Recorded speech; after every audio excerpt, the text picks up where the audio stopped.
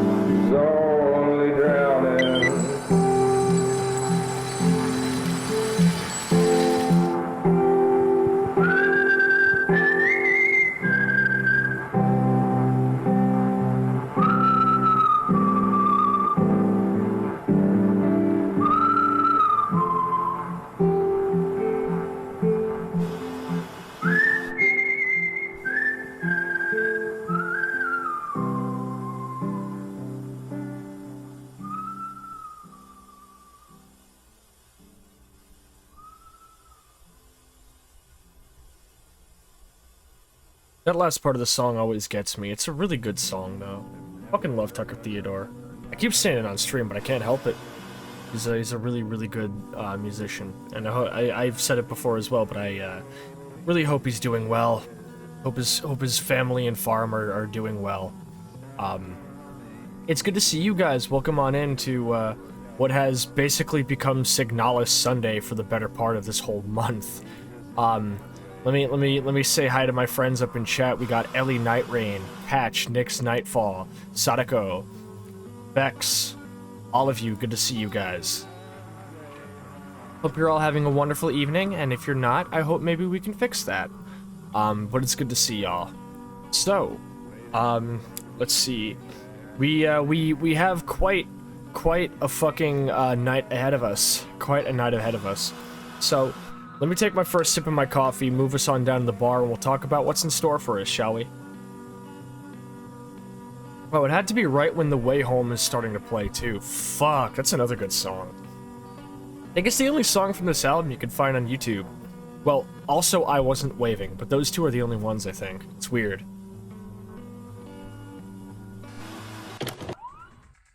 Hi, everybody. Welcome on down to the Chernobyl... Huh. That was... Can I try that one again? Hold on a second.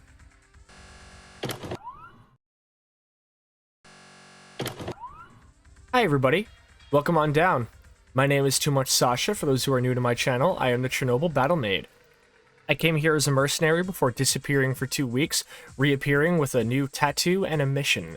And I cook, clean, and hunt for this bar run by military deserters. I live out in the back. And whenever I'm not doing any of that, I stream on Twitch. How are you guys doing tonight? It's wonderful to see you all, as always. And you've cursed me with blindness right when I come out. Lovely. With friends like y'all. But yeah, so it's good to see you guys. Oh, hold on a second. Every time I fucking scratch my nose, this shit happens. So yeah, it's been a long day for me.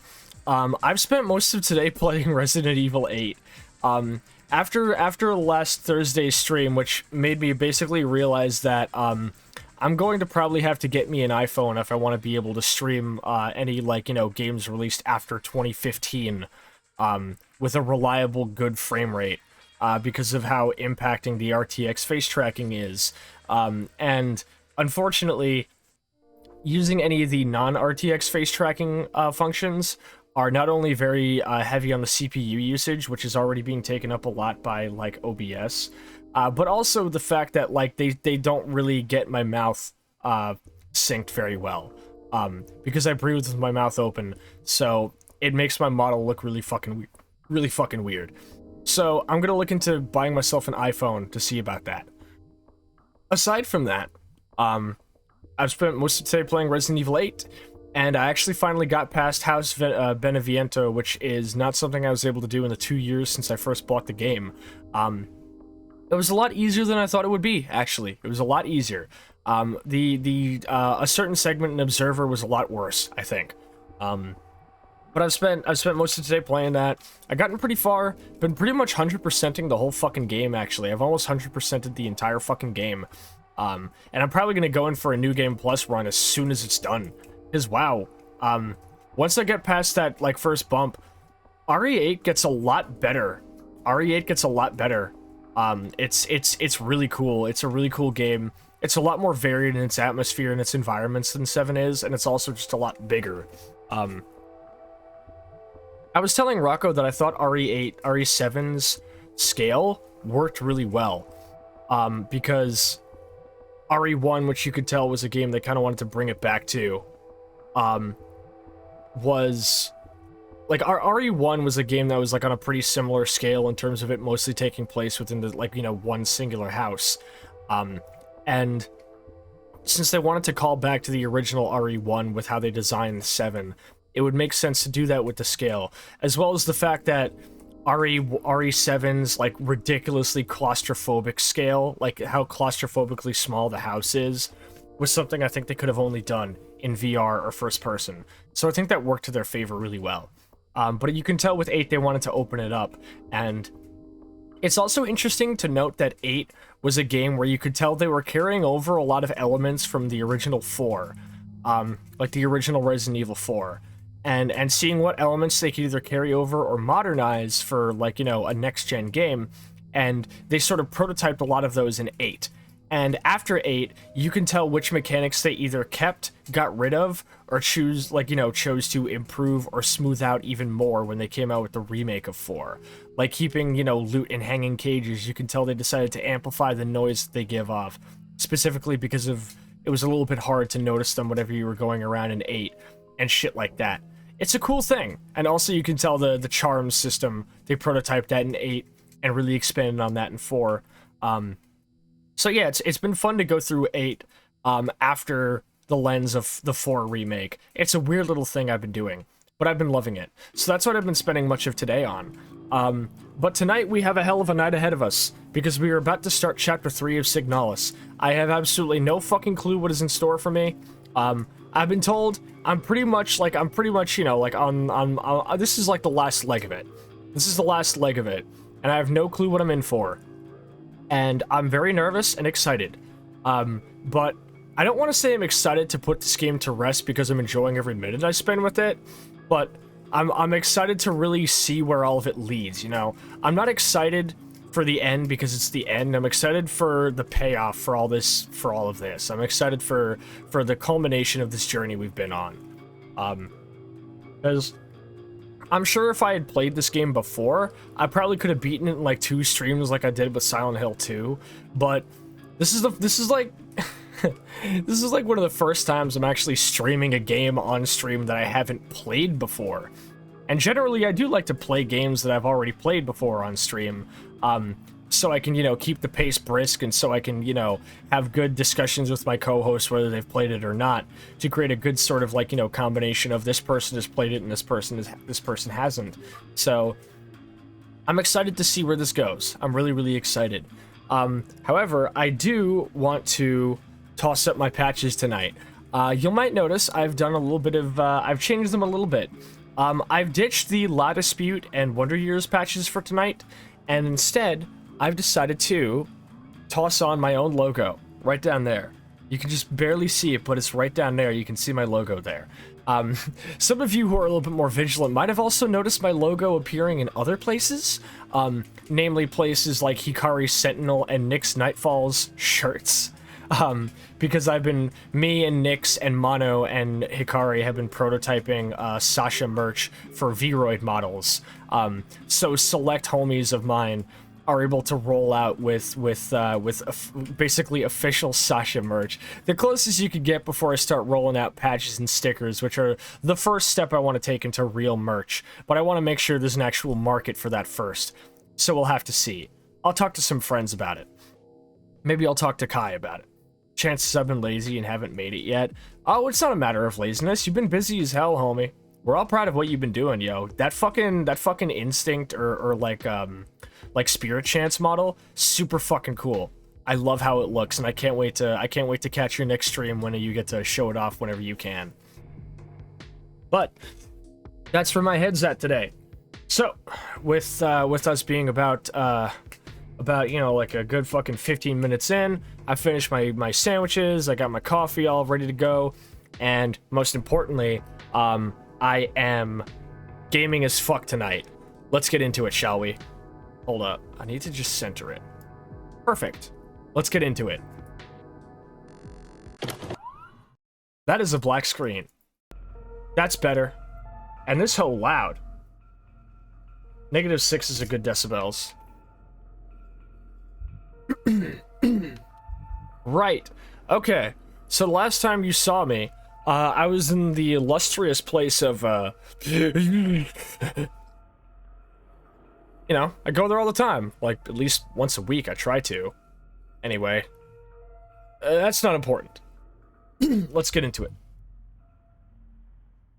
Maybe I'll just, I'm still unsure what to stream next Sunday if I beat this. Maybe I'll, depending on what Spiral's doing, might hit up a friend and see about playing some Manhunt.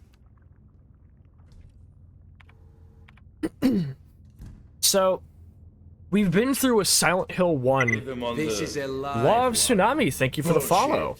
Sadako says, ah yes, data expunged, my favorite. Yeah.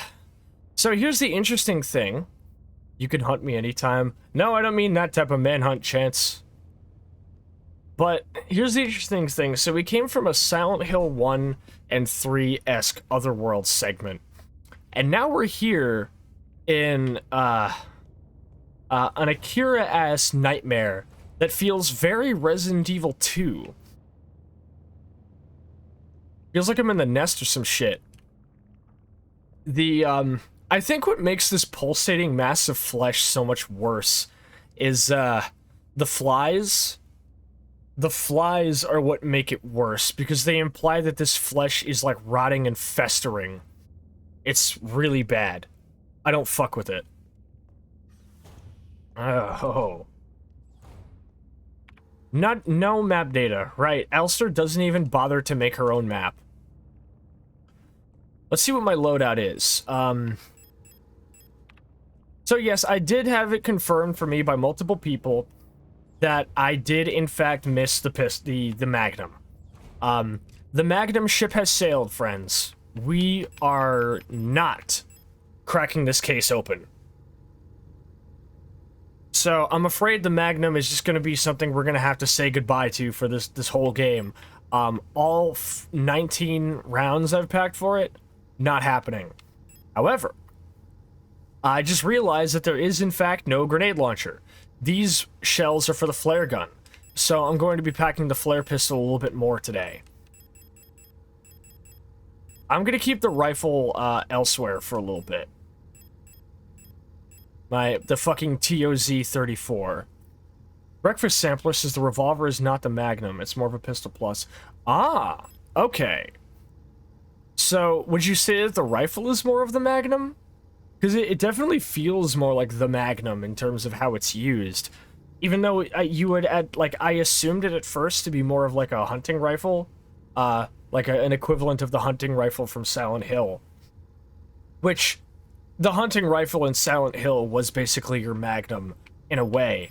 Because the only revolver in Silent Hill was in the 22 that fucking Maria packs in Born from a Wish. I need to play Born from a Wish. I'd love to play that on stream.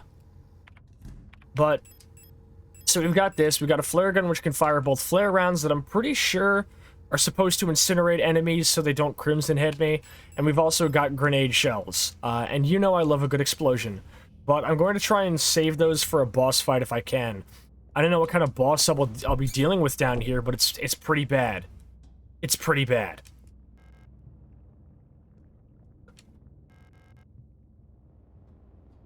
Also, welcome on in, Breakfast Sampler. Good to see you tonight.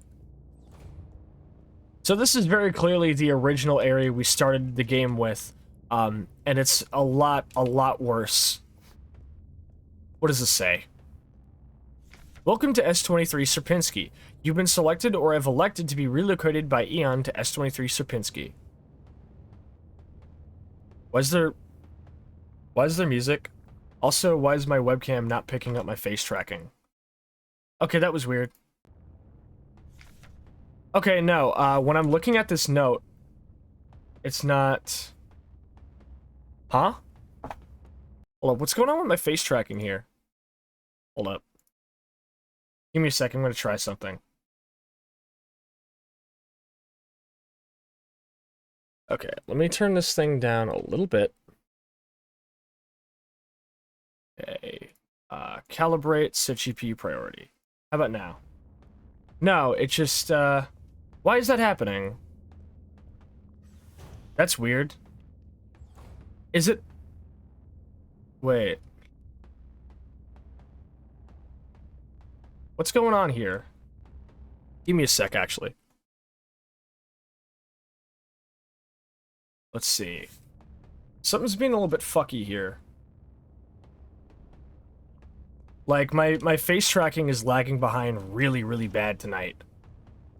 That's weird. Ah, fuck it, we ball. Let's see, you've been selected or have elected to relocate to S23 Sierpinski. At our prestigious blank vocational school facility, you will learn new skills to shape your future as a productive citizen of our wonderful nation. And none of it is readable anymore.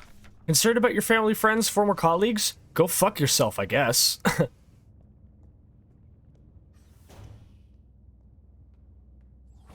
Oh, wow. Wow. This room has so many fucking flies in it, it's like destroying my fucking frames. Okay, so I can't go here. That's weird. For some reason, that area just kind of like makes my frames drop. Just that area. Like my frames drop and my model desyncs. That's weird. But Signalis does that occasionally. It's no big deal to me. We have the classroom here again. You've been here before. Nix's, of course, the bathroom has flies. Of course it has flies. It's a fucking staple.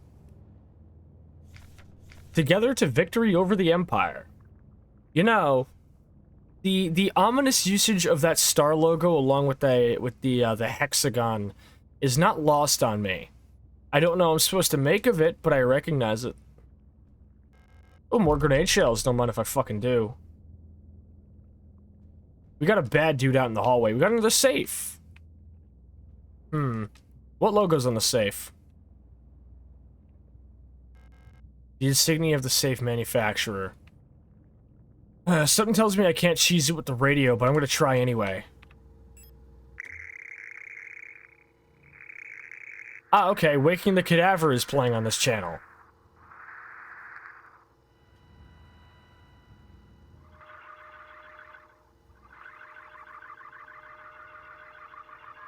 There's an Excision song on this one.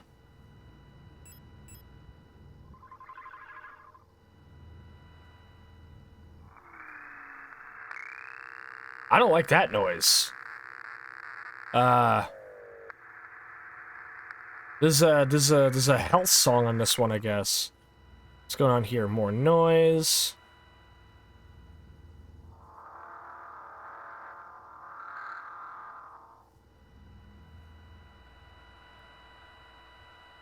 Okay, so trying to cheese this with the radio by trying to brute force it.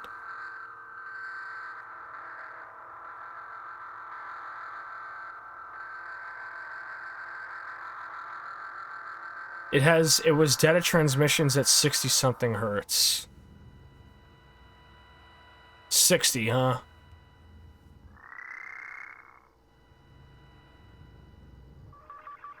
Oh. An MF Doom intro. Okay.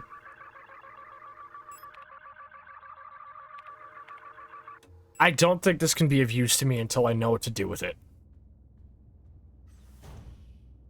Alright. You. How do I switch ammo?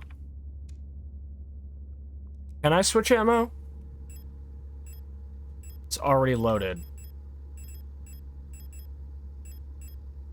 Ah, there we go. I just combine it by manually switching in the inventory. That's surprisingly intuitive. Also, you can destroy ammo in order to make spaces. I think it's one of the safes you've seen before. It is. Some of the other ones I'd seen earlier in the game did indeed have their icons, or not their icons, but their fucking combinations were being broadcast over radio frequencies. None of the radio frequencies I'm seeing here appear to be of any help. I'll have to double check, though. In the meantime, I have some killing to do. Good night. Ooh, that's good. Oh, okay. Good thing I got another one. That has hella splash damage.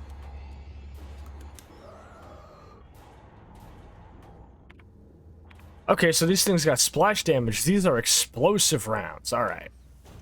I see you.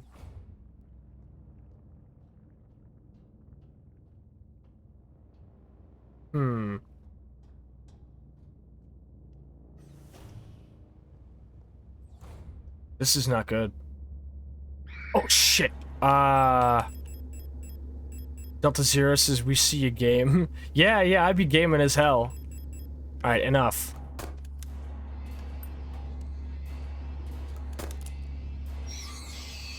Burn! The depths that I'm pushed to in order to conserve ammunition until I find. Also, we can't see shit. Yeah, that's just kind of the nature of Signalis, I'm afraid. It's blacker than my Xbox. Sorry, yo. Oh, shit! Oh, I gotta get out of here. Fuck. Hold up. I unequipped the grenade rounds. Okay, there we go. I really do not like the ones with the proboscises. I don't fuck with it. And the splash damage alone has put me in the yellow. But I'll be okay.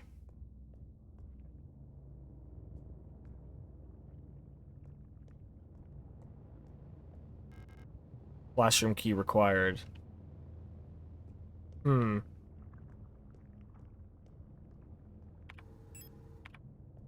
No map data. This is weird as hell. I might come back with thermal flares just to deal with these guys, because I don't want to risk them coming back.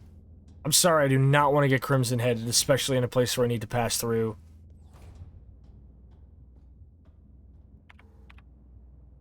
Yeah, none of these are passable. This is weird as hell.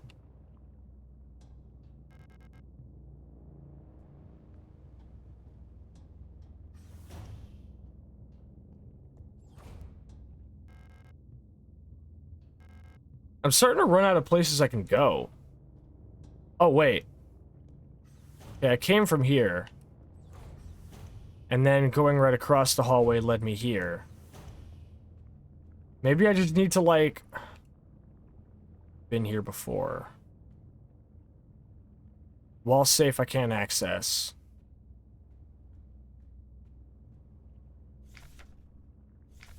Together to victory over the Empire. None of this is really presenting any answers to me.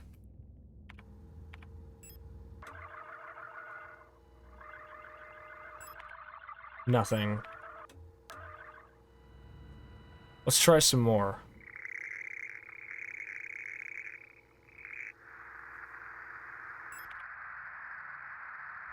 Do you want a hint? Hold on a second. I need to let this cricket talk, then I'll figure something out.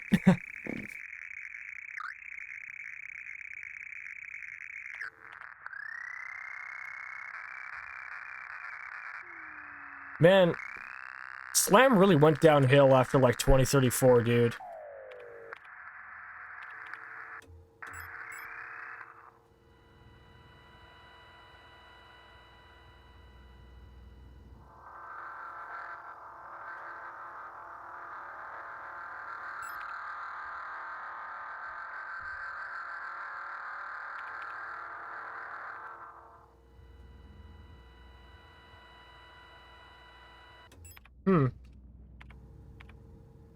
Not so. This is my jam. I don't know what you mean. I mean, I don't judge.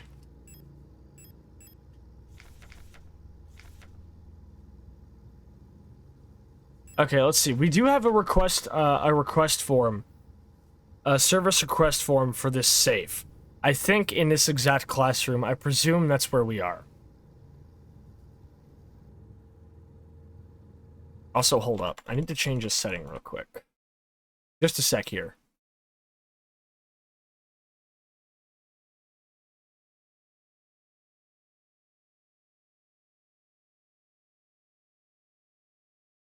Okay, that's a little bit synced up better. Hi, Knives. Welcome on in. Boops, the cute battle maid. Hope you're having a good day. I am doing my best. I'm in a spooky game doing spooky shit. Patch, can we get a shout out for Knives, please? Horrific Static, my favorite song. So the service request form references the safe, or I presume it references the safe, but I'm not getting any actual hints to it.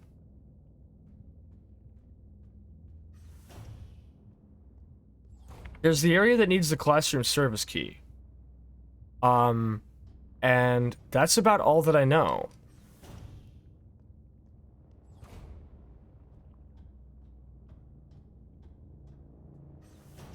Like, there's a place that needs the classroom key, yes, but, like, I don't know where I would feasibly obtain it? Unless it's up here. Maybe I just missed it on a bench or something? I'd believe it. Because none of these doors are passable, you know? So my options appear severely limited. I could go back to the start of it again.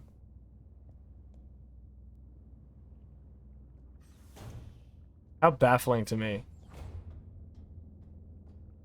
Done with work, off tomorrow, and just having some power down chill time. Sounds good. I'm happy for you.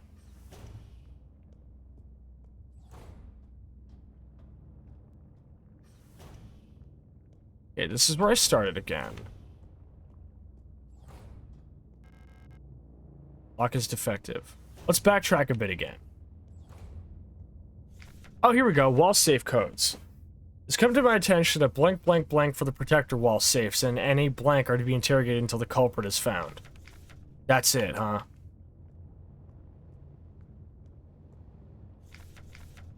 And here's the request form for said safe. So we've got two notes straight up referencing the safes, but no means to do it.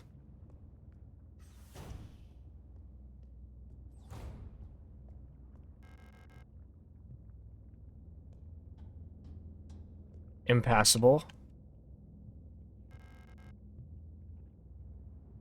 Lock is defective. Door can't be opened. Okay. Interesting.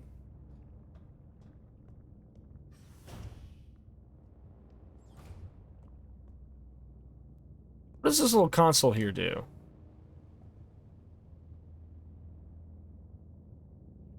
Hold up. Maybe?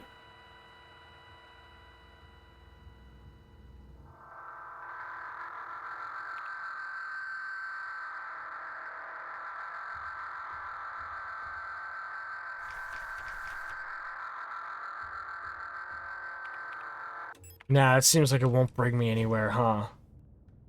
Weird as hell. Oh, my frames. Oh, my frames. The flies have dropped the frames down to, like, fucking, like, 15, man. Good God. Yeah, with no map data, it's a little bit difficult to ascertain where I'm meant to go. Because it seems like I've hit every dead end. And the only clue I'm getting is that safe where I presume a classroom key would be. But no, none of these, number stations I'm listening to appear to offer any clues. Because that's usually, I think, where I'm supposed to be attempting to find out where these would be, right? Also, fuck it.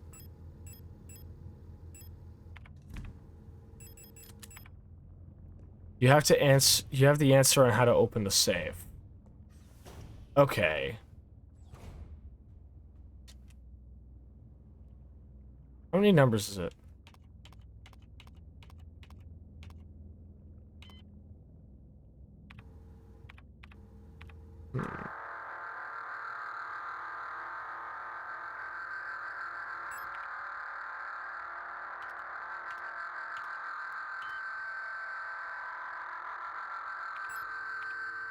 Let's try 60 something. 65, I think it was.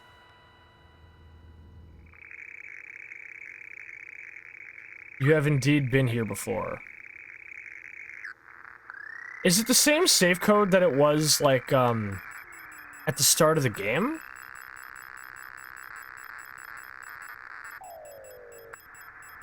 Hold up. Shut up. Vertical map, pistol.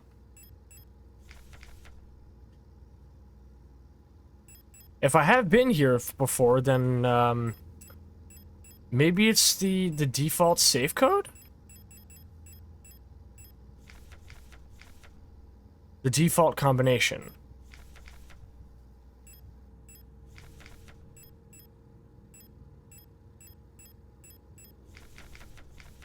$204,512. Let's try it.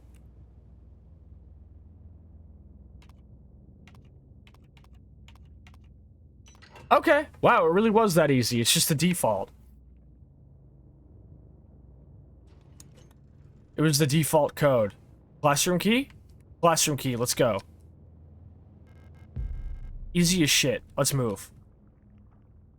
Okay, so that's actually a good way of doing it then. Showing that you have indeed been here before is a good way of hinting you that this is the exact same combination that was in here the last time. I probably should have picked up on that as soon as I realized that the game near automated me. Let me take a sip of coffee.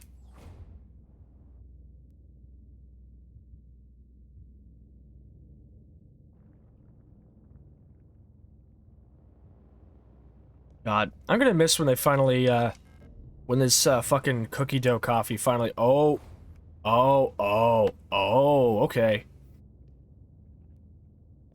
The usual Signalis thing of, go jump down the fucking horrible flesh pit. Well, I better drop down the hole, because I don't know where else to go, bro. Ah, man. Oh, cutscene, cutscene.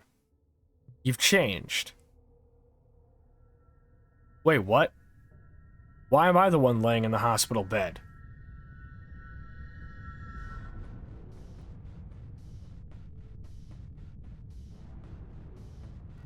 It's like everything was taken apart and put back together by someone who doesn't understand how it works.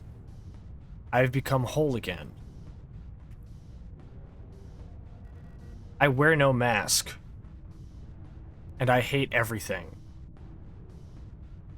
Huh? Perhaps this is hell. This space intentionally left blank. And now... Rotfront. Rotfront is Earth, right? Isn't it? That looks like the elevator shaft.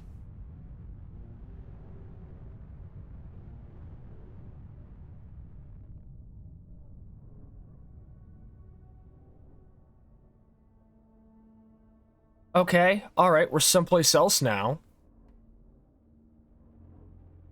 There's that symbol again, and a peephole. Hey, wait a minute, hold up. Rot front was Jupiter or Mars? Wait a minute. This peephole. This looks like it's looking into that room that I climbed into at the start of the game, doesn't it?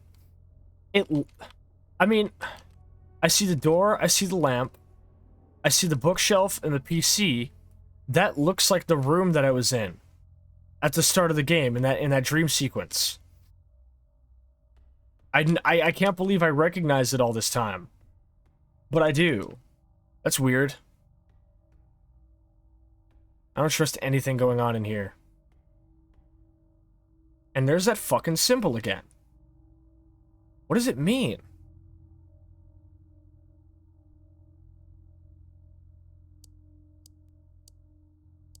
Okay.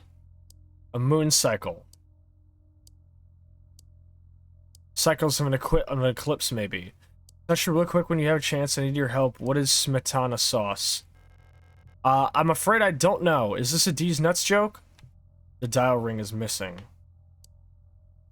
Parasitus Rocket VT says, "Oh, Signalis, I love this game, but I can't help you with any puzzles." It's alright, I'm actually doing pretty good.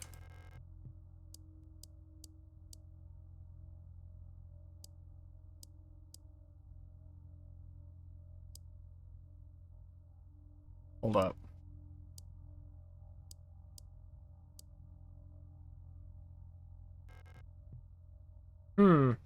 That doesn't seem correct.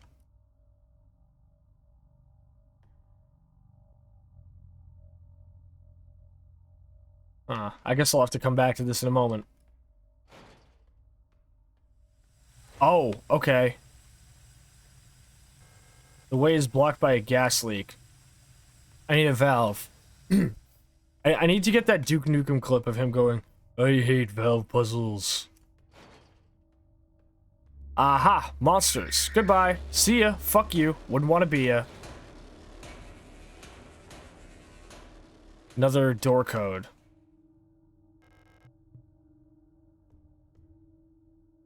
It wasn't a D's next joke. We're talking about beef stroganoff and Buffy corrupted it. I see. So, typical Buffy behavior then.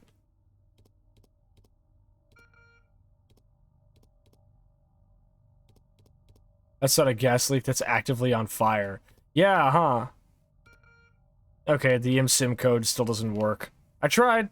You can't fault me for trying. Uh-oh. Time to go! Oh, great. Oh, great. Oh, hey, we actually have a fucking, we have a, actual, oh, shit. Nope! Fuck y'all. Okay. Let's see about that, splash damage. Wow, that is a problem solver. That is a problem solver. Buffy says I corrupted nothing. I'm just asking Sascha innocent and genuinely. Unfortunately, I do not know the answer. Sorry. Yeah, it seems like my face tracking starts having trouble whenever there are enemies on screen. This didn't used to happen before. However, I did recently change a setting on Windows for, what is it, like hardware acceleration. Maybe that might be causing some trouble. Maybe that might be causing some trouble with it. Okay. I'm just gonna creep around these dudes. 8mm ammo. Or... Oh, we got an MP5. Ooh, okay. Hold up. I'm gonna burn this ammo real quick. I'm gonna kite these guys.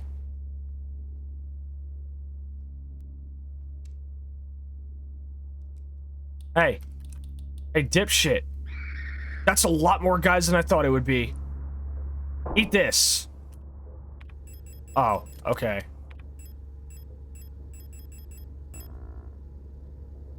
No, do not do that. I'm out of here. At least I took a couple of them down. Smetana sauce is a white cream sauce. Also checks out. Parasitus says I want to download some of my VODs and mutilate the file integrity to corrupt it and see what I can get from fucking with them. That would be really cool. You should totally do that. The vibe check machine. Postbox. Ah, I'm checking somebody's emails. Supposed to be reading emails. All I got is pictures of ass-naked females.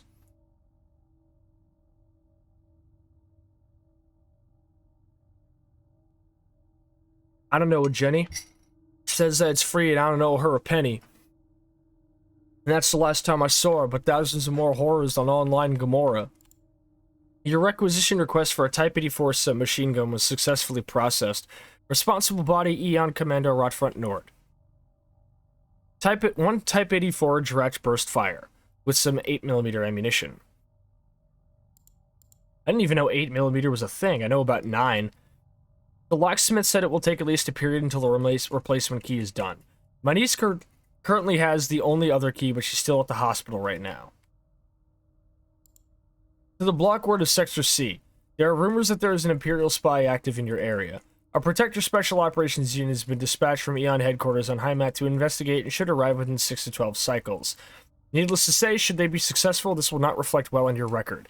You know what to do. Okay, that's not a good email to get. Calibri R1604.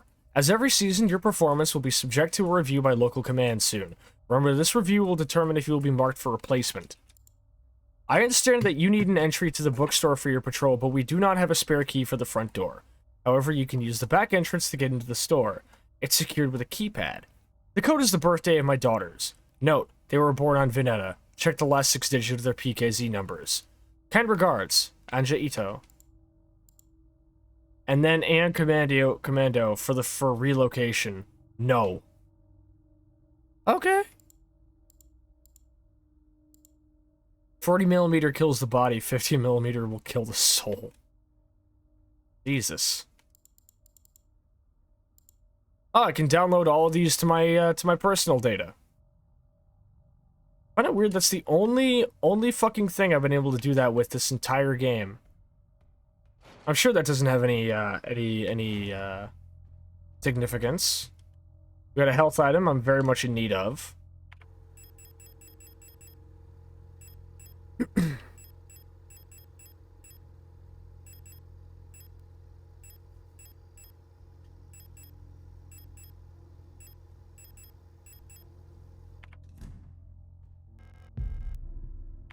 Gimme, gimme, gimme.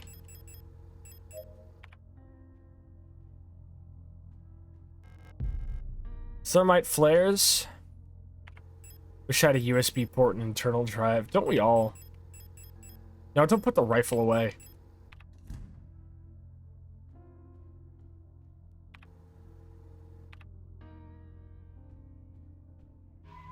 After playing RE8, which is a game that is like kind of supposed to be a little bit goofy, wacky, and is all over the place, and you know, it's just kind of about killing monsters and shit.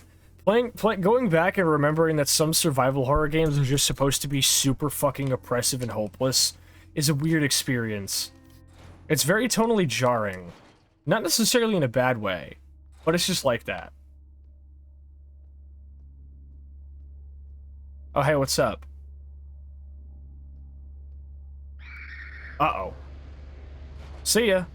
Check the save name just in case. Oh, that's a good point. I'll do that in a sec. Whoa! Okay, okay. Alright, time to test this out.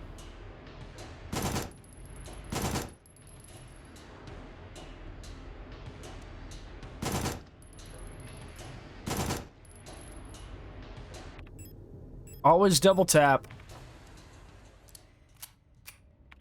Maximum mag is 30 rounds. Not bad. Can't carry the shotgun shells. I'll have to move shit back and forth a bit. But first, I gotta deal with you. I know just how to get it done. Drop. Yes, star units? More like,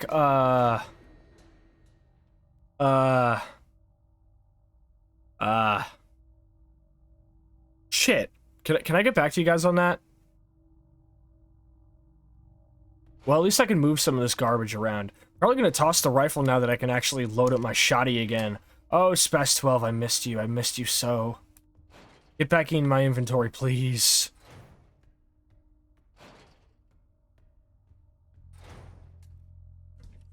It is interesting to see the puzzles of this game. Modern Resident Evil doesn't go for super complex puzzles anymore. And old school Resident Evil was pretty by the numbers, but seeing a game that's made for survival horror players, like the kind of puzzles that it has to offer, is very, very interesting to say the least. Oh, I forgot save name. I'll save and check my save name as soon as I grab the shotgun ammo. Tell you what.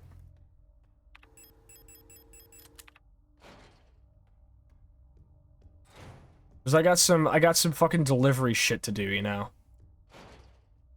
Hold up, I have an idea, actually. Can I cap this thing?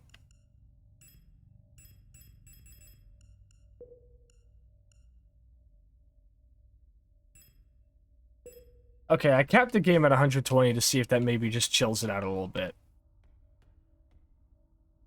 It'll still be capped over 60, but it'll be capped, which should improve it a little bit.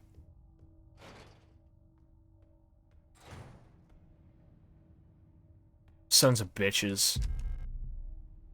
If I knew I had to come back here more often, I'd probably grab a thermite flare and do you both in, but I know I don't have to.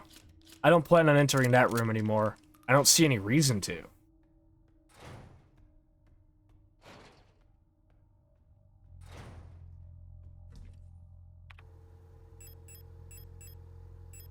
Grenade shells, toss them.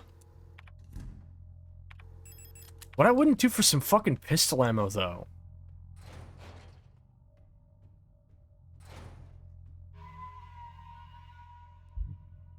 Ah, rot front.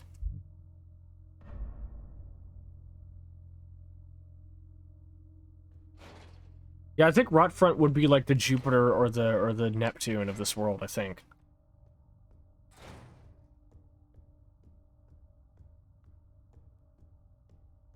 You know, the fact that cameras track me is a little bit worrying.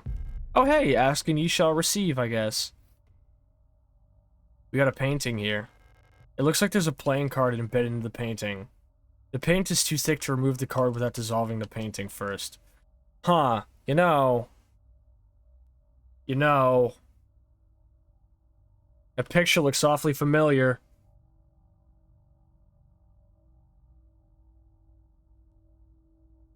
That picture looks awfully familiar. Looks like me. And that girl. Her name keeps changing, so I can't remember. I think it's supposed to be Alina. But I see something's not right here. So I need paint thinner. I don't know if it's just me, but there's a double portrait everywhere now. What do you mean double portrait?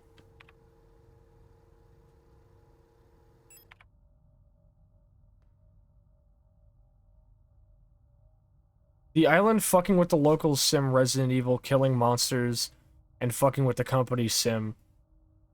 Look at the walls. Huh, wait a minute. No, wait, Sadako, you're right. Wait a minute. Yeah, I've seen these before. Huh. Here we go. Parasite says the island is a fucking with the locals sim. Resident Evil is a killing monsters and fucking with the company sim. Signalis is a horrific old school style game where the story isn't given to you outright, and what's not given floods your mind with the screams of zombies and theories of why the situation got so out of control. There's also a robot lesbian and her lover is kind of cute sim. Yep, sounds like it to me. Yeah, hold up. I'm gonna keep an eye out for those photos now. I only really started noticing them now, but something seems a little bit wrong here. So I need some acetone then.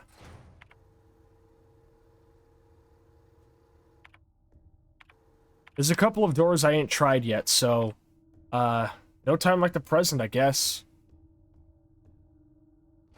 Hold up. Let me check some other rooms. Yeah, no, wait a minute. There's one. There's it again. Rotfront is one of the moons of Jupiter. Yeah, hold up. Sadako, you shouldn't have pointed that out. Now I'm going to be seeing those everywhere. Let's check C. Not here.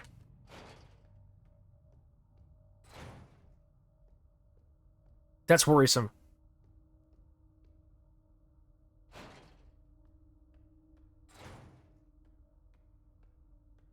That is very, very worrisome. Up we go, I guess.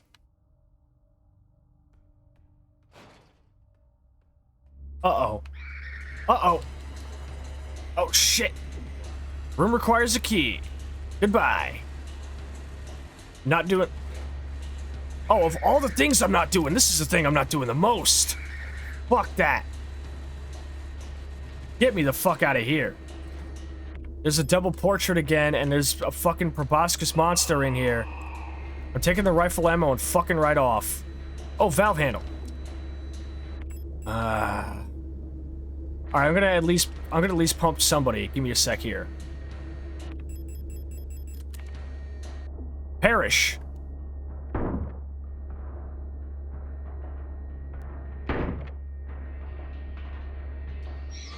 Oh, nice. Juking and dodging, juking and dodging. Come on, step up, step up, step up. Let's do it. Come on, dance with me. Dance with you, motherfucker. Oh, now you want to dance, huh?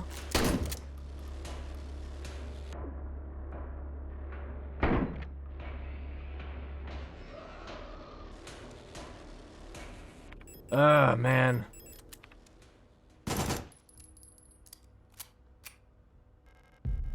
Repair patches ×2. You know, I'm gonna pump, like hit him with the shotgun pump. Playing Fortnite in real life, pass me the double pump. Don't think it's kind of odd the dead zombies have a video corruption look over them? Yeah, I kind of remarked on that when I first played it. Or when I first did my first installment of the series. I was like, huh, that's a little bit creepy. Wonder what's up with that. I'll figure it out. I will say, Parasitis, I'm trying to avoid any possible spoilers. So even hints at spoiler-related stuff, I would like to kind of do without, so I could sort of figure stuff out as I go, unless I ask for it.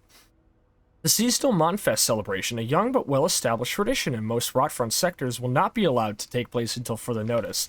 The Protector Public Office has announced today. There is a credible threat to public safety that is currently under Protector investigation.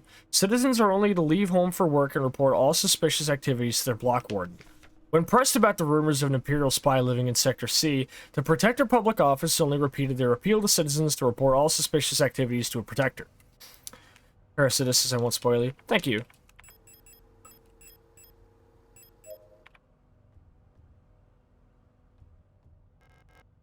I'm not even gonna bother picking up revolver ammo no more. I can't use it. Alright. Yeah, I don't know why, but those dudes with the proboscis, those are like the worst. I do not fuck with those things. It's a mix. Deltas is the SMG is a mix of the M4 Spectre and an MP5. No, it just looks like an MP5K to me.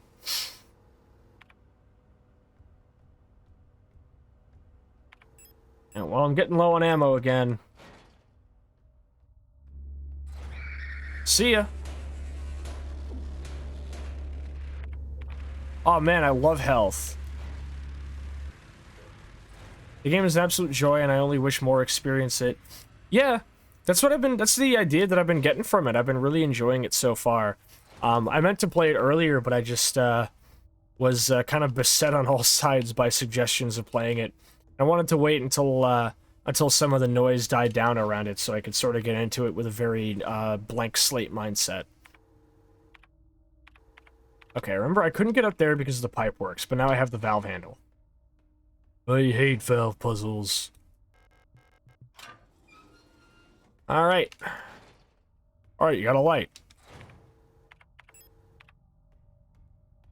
Let's move some stuff around, shall we?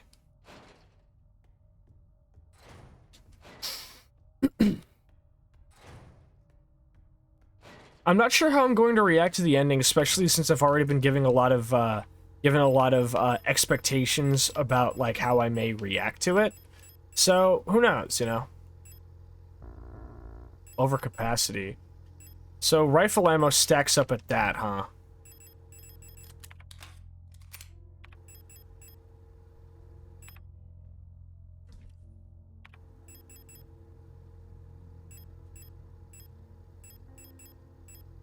This is a little bit better.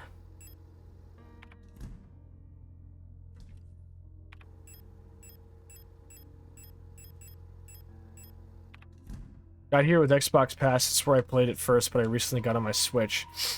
Oh, it was on Game Pass. Oh, I actually bought it on PC, like on Steam. Honestly, probably a good thing I did. Because I'm already happy I've given some money to the developers for this one. I think the next indie game that I want to, or like AA game I want to give some money to is Hurrat, since it just dropped. I'm all over those Warsaw Pact aesthetic games now, huh? That's just what I do, I guess. I am no stranger to Slavjank. Weren't there bad dudes in here? Okay, so there were, but I clapped them. Ah! In past tense! In past tense! As if from some fucking divine power said, haha, Sasha, you thought. Fuck you too, then. Sick fucks.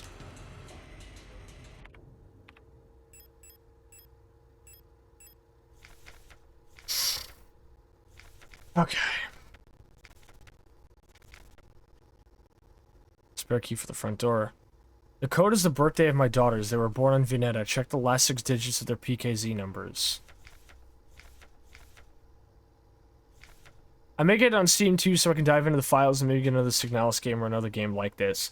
I mean, there are a lot of really good games like this that have been coming out recently. I would heavily suggest you check out a little game called Tormented Souls. Also, Puppet Combo. Everything Puppet Combo has been putting out. Can't sleep on them. Okay, their PKZ numbers. The birthday of my daughters, they were born on Veneta. The last 6 digits of their PKZ numbers.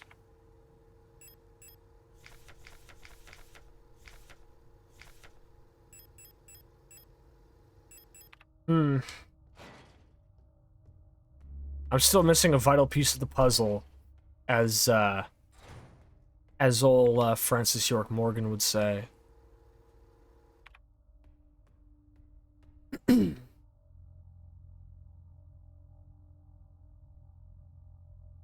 So there's Veneta. I think that might be Earth. I can't remember.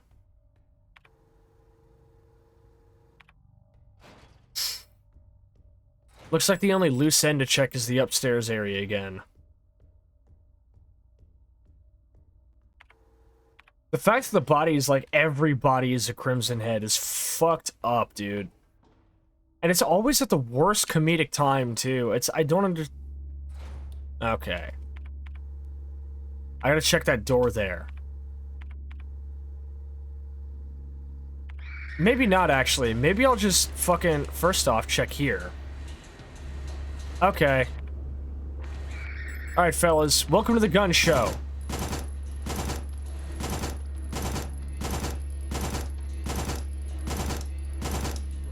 Oh, shit. Oh. Alright, give me some space. Give me some room. I'm throwing elbows.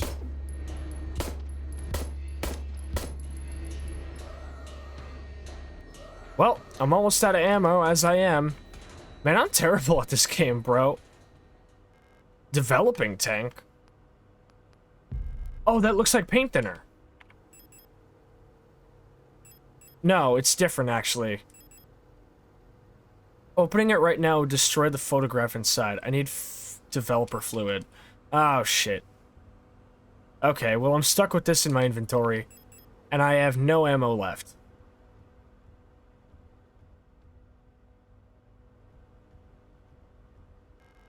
Lock's defective. Ah, the way the shadows work is so fucked. Must be a summer on Rotfront. Everybody's got their fans on full blast. Alright, there's a health item up there and something of dubious, dubious usefulness in there. I can't pass through.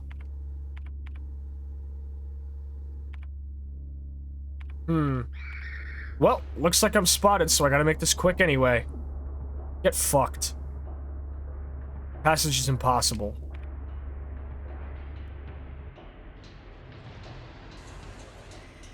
Lock is defective.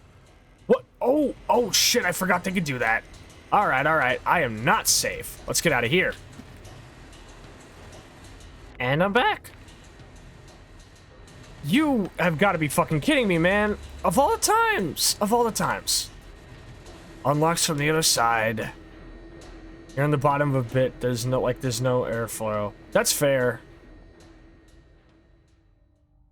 Auto injector. That's a good last minute, Aha!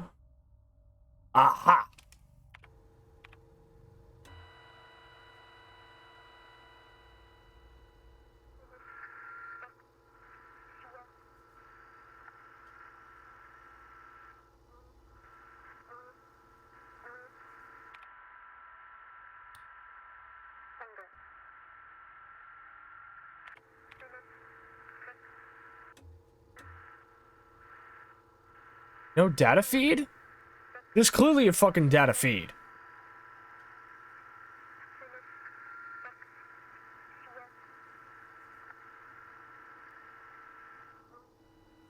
Huh.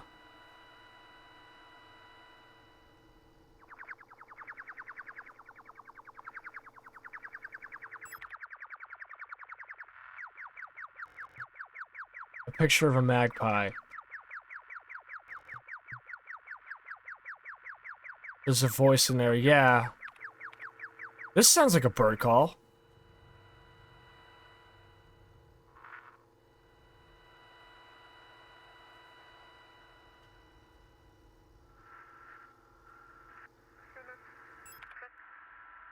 Try this on for size.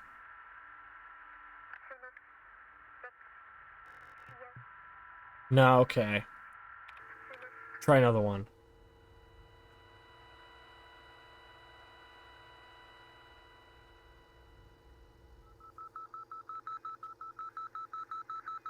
How about now?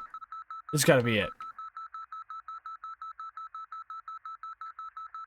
This game has a lot of small detail, you just need to know where to look.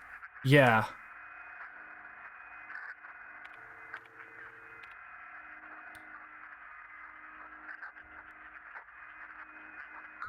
The fucking number station aesthetic of this game is terrifying enough on its own, not gonna lie. Ariane Young. Isn't Ariane the name of, Isn't Ariane Young the name of, like,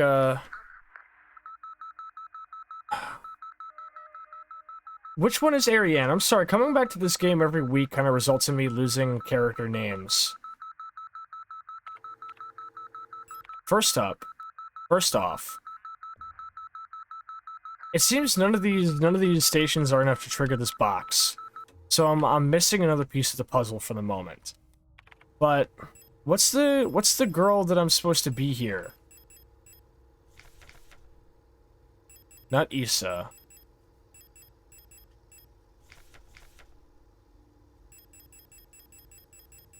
Alina. Okay, Alina is the girl in this. But whenever I wake up, I think the girl's name is Ariane, right? Isn't it?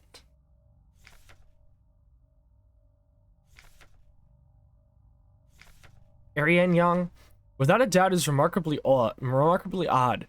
Certainly due to her being raised solely by her mother rather than by a community of good people overseen by a block warden as normal these days. Her obsession with paintings, music, and other such nonsense was clearly implanted during her time living in the mountains on that desolate radio outpost.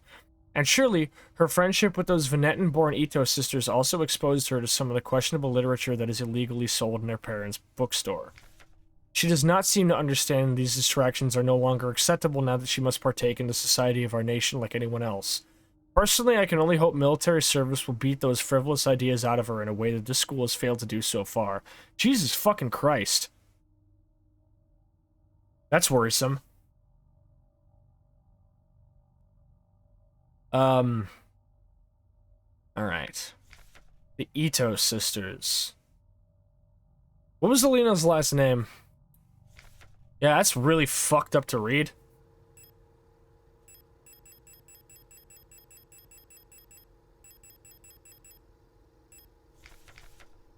Hate to live in a society like this. Mm-hmm. So that one flashback I had of the radio station up on the radio thing up on that, like the snowy radio outpost, that was Ariane's memories. I hope you and Ariane are both well to Iris. I've spoken to the officials at Eon and they agreed that it would be best for Ariane to attend school in Sector C. I have a spare room she can stay in until she graduates. I know you two are inseparable, but we both know that it is best for your daughter if she receives a normal education in the city. Hmm.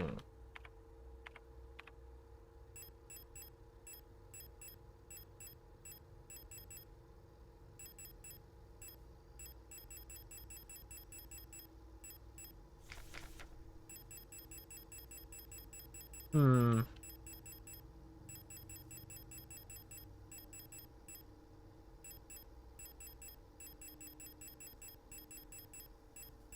Something's not adding up. I probably should have gone back to my past VODs and brushed up on what was going on here. Maybe start a new save.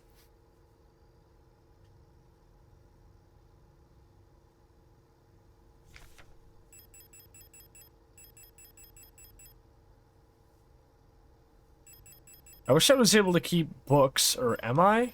No, I should be.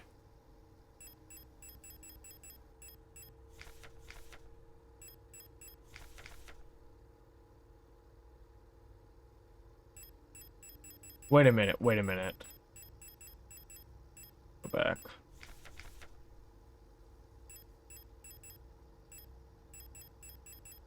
Just a fucking moment. A prison from which the only escape is death, deep below the dreamer floats in a sea of flesh. The red eye birthing a new world from their dream for eternity, and each time the dreamer turns over in their sleep, the world turns over too until only flesh remains. I think?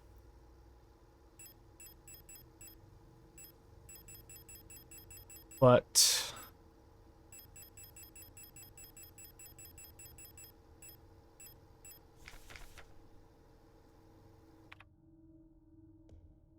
I'm a little bit stumped.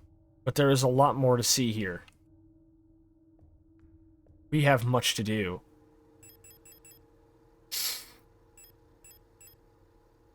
What does the thing on the back say? You gotta watch your VODs if it's not to check your own audio, it's to refresh your memory. Yeah, I always watch my VODs normally, but I haven't been watching them a lot lately. I usually just have my chat check my audio. Can't seem to decipher what's on the back here. If it's not telling me, I presume it's not something important.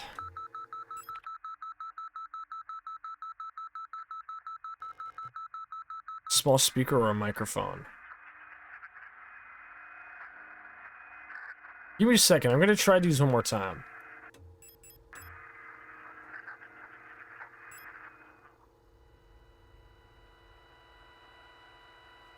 So the 60 range doesn't seem to do anything. Let's try 160. Last time I trusted my chat, I was muted for 2 weeks. Oh god, I'm sorry.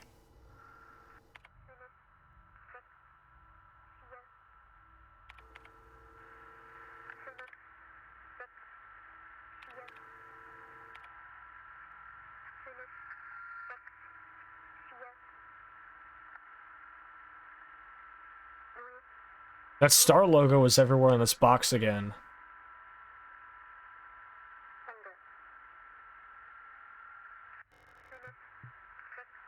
Nothing.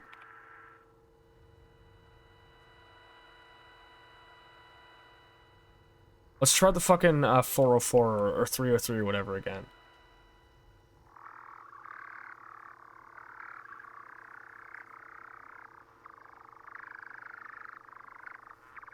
.233 seems to be the optimal location for it.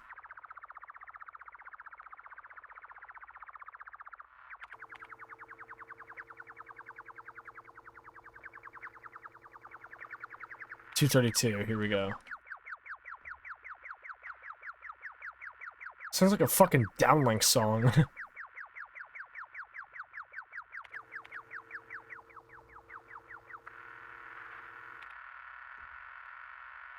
No? Nothing, huh? Alright. I need to know more. Time to fuck off. There's monsters in here, so I gotta be careful.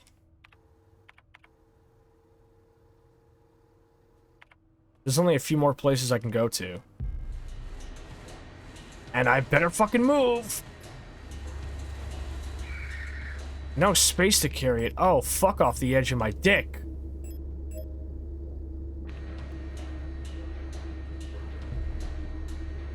Some metal debris is caught in the light wells thingy. Oh, I gotta move. Sound like the tuning of a false dial-up. That makes sense.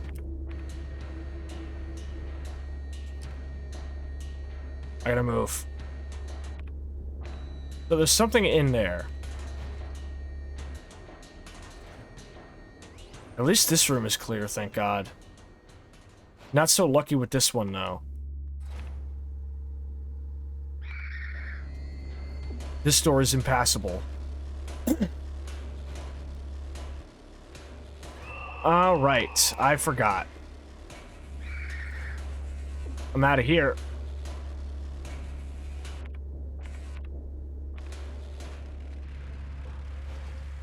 Okay. Next is I'm back with grilled cheese. Is we winning? Doing our best. I am now presented with a couple of fresh new cryptic puzzles. The puzzles in this game feel very cryptic to me. So we've got a container for developing photographs, which doesn't have any developer fluid in it. There's a keypad in there, which I don't seem to have the access code for. A computer, which still seems to be marked up as some type of puzzle item. Let me go double check it. Maybe there's more to be seen.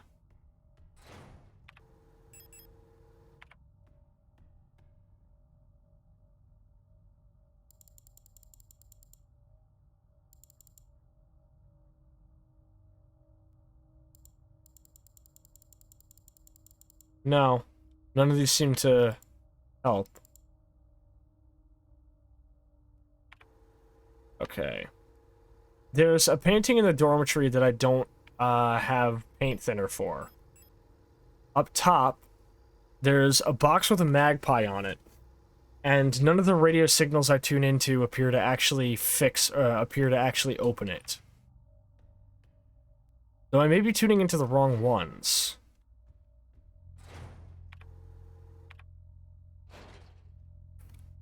Okay.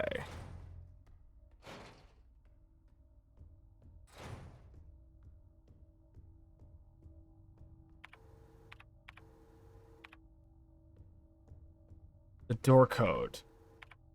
The door code, it said check the numbers of his daughters for their birthday. Do I even have this data already?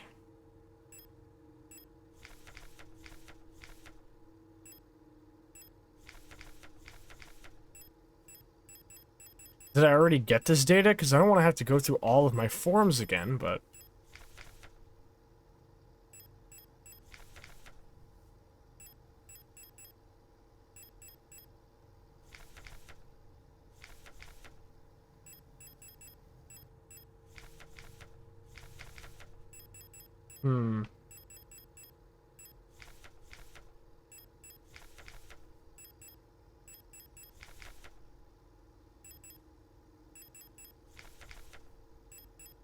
A little bit confused.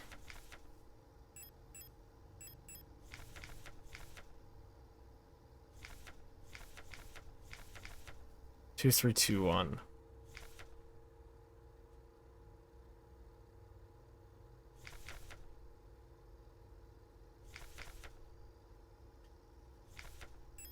Sword. There's that one code cipher. Flares. Blood shit.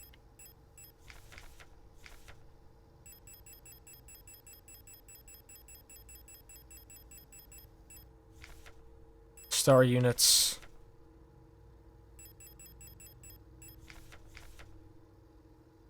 I'm just kind of going through all the fucking notes that I have now.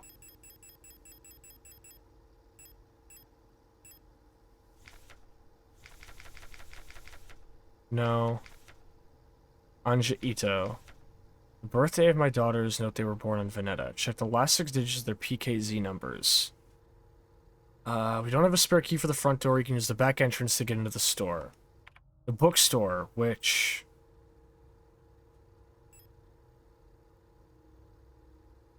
Hospital room. If I remember correctly, one of these notes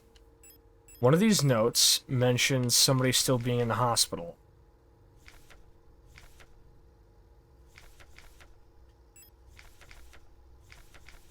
Here we go. Denise is the only other key for the photo store, which is probably where I'd get the thing for that thing that I need. But she's in the hospital. There is a hospital room up there. There's a hospital room up there, and I've been in there, and it has the magpie box. How to open that clearly requires the usage of one of these thingies that I'm using. And from what I can tell, I don't think that I need to play something on a fucking player like I did last time. I don't think, because I did have to play, like, I had to play some type of signal on something in order to wake up the little box that would the fucking Falk unit was carrying. So I don't think I have to do that. There seems to be something going on in the atrium, but I would have to clear it out in order to get a look at it. So maybe I should just do that and figure out where to go from there.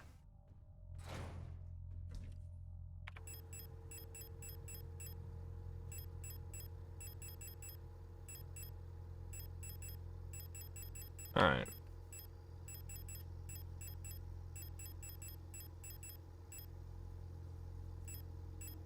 Here we go.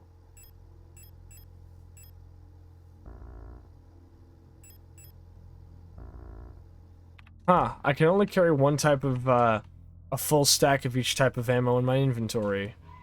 That's an interesting design decision.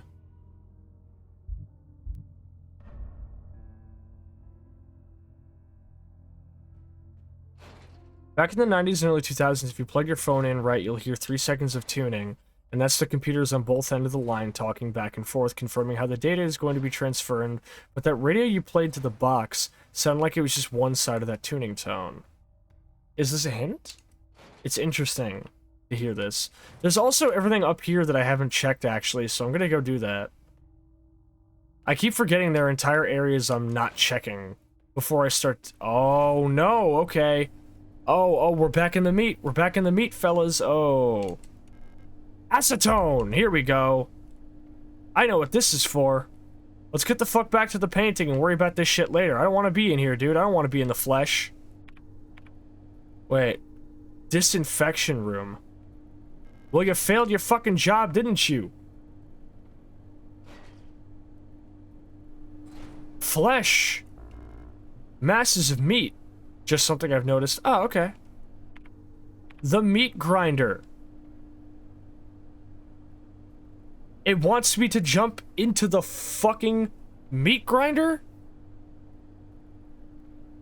Alright, look. Signalis, my man, Signalis, my homie. You've asked me to do a lot of shit for you, okay? You've asked me to put my ass on the line and prove my devotion to you a lot of times. Going into a room filled with pulsating flesh and jumping into an actual fucking meat grinder. I think this is a bit too far. I think you're testing my devotion a little bit too much, homie. I think maybe you need to stop asking so much of me. Good fucking God. I'll worry about that later. I know that once I drop down into some place, I ain't coming back unless there's a stairwell. And I don't see any stairwells to come back up here. Let the call of the void win? Go fuck yourself. Oh, hey. A blue disc. I can put that in the computer. No wonder the computer is still listed as a key item. There's stuff to put in it. And I think I just found it. There's some treasure in that pit, Sascha. Good, you can go down there first. You go fucking see the treasure. Give me my split when you're done with it, man. I'm good. If you just take a look, how about you go fuck yourself? I'm not jumping in a meat grinder. Tripping off the beat, kinda dripping off the meat grinder, heat niner.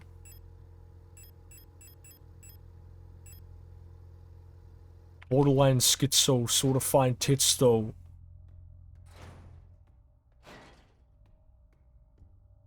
Pour the wine, 8:45, let's go. Actually, I will go fuck myself. Have fun, yo. Alright. What do you mean I can't use that here? It's a painting and yeah, here we go. That looks like a tarot card. Yup, I knew it. It's the Lovers.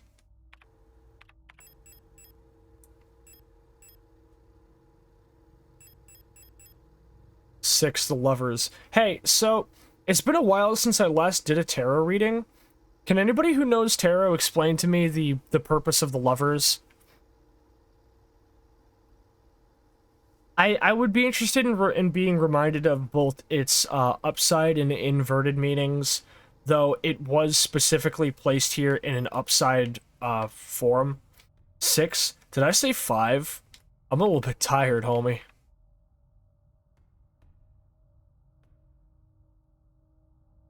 Everything goes in 6. If you're 555, I'm 666.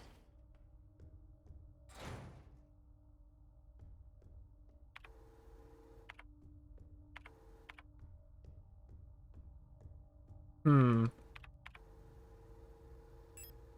6 major arcanum, the Lovers. No clue what this could possibly be used for. But yeah, can someone remind me of the meaning of the tarot card, the Lovers? I'd appreciate it. In the box you go, dipshit.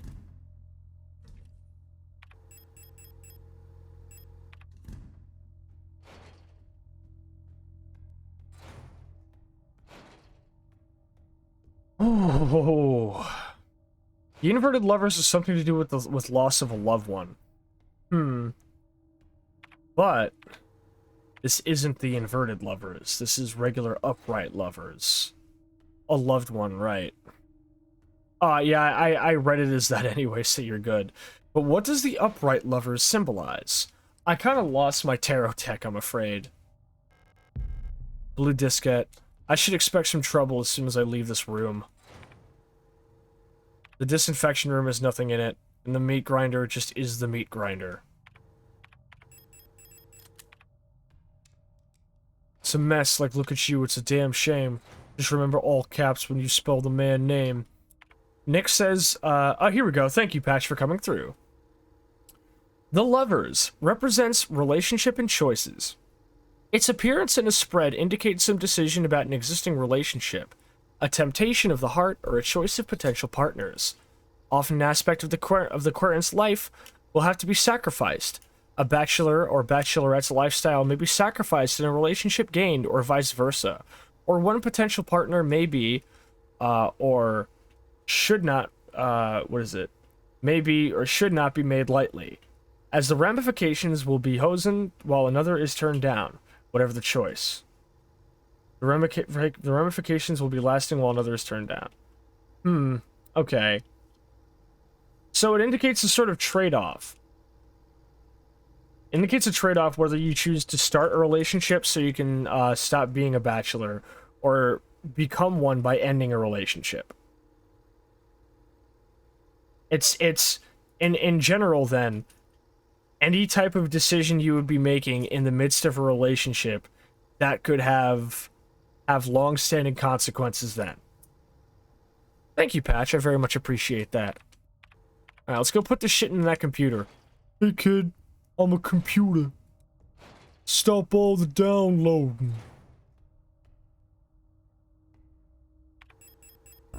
Can't use that here.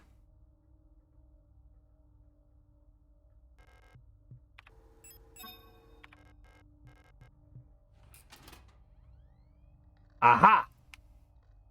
Antenna. Okay, we figured it. We now know how to open that fucking magpie box. We have to find the signal. We have to find the signal. I think I know how. I think I know how.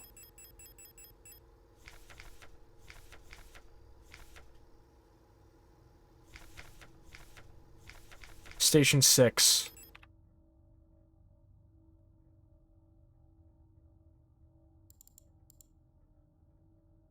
There is no Station 6. Set your radio to frequency 125. Okay, this is gonna be a little bit of a fucking stumble.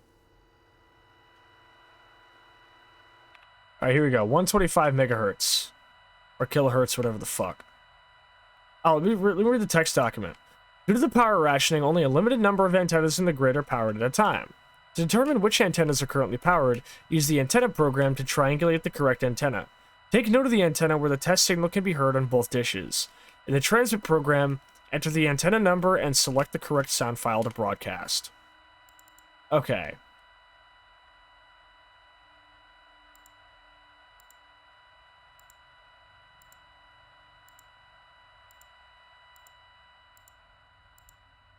Okay, we're getting something.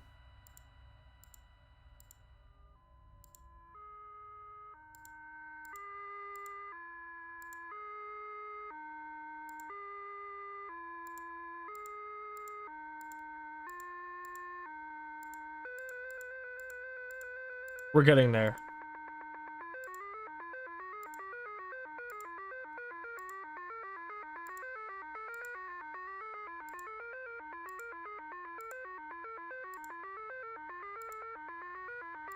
Crank that dial all the way up and down and crank it until you get something.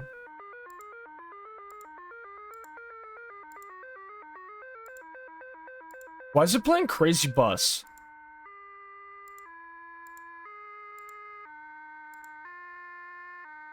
Is it 25? Set it to 210. Sasha cranked that soldier boy. Okay.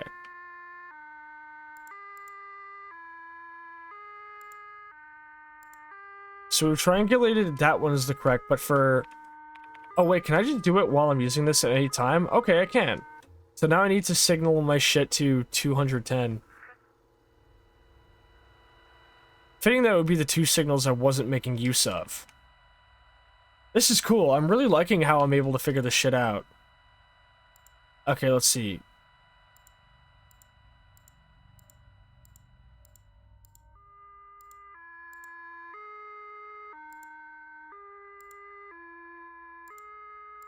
The correct antenna is 43.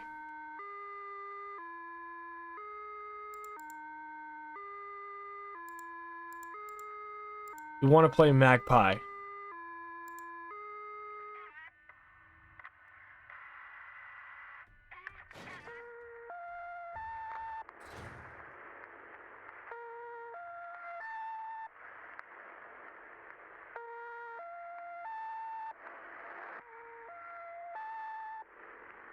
You guys recognize that? You guys recognize that fucking sound?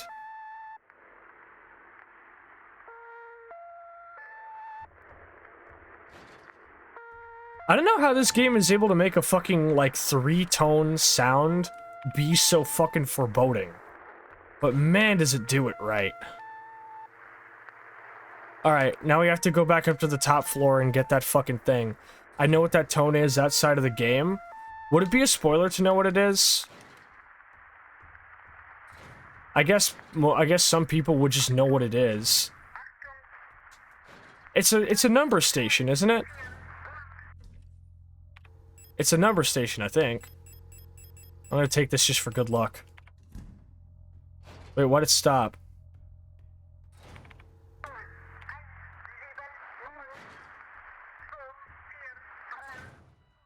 Oh, you can tune the radio in real time? Outside of the radio thing? Wait, hold up.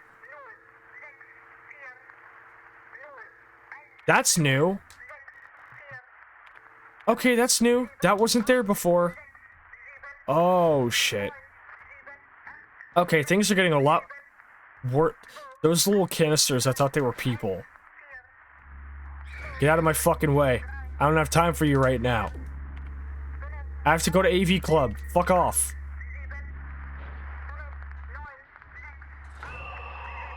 Go fuck yourself.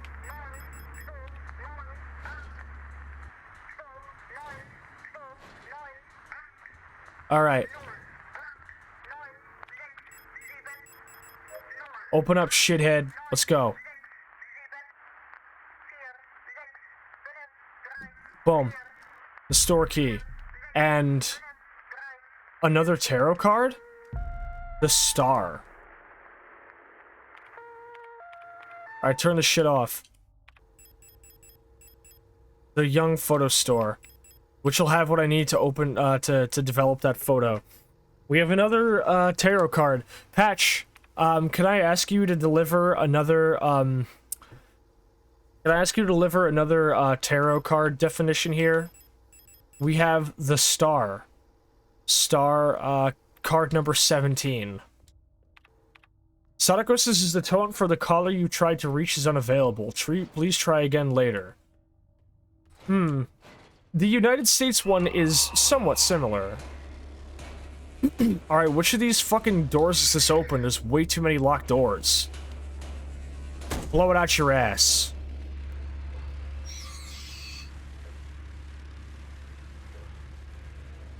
That is not the correct door, then.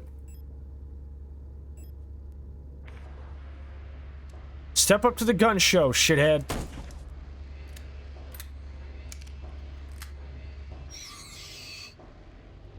Patch says, when the star card appears, you are likely to find yourself being inspired. It brings renewed hope and faith in the sense that you are truly blessed by the universe at this time. One of the interpretations. I see. This door unlocks from the other side. Get out of here. Yeah. I love when I turn into Gilbert Gottfried when I'm scared. Rest in peace, Gilbert Gottfried. The best to ever do it. Fuck me. Alright, I'm getting freshly damaged out here. Getting my ass beat. So the place I need to go would be on the first floor then. Good. Gives me a chance to go pick up that developing photo box anyway, so I can get this shit done immediately. Iago. Yes, Iago. Also, Widget, or Gadget, or whatever the fuck the bird's name was in,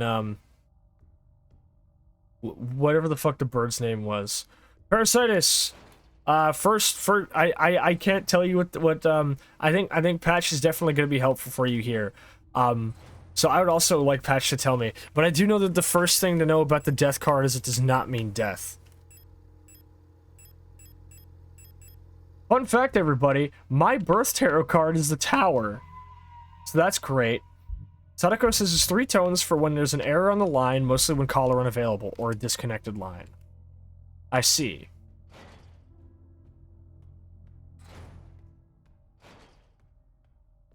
This game is juggling a lot of metaphors. I'm interested to see where they all lead, if they do in fact lead somewhere. Unlocks from the other side. Fuck me in the ass. Ow. Unlikely this card actually represents a physical death. Typically implies an end, possibility of relationship or interest, and therefore implies an increased sense of self-awareness. I can't remember what tarot card death was, or what the tarot card of death was in JoJo Part 3. Yeah, I am the Tower. Can you fuck off? I'm trying to... Okay, it's none of these. Pierce chance, fucko! Ah, yes. The Pierce chance on this thing is so fucking good. I may have gotten hit a little bit, but it's all okay. The Tower is oddly fitting. Fuck is that supposed to mean?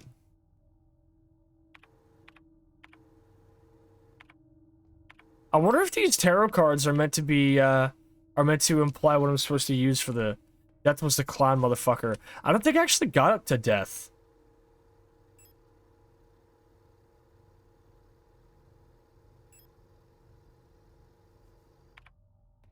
I found a tarot card deck and I jokingly pulled a card and it was death. Nah, death doesn't mean death, don't worry.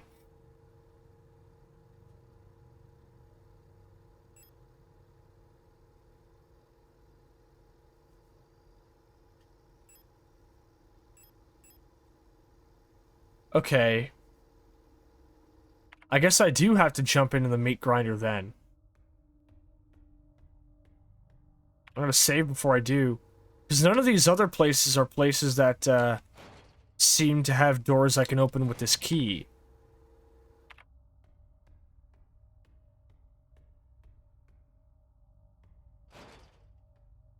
Never known which card I had for tarot related to my birth. Birth card is a little bit weird with tarot, I will say. There's technically a door up there, but it's impassable. Do I need an easy kill weapon? I don't think so. I've already got the fucking rifle. Alright, let's drop down in the meat grinder. Zon.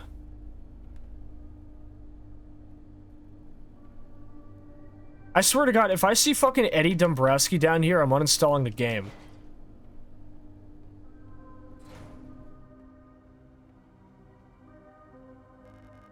Repair spray. Not yet. Hey guys, look what we got. It's the tower. Hey. I think we all know what the tower means. But let's read it anyway. Because I know the tower symbolizes disaster or upheaval. No space to carry ammo for the SMG. I'll have to come back here later.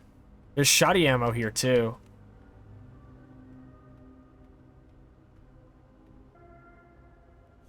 Millions starve as Imperial blockade continues.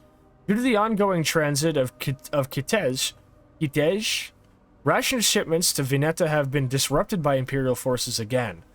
Millions of Yusan citizens must starve for yet another month as Imperial missile frigates in Kitej orbit critically damaged one of our human... Wait, hold up. As Imperial missile frigates in Kitej orbit critically damaged one of our humanitarian convoys on their way to Vineta, sending diplomatic efforts with the Empire into another crisis.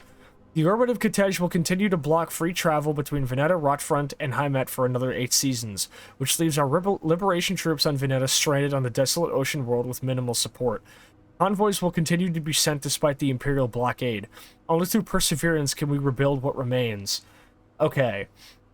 So Vineta definitely is Earth, because this appears to be implying that after the ice caps melted, it has been completely reclaimed by water. Patch says the tower is sometimes interpreted as meaning danger, crisis, sudden change, destruction, higher learning, and liberation. In the Rider-Waite deck, the top of the tower is a crown, which symbolizes materialistic thought being bought cheap. Kitej is Mars. Right. Oh, fuck, it's one of these shitheads. What did it say, 169?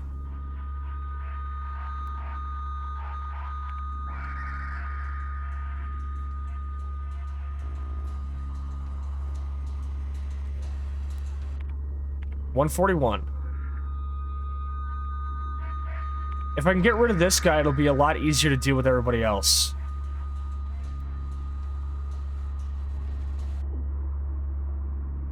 $109. Here we go.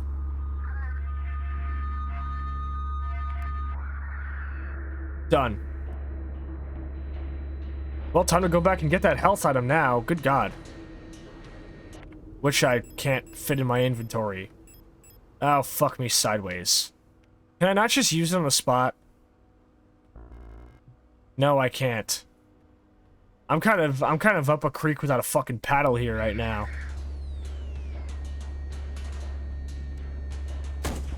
I would miss. I would fucking miss. But I've got them right where I want them now. Ah, perfect. This is a great place to be. And another ladder, too. Presumably to a place that'll open up, for me. Okay. Yeah, here we go. This is one of those doors that'll open up. And another ladder up top. Why is bad music playing? Oh, 166. Okay. You're gonna put me through the fucking ringer, huh? 64. I gotta do this quick.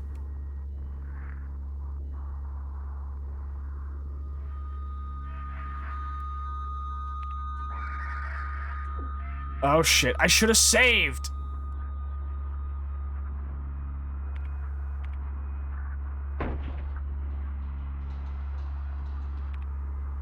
Okay, I can't tell which one it is. Here we go.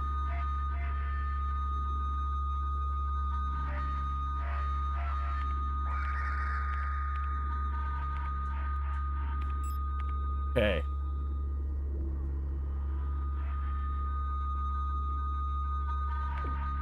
One 12. Shit, back up, back up, back up. Tell me what you're gonna do now. Keep rolling, rolling, rolling, rolling, rolling. Fuck. Ah. The fact that I didn't save has me mad about that. Okay, here's the good news. Is all I actually had to do was just go down to the bottom floor and get that shit. Thank you for the canteen, Sipnix.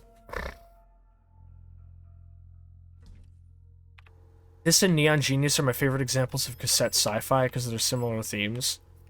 Yeah, a very like analog, analog future, retro future aesthetic. I like it a lot. I'm gonna pack this actually, because I know there's ammo for it down there. Same with the shoddy.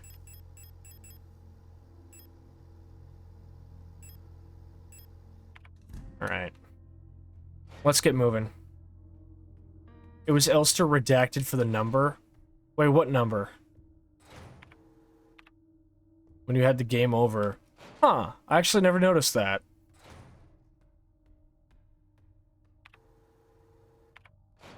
Alright, back into the meat grinder, I guess. I'm gonna take a sip for Nyx.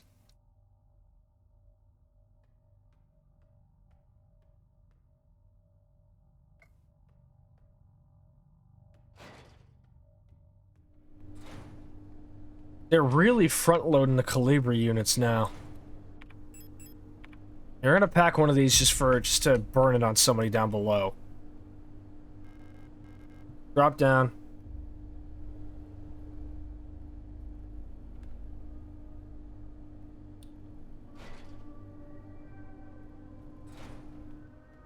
Health item, ammo, you name it.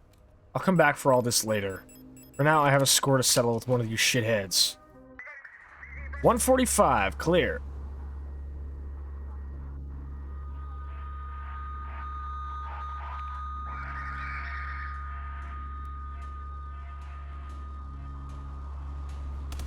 Die!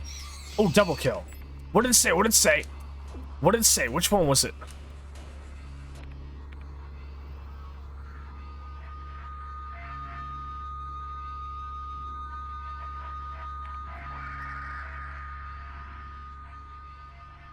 $201. Okay, easy.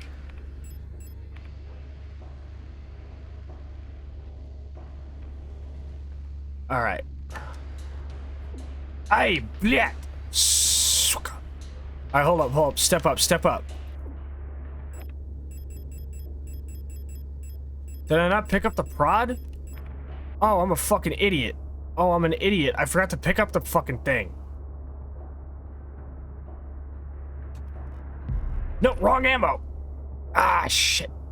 Ray Jumbo says, howdy, what's poppin'? I'm getting my ass beat in the subway. And there's no space to carry this thing because I picked up handgun ammo. Alright, hold up. Yeah, you know what? Nah, burn me. Burn me, motherfucker. Let me try this again. Wow, this game is very, very... Shit, we playing an NYC sim? Yeah, I'm playing True Crime, Streets of New York. Fuck it. Alright, let's try this again. I had the right idea picking up the free kill weapon before I jumped in. Here we go.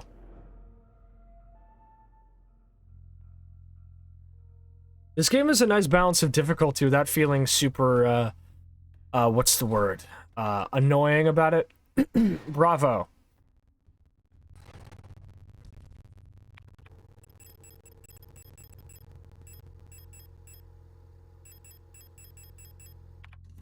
Alright, let's move. Yeah, tonight we are playing Signalis. We're on part, I think, 5? Is it 5 or 4? I've lost track. But I'm on, like, at least part 4 of my I've been streaming Signalis every, like, fucking, you know, fucking week now, every Sunday. Grace says, I've never felt completely stuck except at one part. I was just being dumb. That's happened to me a couple of times. I actually brute forced a puzzle when I didn't need to because the solution was right next to it. That's gonna live in infamy for me forever, bro. Alright, pick this shit up. Equip it. The sound for equipping something sounds like the sound of equipping something in Resident Evil. Yeah, I know what the cutscene is. You've seen it. I've seen it. And here we go. There's a safe room not too far out from here. The pump puzzle will live forever. It will. It will. It will live in infamy. 165. Pull up.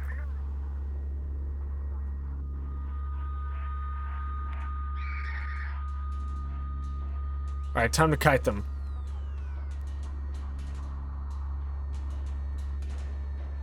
Steer. It's not telling me any of the codes.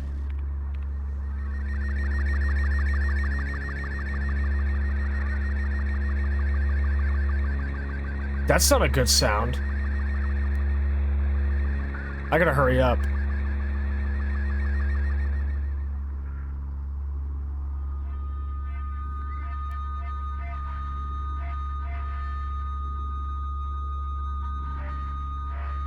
Here we go, 119. Perfect. Don't fucking vine boom me.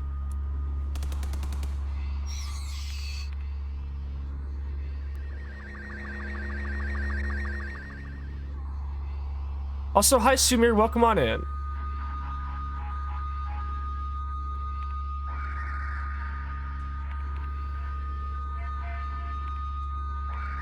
Which one is it?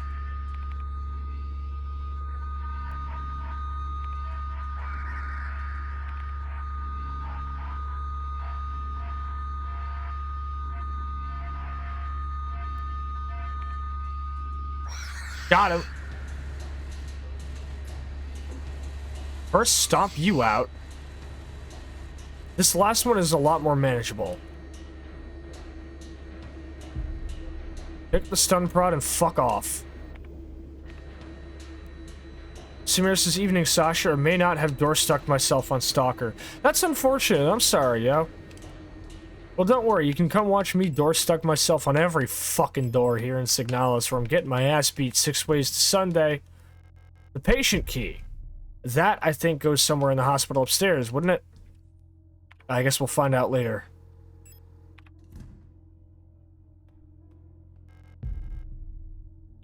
Alright, I'm gonna pop this real quick. Equip the flashlight again. Let's go back to that other room and load up some of these weapons. See ya, shithead. And I could get stuck on the fucking thing, though. That could be cool. I appreciate that. Made it to another underground lab and stuff started levitating. Ah, you're in X18. X18 is one of the most memorable sections of Stalker for me. I'm happy you're finally there. It's a really cool segment. Reload, reload. What is this? That is ammo for the SMG. Alright. Here's the tower again. Time to dump some of these back at the box. Do I even want to burn shoddy ammo in this asshole? Nah. I could beat him to the door. Nope! See ya, bitch! Bob says it's easy to do things 6 ways from Sunday on an actual Sunday. Naturally. Okay, so we now have 3 tarot cards. We have 6, 16, and 17. I wonder how many more it'll throw at me. Samir says, on the bright side, bought an L86 from Barkeep. Oh.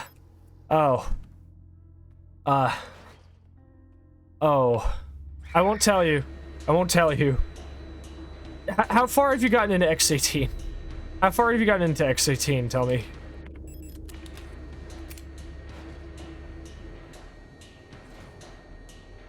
No reason.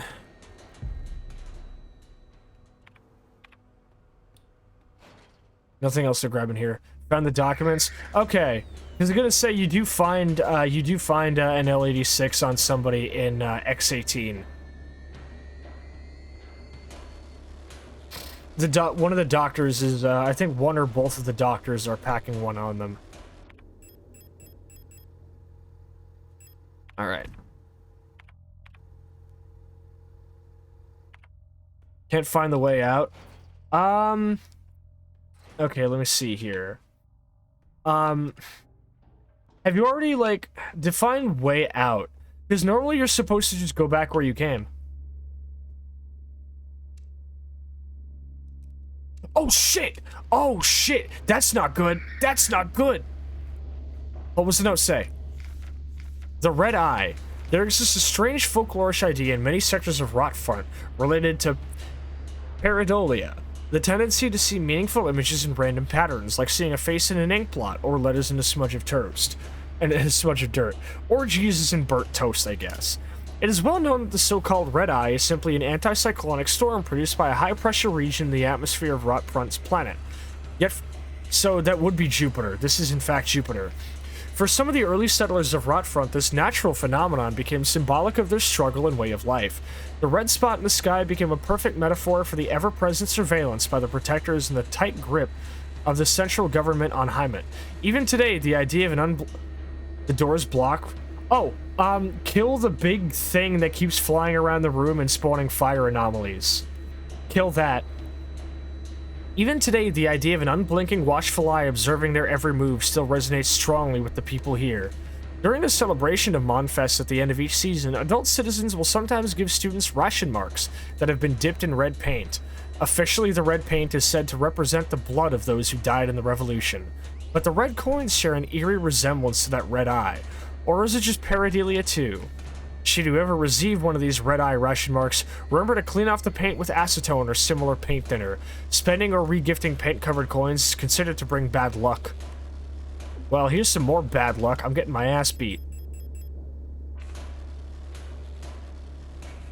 Unlock the door. Fuck me sideways. Simir says you can shoot it? Yes, that is an in-universe monster known as a Pyrogeist. You've experienced poltergeists throughout most of the level already who've been lifting up objects and hitting you with them. You can kill them as well. But the monster, the creature or thing you're currently experiencing that is preventing you from leaving, the indication you're supposed to be getting is that the door that you came in from is engulfed in flames, which is supposed to imply that that thing you see floating around the room is creating it. That's a Pyrogeist. So it's like a poltergeist, but it creates burner anomalies instead of using telekinetic abilities. Once you destroy it, you'll be able to leave. However, I do not have it so lucky. Fuck off, dude. Grace says red eye is what we call a coffee when we put a shot of... Yes, it is! It is when you could put a shot of espresso in a black coffee. 2 shots would be a black eye, and 3 shots is a JFK, depending on where you are. That is not a joke, that is actually what it means. You can feasibly go into a coffee shop and ask for a JFK, and on at least one occasion, they will know what you mean. Say I wouldn't have thought to shoot it. A lot of people don't. It's a little bit weird. It doesn't look shootable.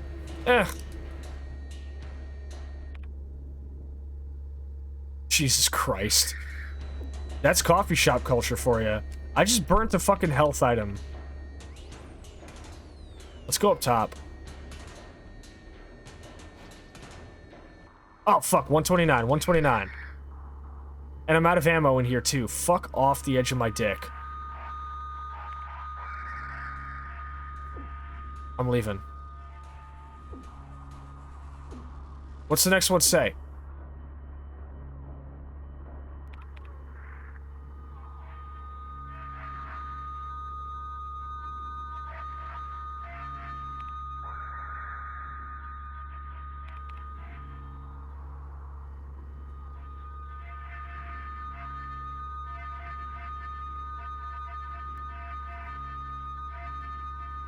$85?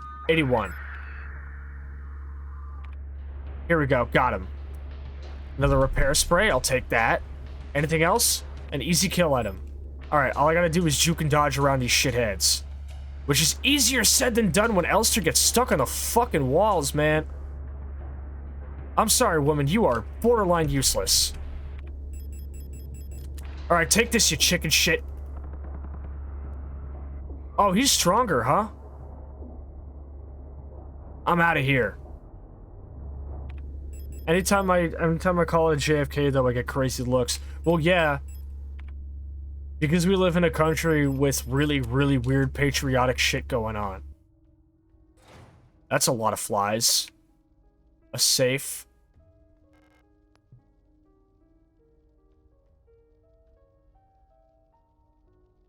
Is that Moonlight Sonata?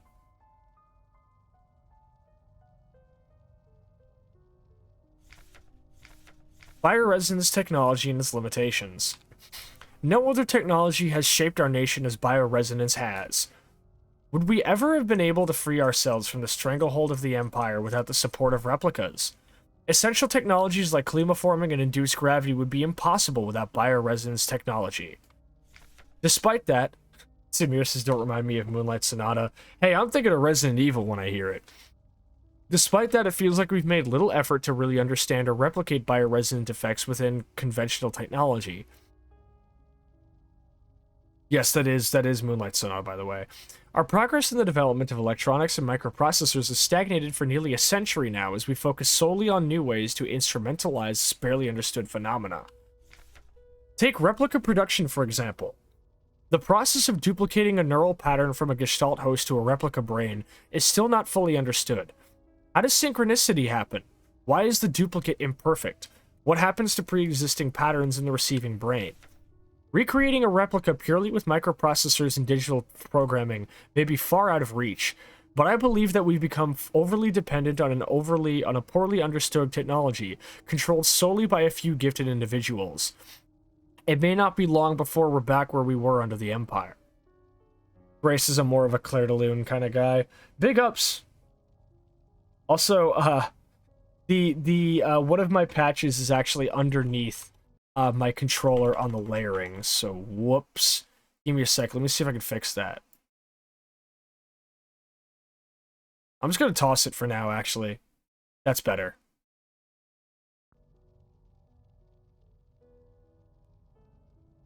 Let's see here.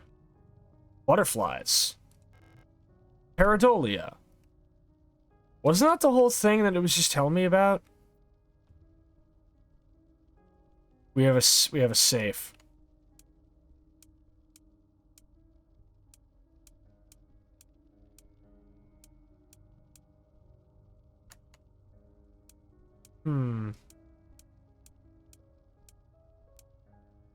One of these should work.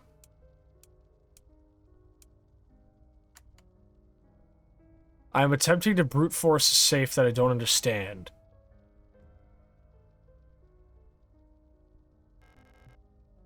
Pareidolia. Oh, wait, these are letters. These are letters. A, E, O, N. Eon. Haha. Oh, I knew it. I can't believe I just, like, figured it that easily. Let's go. This would have taken me forever if I wasn't in, like, my analytical brain right now. Another tarot card, along with a lot of butterfly pupae. The moon. You take the moon, and you take the moon, and you take the moon, and you take the... Ah. Listen, I gotta lighten the mood somehow. It's getting pretty fucked in here, man.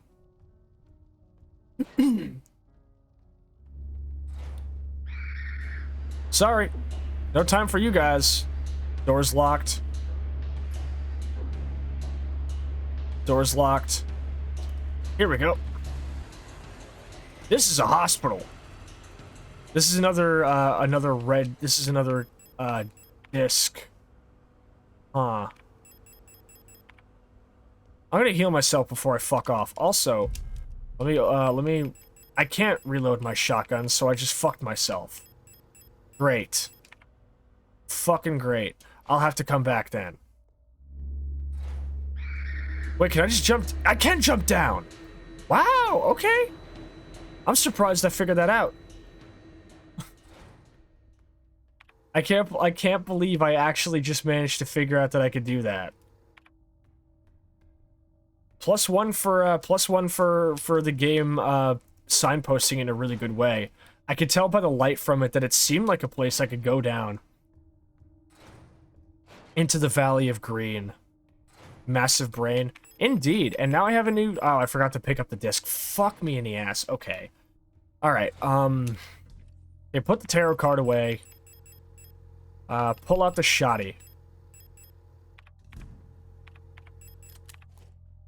What's the max ammo in this? 5? Okay. Save for good luck. Sascha being clever.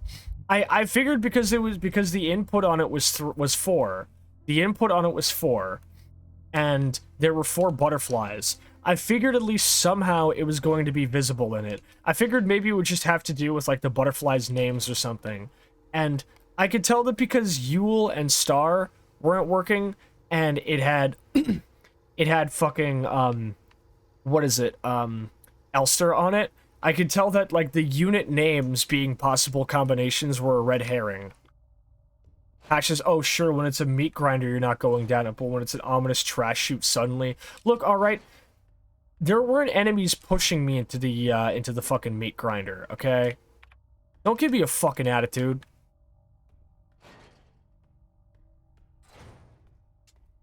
I need to do my fucking halfway, like, halftime break, but I'm like, so invested I don't want to stop. I'm fucking... Oh, hey, what's up, dude? See ya. Wouldn't want to be ya. Hey, guys. Bye, guys. No time for y'all. Do I have any space in my inventory? Barely any. I'll burn those patches when I come in. I gotta clear this place out, though. Time to get to work.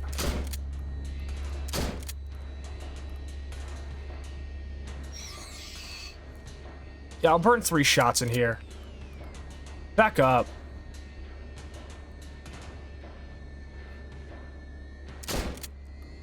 Oh shit, where did you come from? Okay, okay. You're smarter than you look. You're smarter than you look.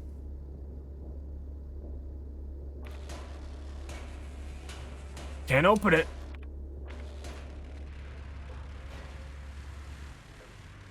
Okay, first things first. Pick up these health patches and get my shit in gear.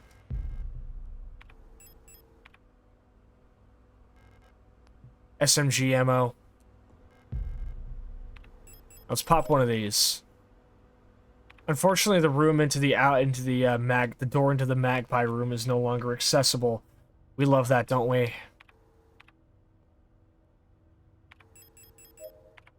Let's just free up some fucking space by popping both of these, grab this, and run. Now I'm gonna jump down into the fucking trash chute again to get right into where the computer room is. Hey, dude. Oh, ouch. See ya. Pro strats.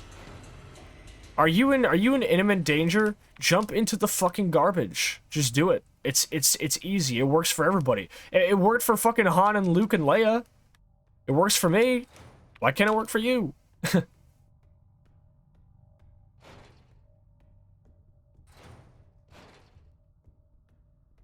Alright. Let's pop this thing in here and see what it do. Select an item to use. Well, this, obviously. Aha! Action movies have taught me that lesson well. Metabank. Oh, so the daughters. The 3 daughters. Or the daughters or whatever. Their codes would be the door code, remember? Their numbers would be the door code. Simple answer, I'm not Han, Luke, or Leia. No, but you can be. Okay, so remember, if I look at this fucking thingy up here.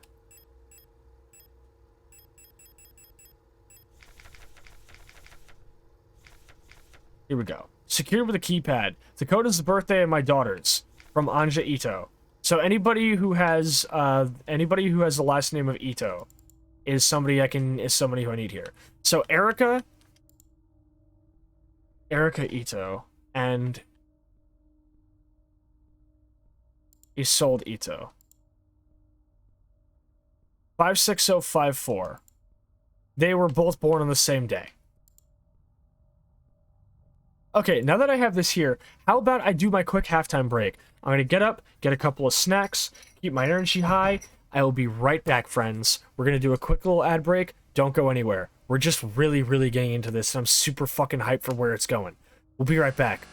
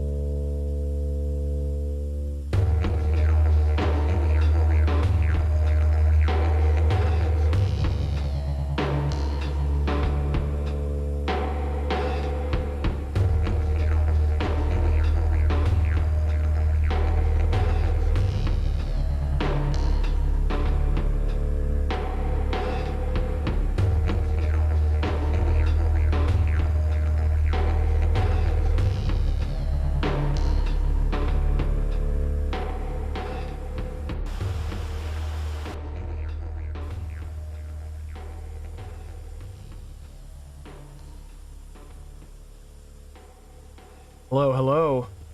That took a little bit longer than I would have liked it to. But I'm back. So give me just a moment here. Let me dress myself back up for the bar and everything. Hi everybody. Welcome back. Hope y'all are doing well. Sorry again about the wait. But let's see. It's been a little bit. Got up, got some water, got a couple of snacks, had to help my family with something, but I'm right here. I am really fucking liking where this game is going.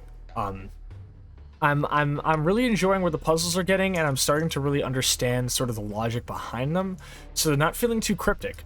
The puzzles in this game have always felt a little bit more cryptic to me than most Resident Evil or Silent Hill puzzles, but by and large, I'm really enjoying everything about this. I know I keep saying that every time I come back from a halfway, like a halftime break or whatever, but it is true. It's really fucking cool. I'm really liking this, and I'm really hoping I can see it through tonight. Gray says ahoy, meaning ahoy. Yeah, of course. Welcome. How's everyone else doing? Hope everyone's having a good night. As good of a night as I am. I could do with some tea if anybody wants to redeem the tea time. I could do with some ginger lemon, or maybe something a little bit tastier, some gingerbread or something. With that out of the way, with the pleasantries dispensed, I'd say let's get back into the game. Look, I'm on stream. Thank you, Vex. I appreciate it. Yeah, we've recently gotten a lot of new viewers, a lot of new viewers, and I think a lot of them need to know that if you got a lot of points and no idea what to do with them, I always appreciate getting at least one tea time redeem on stream, so I can pour something up to, ease my throat and keep me nice and hydrated. So with that done, let me pop on my some fucking, oh shit. Why did it just say that you resubbed? I thought you already resubbed at the start of the stream, huh? Weird. I guess then maybe the notification didn't go through. I'm gonna put this on for some lemon ginger tea. I actually, at my job recently, found some more wooden coffee stirrers because I literally just ran out of all of the ones that I got from my old job a year ago. So it was crazy to finally see those. But I'm all good now. So let's get back to it, shall we? While the tea goes up. Okay, so we were last here. We're looking at patient data for medical entries. Let's see what we got here. No idea, just told me it expired. Weird. Oh well, happy 1 year to me again. Yeah, I'd maybe check your bank to make sure you weren't double charged or anything. I'd hate for you to get hit with it twice because of some stupid Twitch bullshit. Gabriel Ung. Date of birth? Whatever the fuck. Up. 14S52P. 2. I don't really know what these dates mean. Roswitha Fong. Homeworld Rot Fund. Medical history. Chronic obstructive pulmonary disease. Oh, that's not good. That's not good. Multiple sclerosis. Oh, honey, I'm sorry. Insomnia. Patient is forgetful about her medication. Yeah, me too. That's why I got one of those little handy day of the week boxes for mine. Waltrod Gao. Irritative bronchial asthma. Did not react well to antibiotics. Bro is messed up. Yeah, she's got a lot going on. Factory worker. Erika Ito. Sprained ankle grade 1. Very active in sporting activities. Oh, I could just download all of these. Fuck it.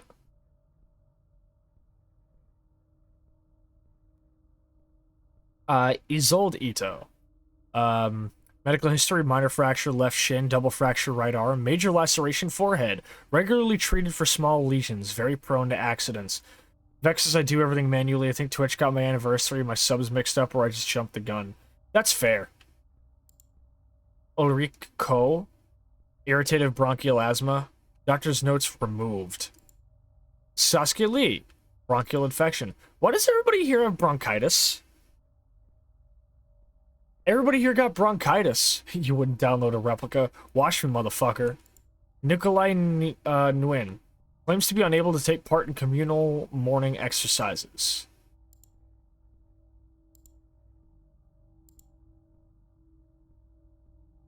Insomnia, bruising, premature achromotrichia. Don't know what that means. Siegfried Yi. Irritative bronchial asthma, contact dermatitis. Repeated contact to chemical irritants during work. That would explain it. Well, we have what we need to get that door code now.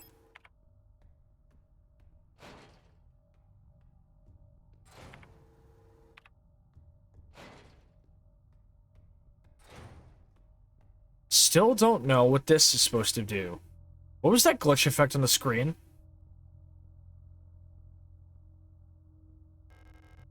Dial ring is missing.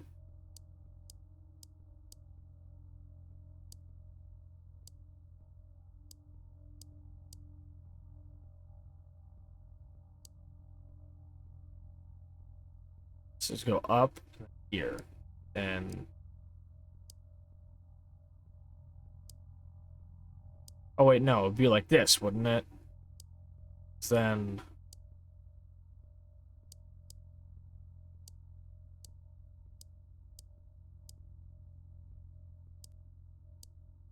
and here we go. It'd be like this, and then like achromotrichia is hair turning white. I see.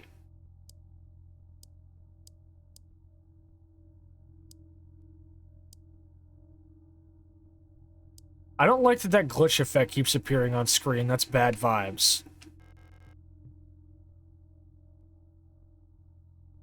Is it just my health being low? It can't be because my health isn't low. That glitch effect appears to be consistently appearing through this hole. But things look the same. It's only this hole causing it. I'm not sure I understand. I'm not sure I'm liking what I'm seeing.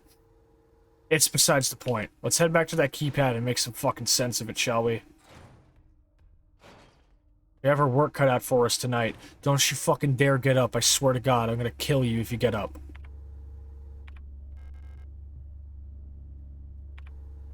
Huh? Oh, right. Wrong door. Okay, keypad. You have a couple of possibilities here. Medical database. Erika Ito. Date of birth. 1452. Let's try 560524.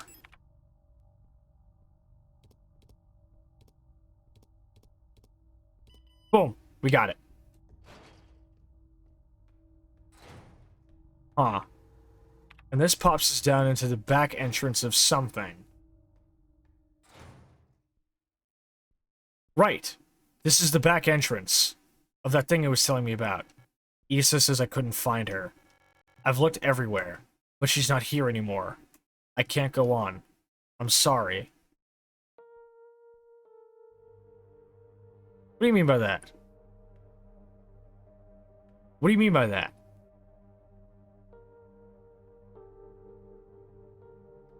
You don't mean what I think you mean, do you? Oh, shit, what's happening to you? Oh, wait a minute. Oh, Jesus, is she a boss fight? Oh, God. That's fucked up. She, like, turned into... She, like, melted. Forgive me. Okay, goodbye, Issa. Sorry you couldn't find her.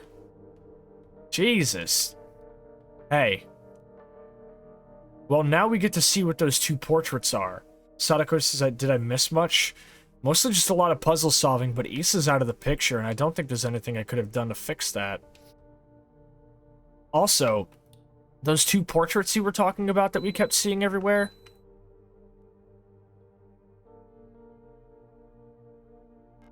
A photograph of Isolde wearing a school uniform. And this is Erika. The picture is badly damaged. And we have another tarot card right here. Okay. Give me a sec. Tea's ready. I'm gonna pour it up. We'll see about more of this in a sec.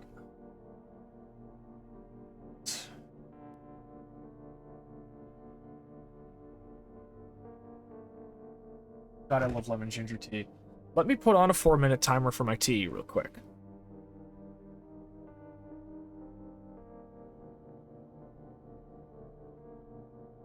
Okay. Alright, so there's some type of puzzle, or maybe there's not. We do have a death card. We do have the death card. So it's funny you brought up the death card earlier. One of my chatters who is, I don't know if they're still here. This door opens from behind. This is the bookstore. We still need to figure out how to get into the photo store, right? The Young photo store. Because Erica Young would be that. Huh. Is there anything in the back room to grab? The often, you know, death doesn't mean you're gonna die. Oh yeah, funny you say that, Dwop. We were actually having that very discussion earlier on stream. This is the back room storage for the bookstore, I guess. Worrisome, very, very worrisome. Well, we've unlocked the front door, so we can come in anytime we please now.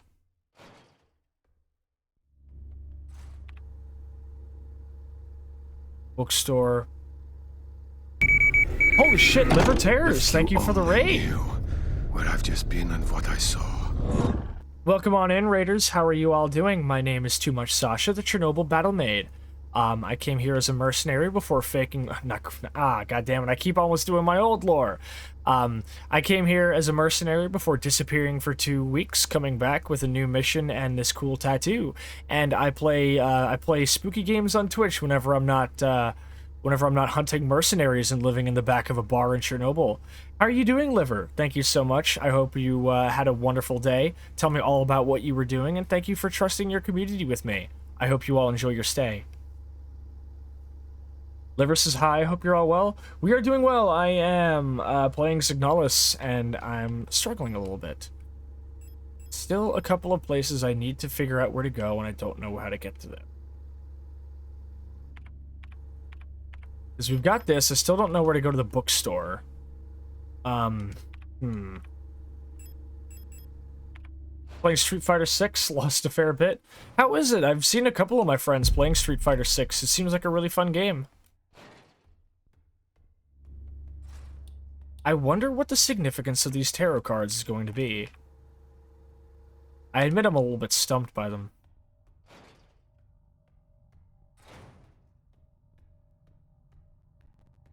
Because as far as I can tell, what do we actually have in terms of leads now? That computer is still active for some reason. The Moon's mural is also still active.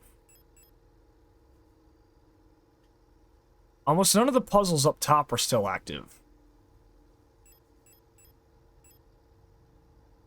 There's something still on the atrium, the top of the atrium, I think can be useful. I made my avatar in the game to give envy. I succeeded. It's also a lot of fun. Wonderful, I'm very happy for you. Should probably save now that I've done this. So where the fuck is the photo store?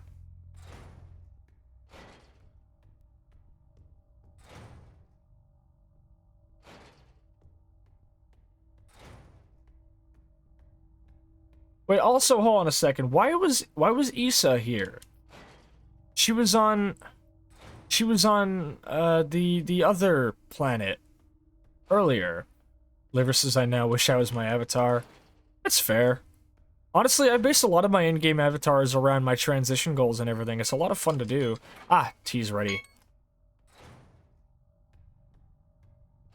I don't want to have to ask for hints on where the photo store is, but I can't for the life of me figure out where it is. But I guess going topside and looking for that kind of shit wouldn't be a bad place to start. Alright, now we have Death. The infamous 13th card. Features a flower on it. Yo, speaking of the Death card, any Sworn In fans here up in my chat tonight? Used to be really into Sworn In after they dropped their Start End EP and the Death card album.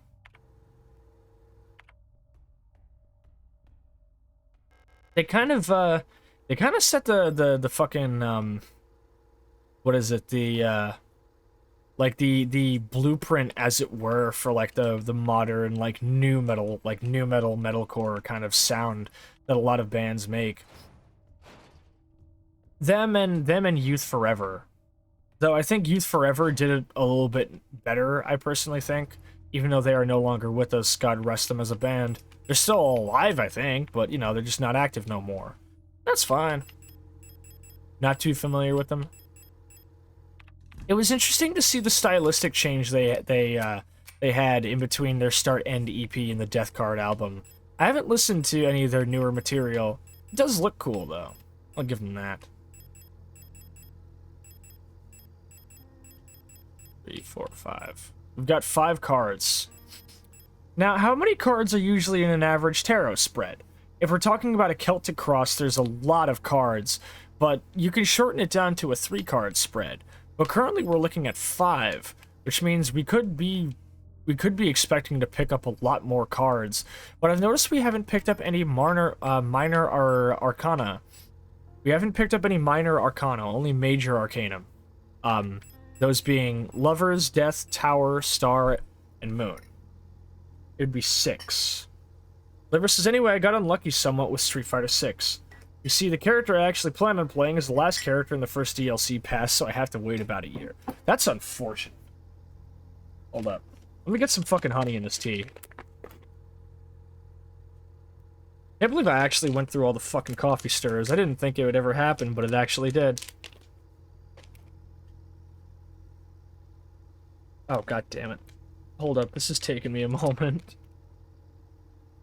Okay, so it'd be 6 for a tarot spread then. So we should probably expect to pick up at least one more tarot card then, is what I'm hearing. Hold up. This fucking bag or little container of the of coffee stirrers is giving me a fucking run for my money, man.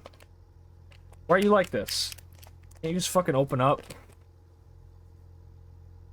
All I ask of you is open up a little bit more. I'll figure you out one way or another, you bitch.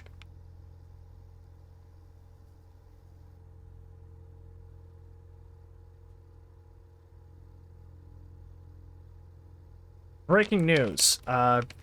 Killer Battle Maid beaten by a fucking package of coffee stirrers.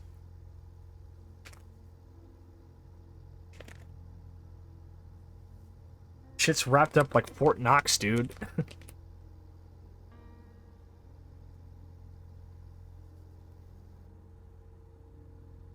I left my Swiss knife under something too. The fuck is this? Ah, got it. Okay, finally. Holy fuck. That shit was giving me a run for my money. Here. Bups is because I also do like water enhancers, not good for you. Lots of food coloring and sweeteners. I went and got a small pack of metal ones, supposed to be for bartending. Ooh. Where did you get them? Did you order them online or in person? Can you actually, is there any way you could show me? Maybe in, like, Twitter DMs or something? Also, I forgot to pull my controller back up like an idiot. And also I have to repin it to my vest rather than my boobs, otherwise they jiggle a lot. That's better. Give me a second, I'm gonna stir the tea. These coffee stirrers are also meant for like regular at-home cups rather than like travel mugs and paper cups at coffee shops, so they're of a much more manageable size, thankfully.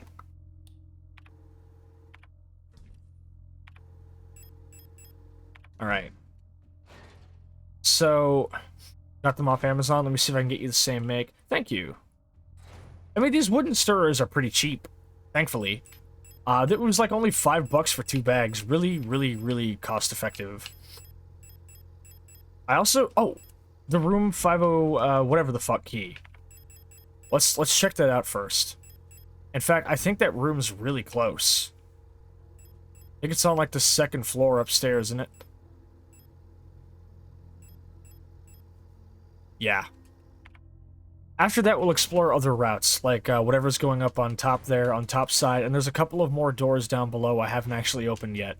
There is much to check out.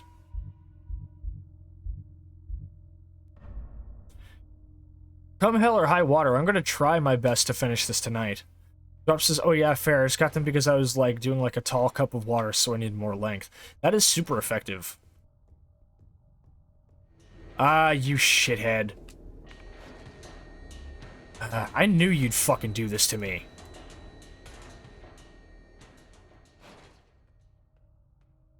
Okay. This is it. The patient key. Spiral says, how's your descent into further madness? It's funny you should ask, because I don't remember. It's funny you should ask. I could have been a contender.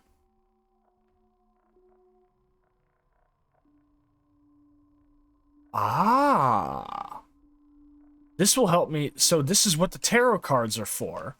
And this is what will help me solve that mosaic in the main area. Alright, alright. We're getting some answers. A dream diary. Send me... Elster Bro in my dream diary. Send her to the principal's office and have her terminated. 6th night. I dreamt I was an imperial farmer. Oh. These nights. Okay, so hold up. Here we go. The correct tarot cards go... The tarot cards, by their numbers, go into the planets named in each one. 6th night. I dreamt I was an imperial farmer. I embraced my... Tarot cards. I embraced my lover in the red deserts of Kitej when a storm consumed us, the sand grinding us down until nothing remained. I was a worker in the mines of Lang, when I was consumed by a shapeless mass of flesh, my flesh joining with the flesh of many others until only my bones remained. My mind joined the collective of flesh which persists beyond death. Ah, you had a System Shock 2 dream then. 16th night. As a storm raged in the sky, I fell from a ruined skyscraper on Veneta, but I never reached the ocean below. I kept falling when suddenly lightning struck the building and I woke up. 18th night. I was floating in the sunless sea below the ice of Rotfront, when I saw a large creature move in the darkness below me in the moon's dark core. 19th night. I saw a burning eye in the sky above the clouds of Buyan. I was walking through the floating Imperial Palace when the gaze of the sun like iris burned my body to ashes. Man, what the fuck kind of dreams are you having? Are you okay? Are you okay? Do you need to talk to somebody? What's going on with you, dude? The meat room? The meat room. It's actually just called the meat room. No, it's fine. That's fine. Jesus Christ. No longer passable into this shortcut. Well, while I'm up here, there's no other means of getting back downstairs. Come on, kids, we're going to the meat room. I knew it. I was gonna say, if any of you fuckheads get back up. Breakfast Sandwich is a weirdo who read verboten books, right? Standard issue, I don't know why you're confused. I don't know either. Do you not dream of the flesh? Eat this.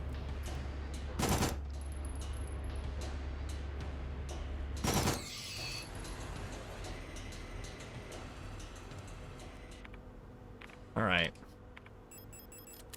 Known to Pakahati and... No, Pakahati and Blastashotti. From the makers of the room comes the room 2, the meat room. Alright.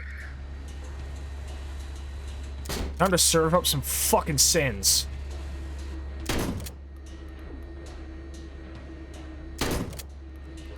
Gotcha.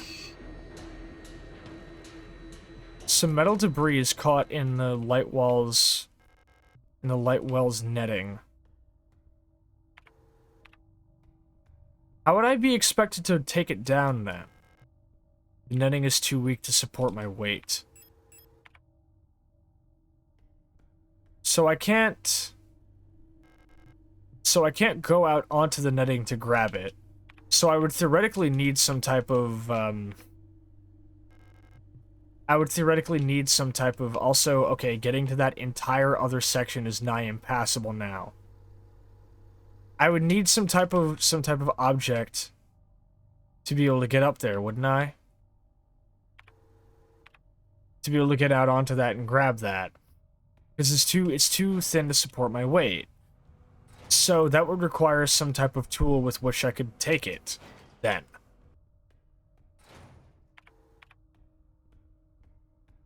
I don't have enough tarot cards anyway, though. Sadako says, I'm probably going to lay down for now. Have a nice stream. Thank you, Sadako. Have a wonderful night. Yeah, Spiral, I've actually been doing pretty good with them. Fucking get out of my face. You ain't the star of shit except for your own fucking murder mystery. Fuck out of my face.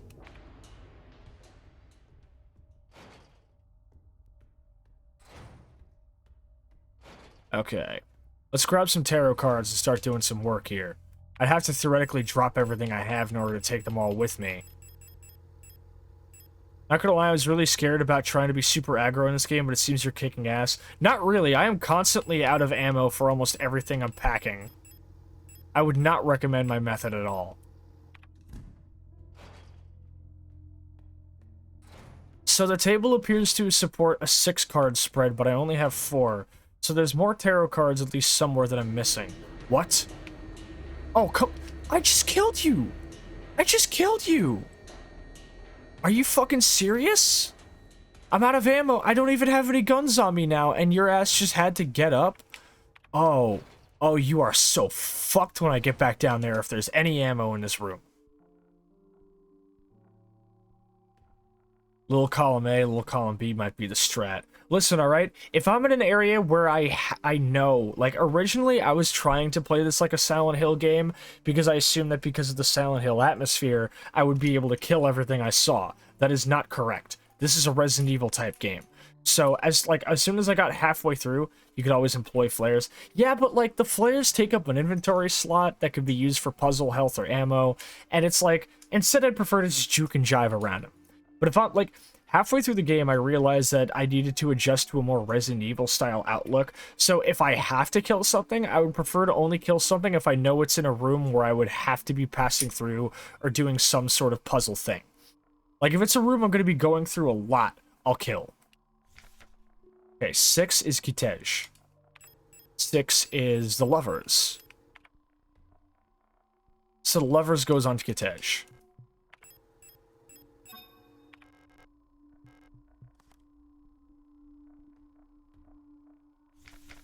Thirteenth would be Lang, so death is on Lang.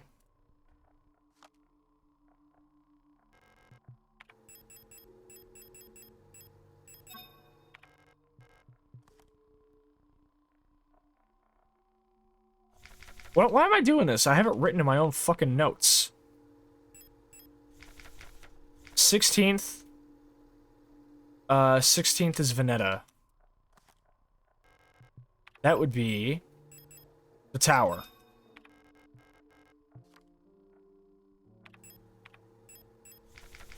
'18th would be Rotfront.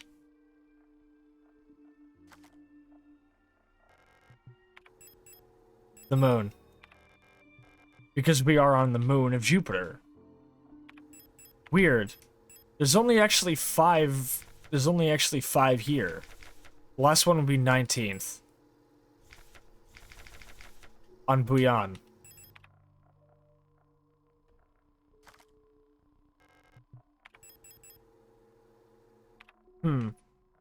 Well, Star goes on Heimet because it's the only one that's not listed here.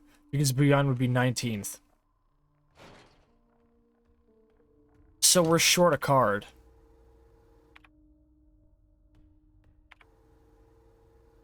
Maybe short isn't the word. Wait, hold up.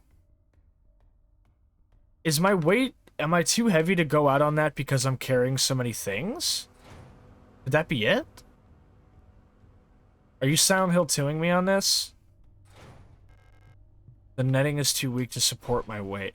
I'm presuming either it means I have too many items on me, which means I would have to remove all my items, which would make sense as I'm supposed to drop them all off into that room and only carry tarot cards so I can dump them there. Or maybe I'm just supposed to find a tool with which to grab them. I'll go back to my inventory and figure this shit out as soon as this guy gets away from the fucking door. Ah, that reach, man. That reach is so bullshit. Oh, they're fast too, huh? Damn, they're fast. Spirals is very true. I hardly use them. They're a nice idea and a very good callback to classic RE, but I don't know if they're necessary here. Alright, hold up, hold up. I'm sick of you. I'm going nuclear. I peep this. Alright, I got 30 cc's of shut you the fuck up right here. Step up to the gun show, bitch. Where you at?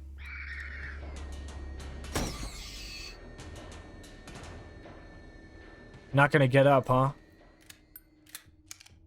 Do you think if they crawled prone, Elster would be like, hey, low reach?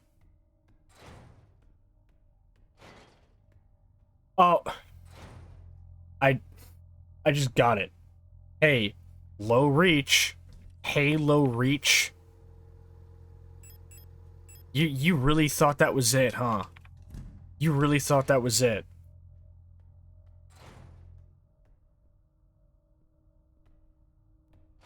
I'm not mad, I'm just disappointed.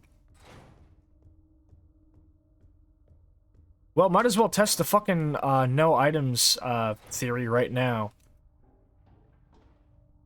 Give me a sec. I have many things, a mediocre joke teller being one of them. I wouldn't say it was mediocre.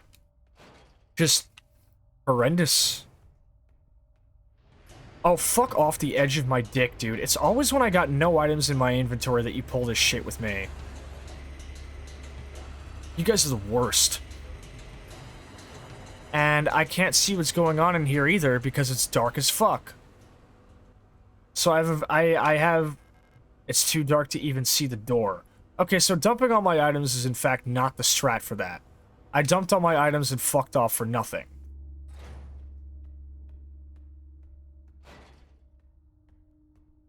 There's a couple of rooms on the bottom floor I have not. Thank you. Thank you, Nix. I appreciate it. There's a couple of rooms on the bottom floor I have yet to actually investigate, so I think going there is probably my next bet.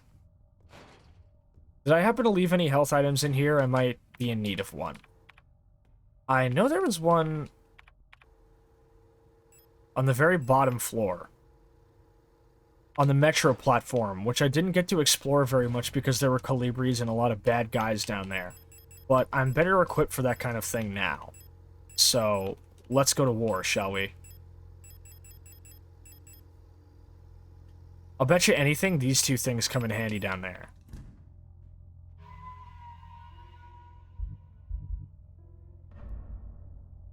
I'm ready for fucking anything. Hold up.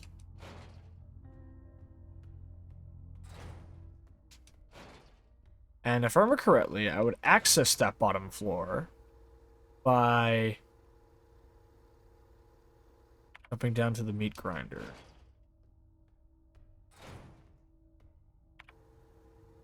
Well, the commercial corridor is no longer accessible. That's lovely. This is fine. This is fine. Okay. These are the 6 planets that I saw on the tarot spread.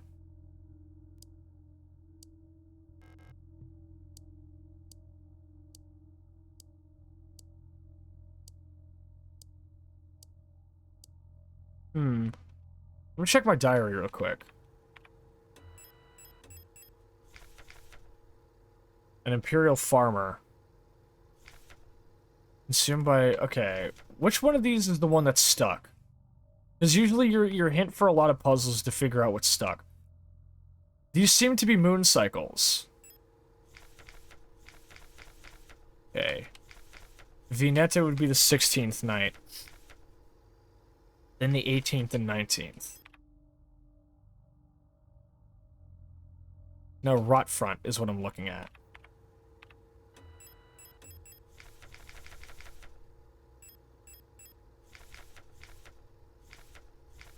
Rot front. 18th night, and then 19th. 18th and 19th. So this would be 18th, and then Bouillon was 19th. So it would be that. Then, what was the first one? The 6th day, technically. Farmer on Kitej. That's when the cycle would begin, I think.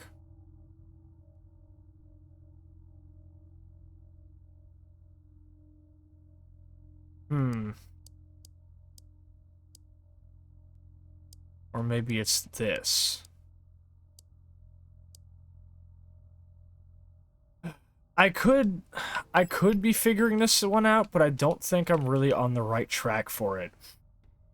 I think there's more information I need to figure out. There's more info I need to gather before I can really approach that puzzle with any degree of understanding, I think. And I'm hoping that that tarot deck puzzle is the key. Nice nods, thank you.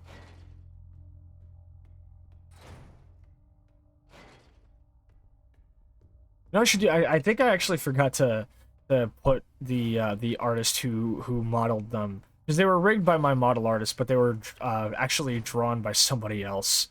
So I'm gonna have to put those in my credit sequence because I think I forgot. All right, so we're gonna have to jump into the meat grinder again, because this flesh is all consuming, unfortunately. Did I forget to save again?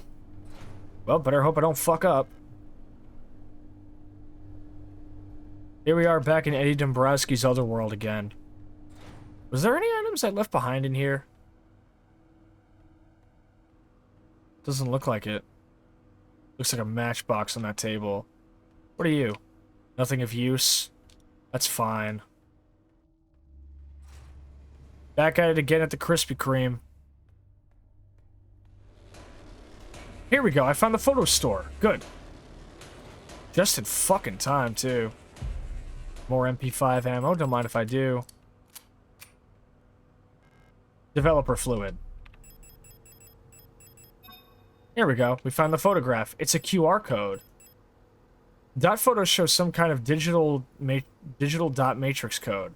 I wonder what kind of machine could process this code.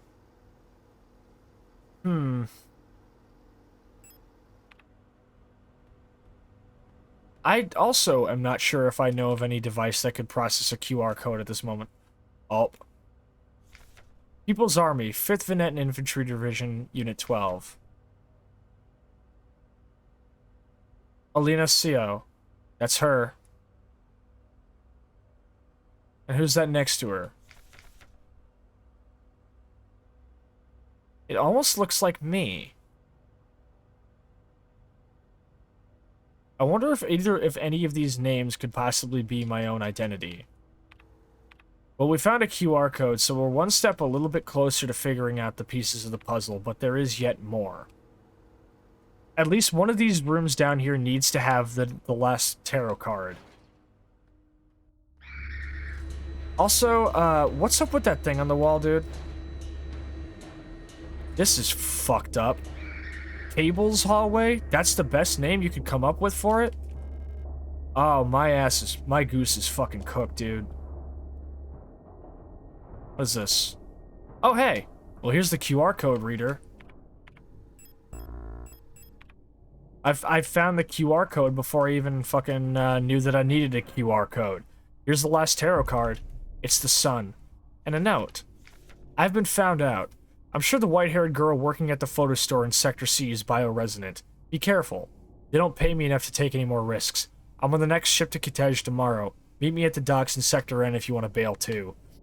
This must have been that Imperial spy everyone was noided about. Unfortunately, my adventures in here may be over before they've begun. Unless... Aha! A service ladder. Perfect. Well, I don't have to worry about looking for that metal object anymore. The light well above has been consumed by a massive meat, releasing some of the debris that was caught in the nests. It's a dial ring to use here. That's an Elster corpse.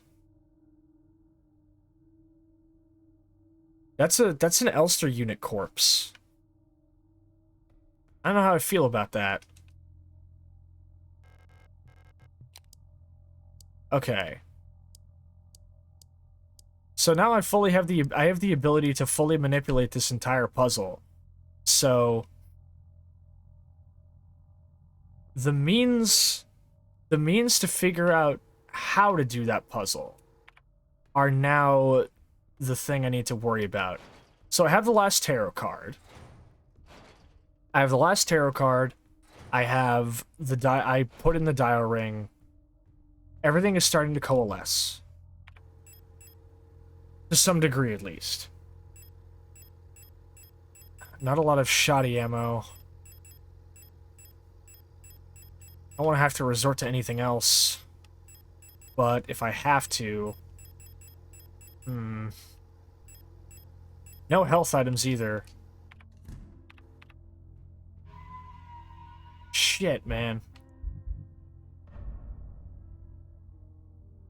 Ah.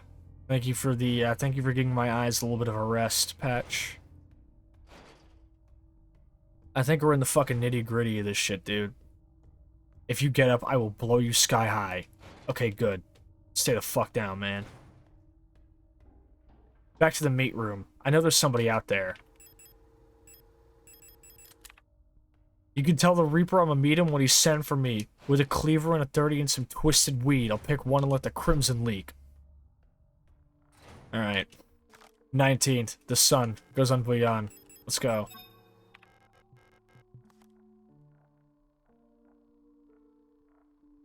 Did I get that right? 19th. Beyond. Which is... Which one is the sun? Which card is the sun? The 19th.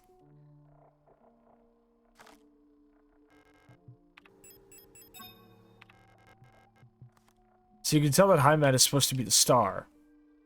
So what does this tarot mean now? Oh, there's a switch up here. Oh! Oh, okay. So the moon phases were correct. We finally have the puzzle now. Each of the moon phases is tied to each planet. And it's a black light. It's a black light. That's cool. Alright, well... Gonna screenshot that. Let's get the fuck out of here.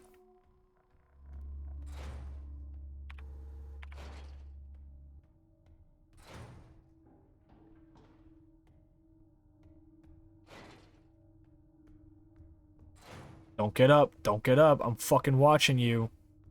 I'm watching all you motherfuckers. Don't even think about it. This means that now that I have that, even though I saved before going up there, I could theoretically brute force the puzzle just knowing the thing now. So give me a sec here. Let me open up the screenshot and get this done. Okay. Ah, fuck, man. I can barely tell what they even say. I might have to go back up. I might have to go back up and get a screenshot of them without the fucking, You know what? How about I use the eyes for it? Just this one time. I used the eyeball for it just this one time.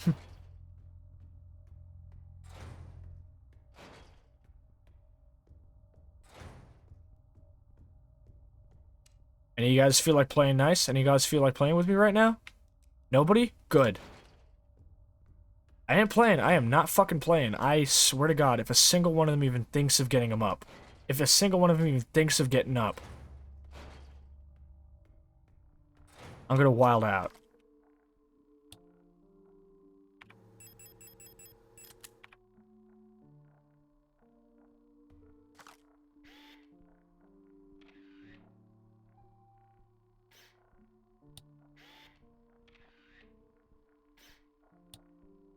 I really like that, actually. I really, really like that taking screenshots of important puzzle solution hints and everything can be done diegetically.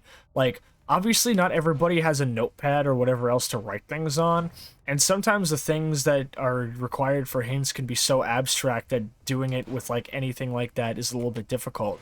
So they give you this really cool little thing to do it with.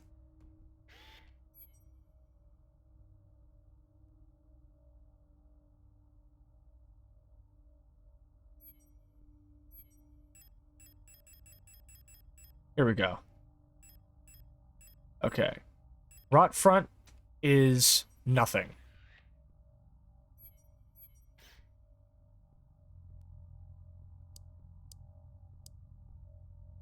Oh wait, I can do it in the puzzle. This is actually really intuitive. All right. Veneta would be whatever the fuck that is.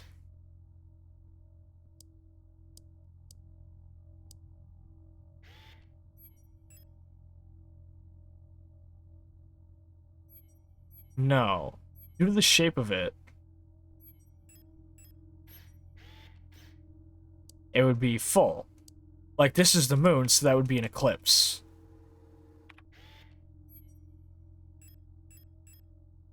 Huyan would be no moon.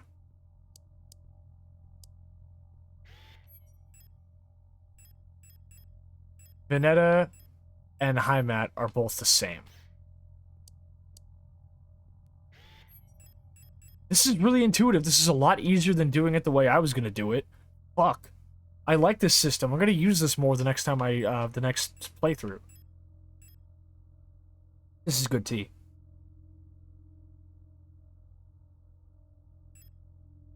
Itej on the left side.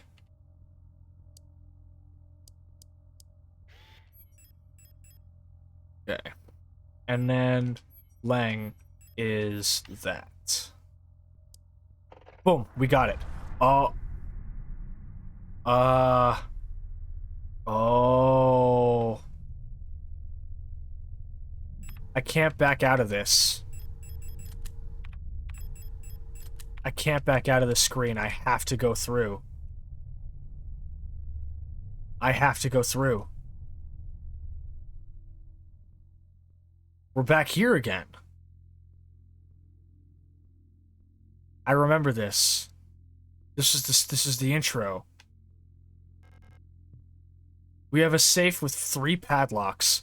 Cheating on my prostate exam by aligning the planet. Jesus. It's locked, requires a key. The national flag, it's meaningless. Black and white pictures of the paintings Ariane used to make. We're back in Silent Hill 4. Textbooks on radio operation. They used to belong to Ariane's mother. Old Imperial serials. Ariane used to love reading these. Here's that copy of The King in Yellow again. The last seal has been broken. It's time to go home. Pick up The King in Yellow? No. The computer screen is blank. What does the radio say? 195. Let's check what 195 does.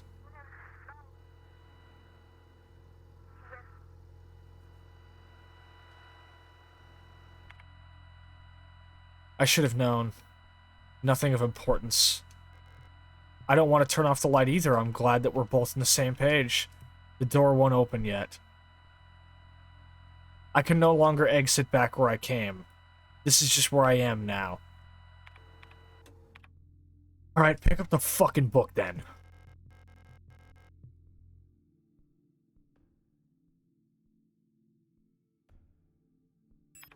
My inventory is empty.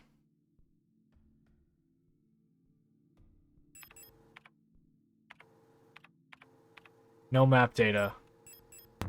Oh! Oh! Oh. Oh, shit. The safe isn't even there anymore. Oh, I can exit. I can exit. Where the fuck am I? Workforce assignment for Arian Young. We've been informed that your compulsory military service period was recently completed. According to our files, you have previously graduated from Mandelbrot Polytechnical High School in Rodfront Sector C and have recently submitted an application for a military service assignment with the Penrose program. You've been preceded by EN Workforce assignment. Previous work experience. Store clerk at the Young Photo Store part-time. Compulsory military service with Rodfront Orbital. Long-range radio operations officer training. We've seen clips of her with all of these. We've been to the store that she worked at. We saw the radio outpost she worked at. And we've seen her military service. We saw the school she went to. Should you not be accepted by a military service program by the end of the season or find other employment, you will be assigned to the following workplace. S-23 Sierpinski Production and Mining Facility on Lang.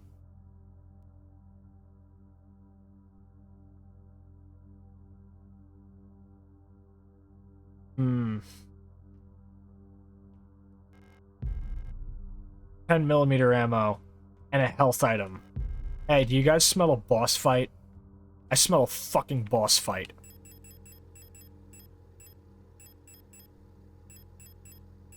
Oh, I had a lot of auto-injectors and I never bothered to use them.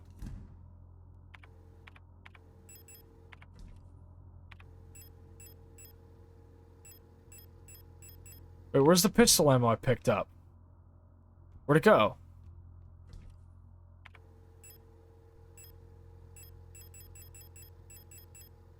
Oh, it's right here. Never hurts to be prepared. This is a boss fountain. I've played enough horror games to know exactly what a fucking boss fountain looks like. This is a boss fountain. Well, I'm not going quietly. We're not going quietly. The Legion can count on that. I've got enough weapons I can try out different strats if I need to. Auntie's note. Ariane, I left some of yesterday's dinner in the fridge for you. You can warm it up when you get back from school. Please pick up the books your uncle ordered from the Ito bookstore on your way home. Remember to leave some space in your school bag for them this time so they don't get wet. Huh? Letter from Mother. My dearest Ariane, I'm so glad to hear you're feeling better again. I was very worried when I heard from your aunt that you're in the hospital again. I still remember how you used to get sick so much as a child. Please don't overexert yourself, okay? The photo you sent me is very interesting. What a strange coincidence that she looks so much like you. You could be twins. Perhaps she's related to us somehow, though I don't know anyone named Seo in our family. From the looks of it, it was shot in Veneta. Your military service will begin soon, so you might be wearing a uniform like her soon enough. Please send me a photo when that happens. Wait. I need to do some digging.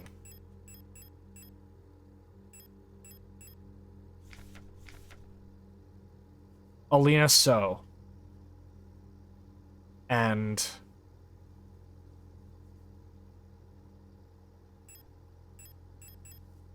So, Alina is the one we're looking for. Or at least the one we've been attempting to look for or told we are looking for. And Ariane... Thank you for the follow, Dragon Kirill 13. I hope you enjoy your stay.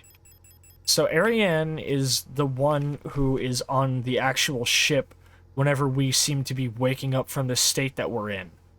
And Alina is the one we're looking for in our dreams.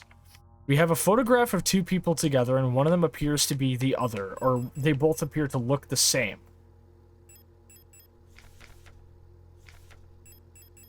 Wait. And Gabriel. Roswitha Fong. Ultra Gao. Erika Ito. Isolde Ito. They both ran that bookstore that she used to go to. Rebecca Liang. Nikolai Nguyen. Young Ariane. Medical history. Insomnia, bruising, premature hair turning white. Doctor's notes removed. There's a lot of pieces here to run through, and I'm not sure if I'm smart enough to pick them all up yet. Let me place these things down as I start to just figure out everything that's going on here. Because there is a lot to sift through. Let me check the save location as well.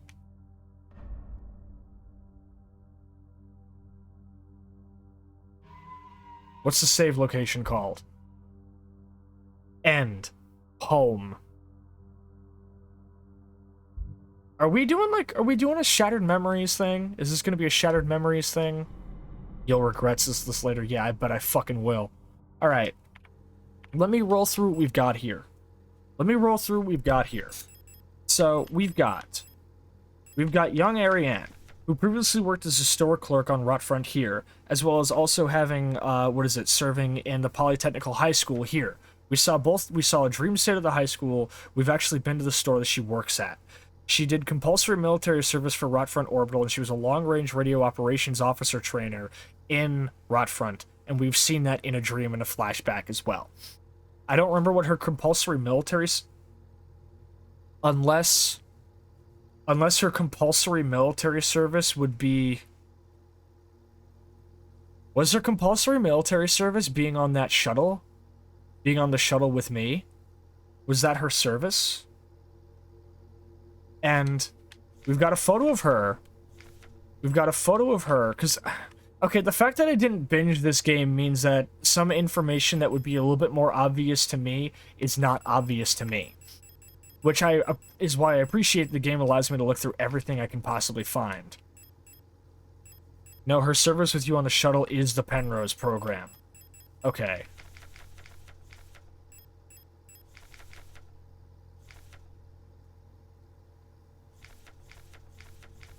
Okay. So she attempted to submit for an application for the Penrose. There's mandatory military training after high school. Okay.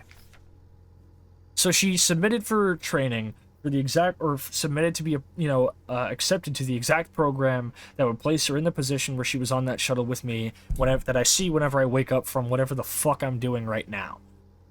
There's a photo of her with somebody else who looks exactly in real life. She appears to have white hair because of the medical note that I have right here stating that she has a medical condition. She has chronic illnesses and a medical condition that results in her hair prematurely turning white.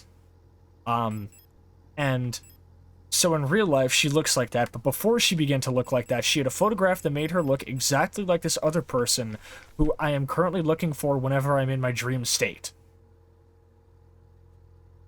Am I reading all of this correctly? Because that's all the information that I have. That's everything that I can cognitively put down and piece together from what I'm seeing. I'm not like going by conjecture, I'm simply just looking at the state that I have here. Ariane, without a doubt, is odd due to being raised by her mother. Worked on a radio outpost. This is a military service. Session with paintings. Her friendship with those Venetan-born Ito sisters exposed to some questionable literature illegally sold in her parents' bookstore. Does not seem to understand these distractions are no longer. I can only hope military service will beat those frivolous ideas out of her in the way that the school has failed to do so far. Because... Indeed a facial ringer for Alina So, who is a completely different person. Store clerk. Okay, high school, then military service. Okay. So, around sometime she was working at a store clerk and was still at this high school or whatever. It was noted that she was being exposed to subversive literature from the CO's book, or from the Ito's bookstore.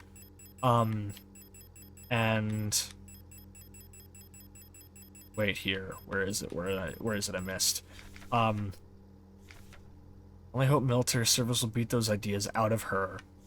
So then she went to her military service after that.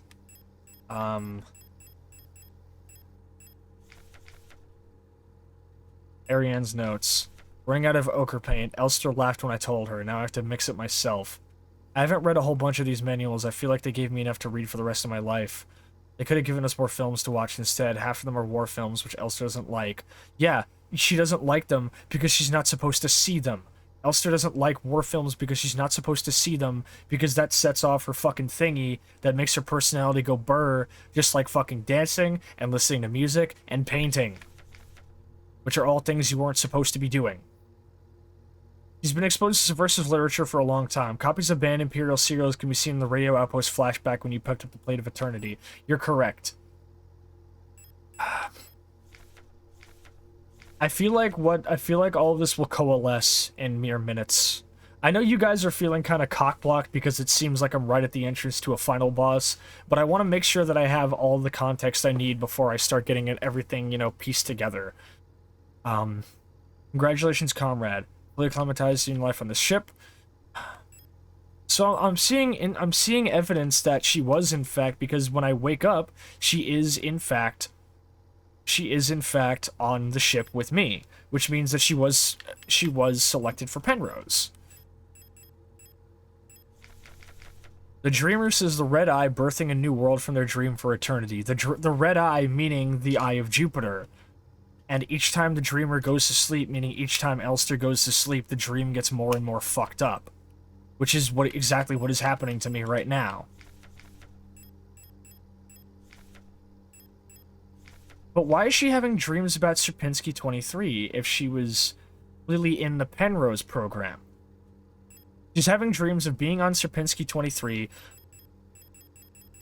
So there doesn't appear to be any record of an Alina CO in the medical database on Rotfront.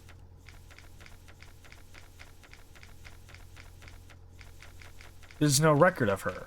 There's Ariane Young and everybody else, but Alina doesn't have any records. I don't know if she's even real.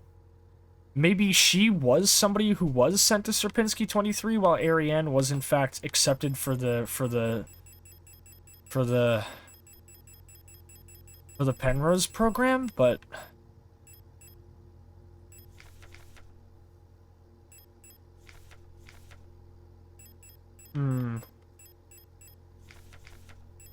Cypher.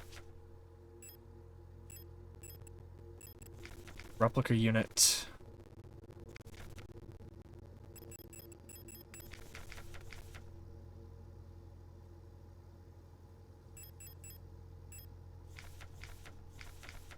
Radio Officer Young. Ariane Young. Dear Iris, I've spoken to the officials at Eon and they agree to be best for Ariane to attend school in Sector C.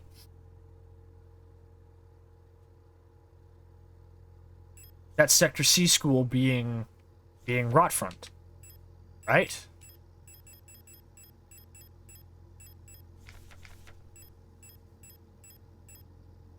But how does all of this tie into what's been going on Sierpinski 23?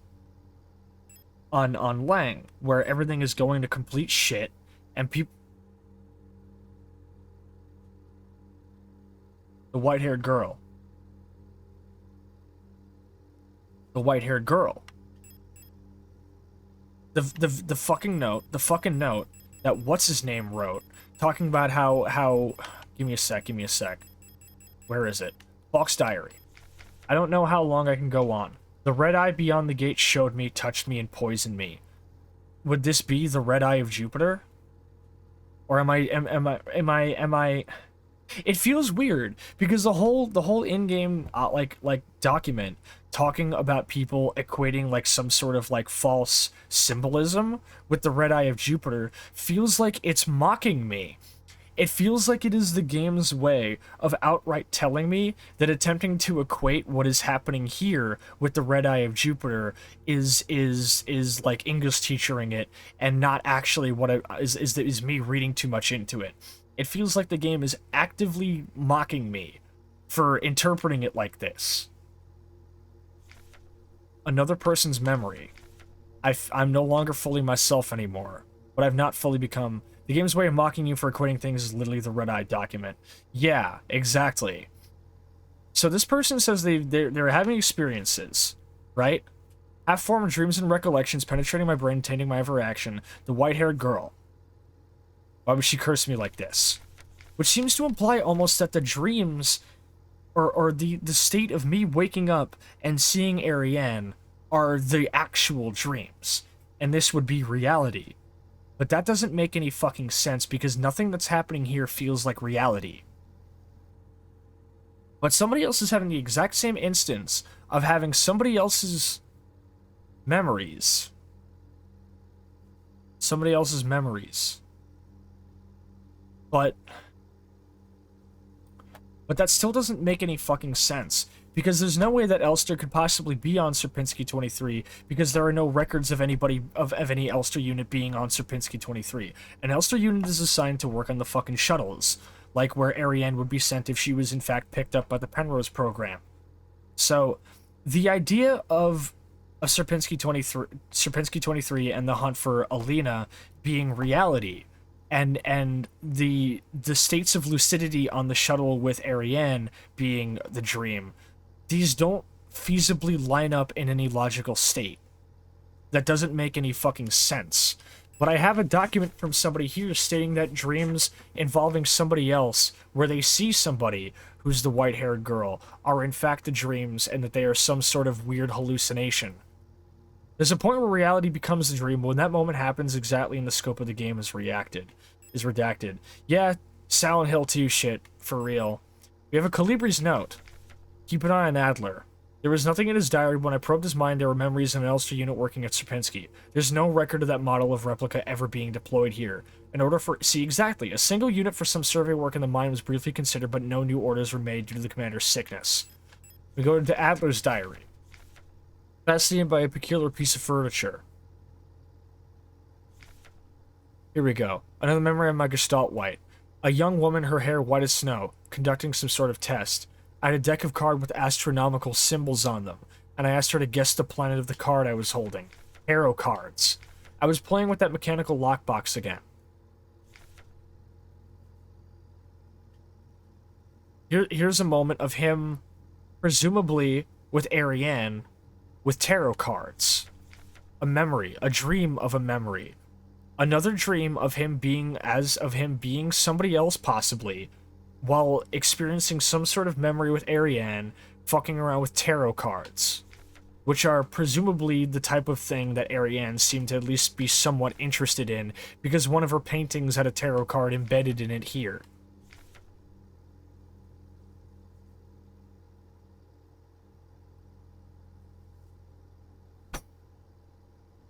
I don't think there's anything more.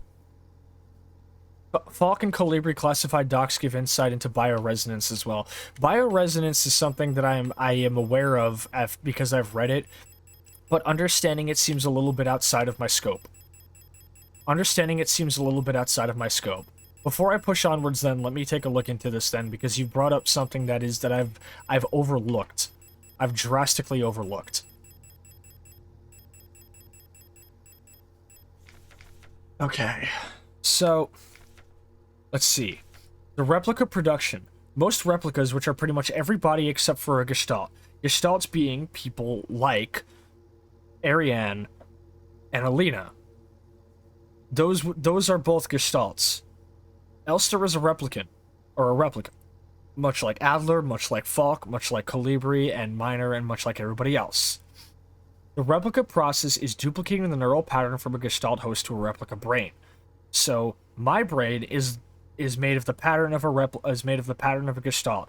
Elster units are taken from soldiers, which is why. Where is it? Where the fuck is it?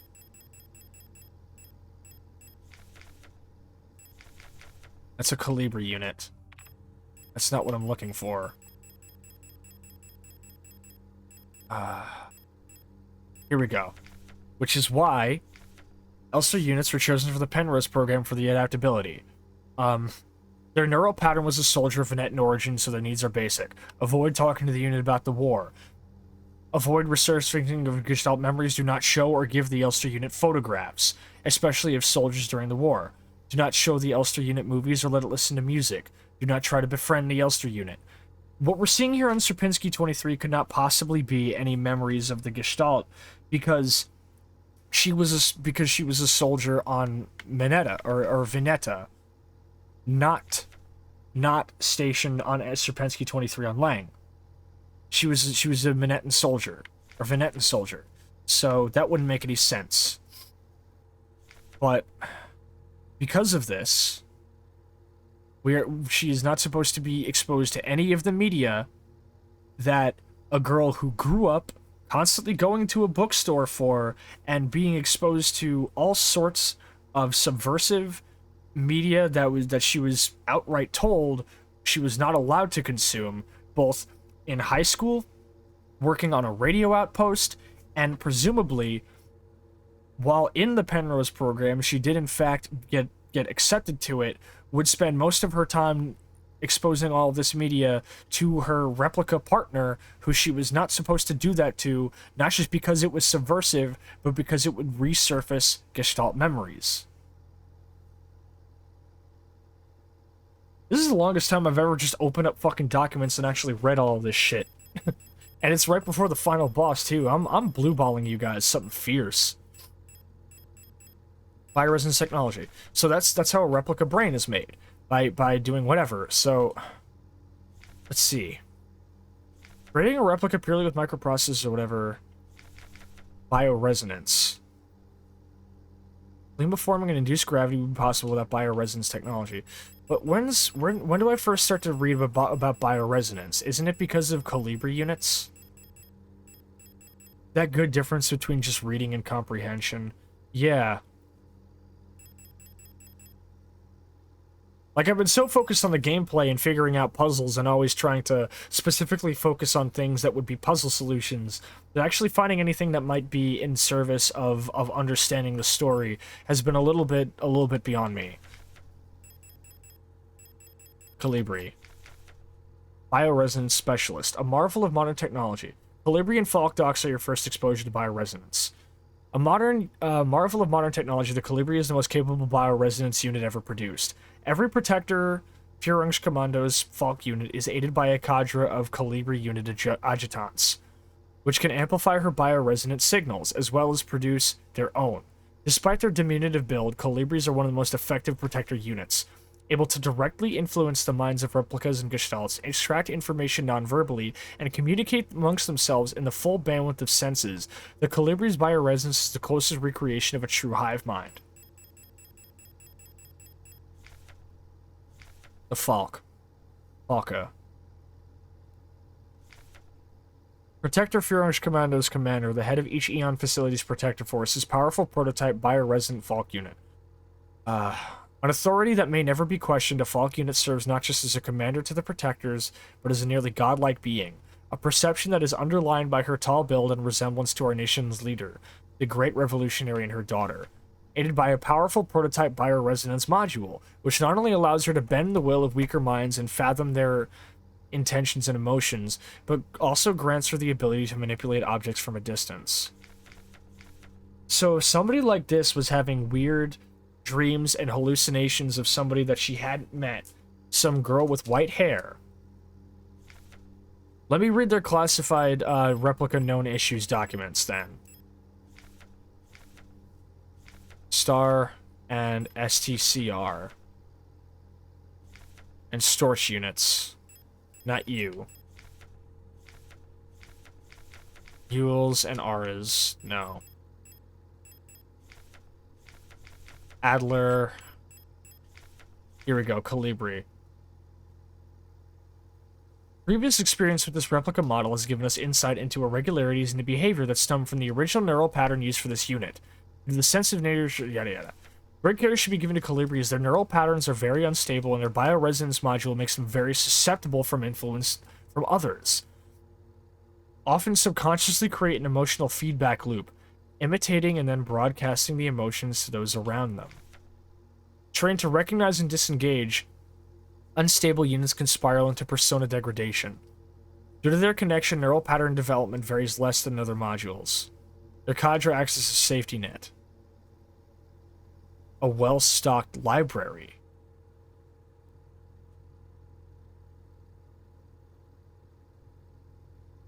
A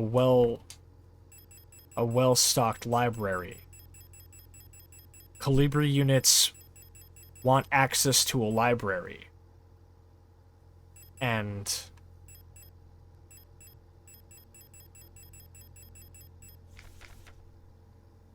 the white-haired girl working at the photo store is bioresonant.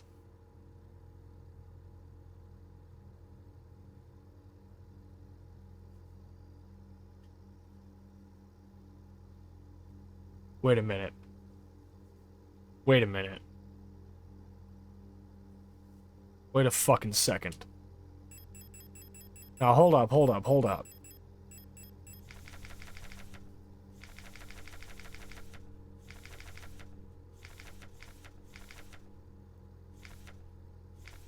Doctor's notes removed. Insomnia, bruising, premature hair whitening. White-haired girl works at photo store. Constantly visits the bookstore. It has a lot of books on the radio station.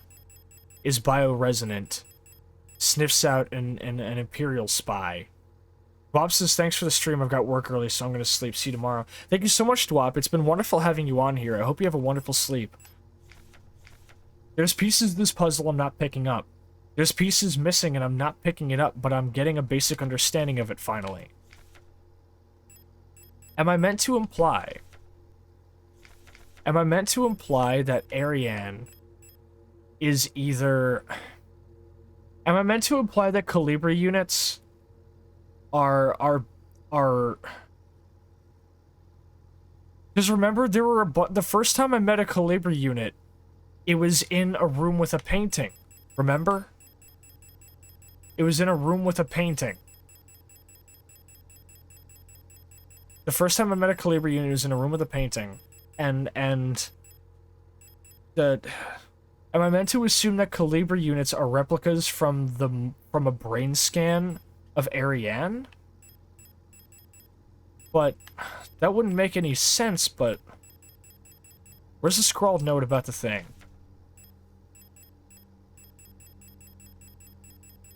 Hold up.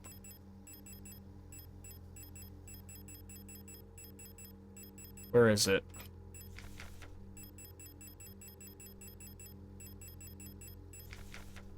Keep an eye on Adler, he's hiding. Memories of an Elster unit working on Sierpinski, but that doesn't make any sense. Where's the note talking about the Calibri unit? Look at overview Calibri. Falk's diary. Replica overview Falk. Star and Storch.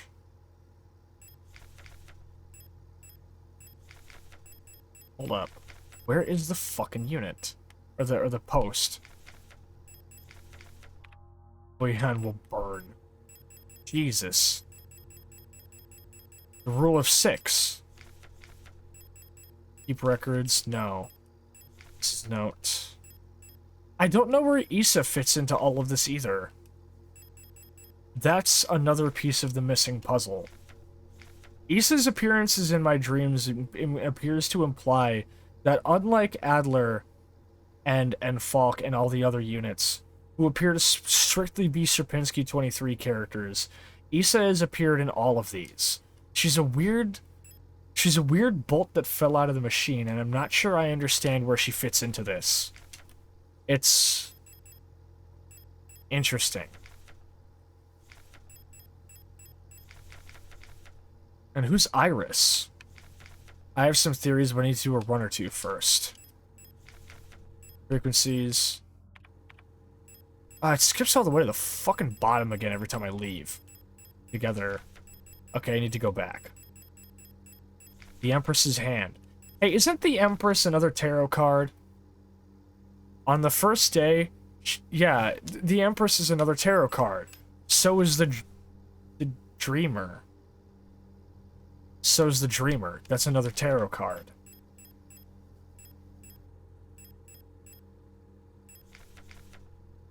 Right? I've lost my tarot deck, but... One of the Calibris is holed up in the management office. That painting is in there. I felt like my mind was being assaulted by the image of an island. Didn't we see that exact painting of an island that had the Lover's Tarot card embedded in it?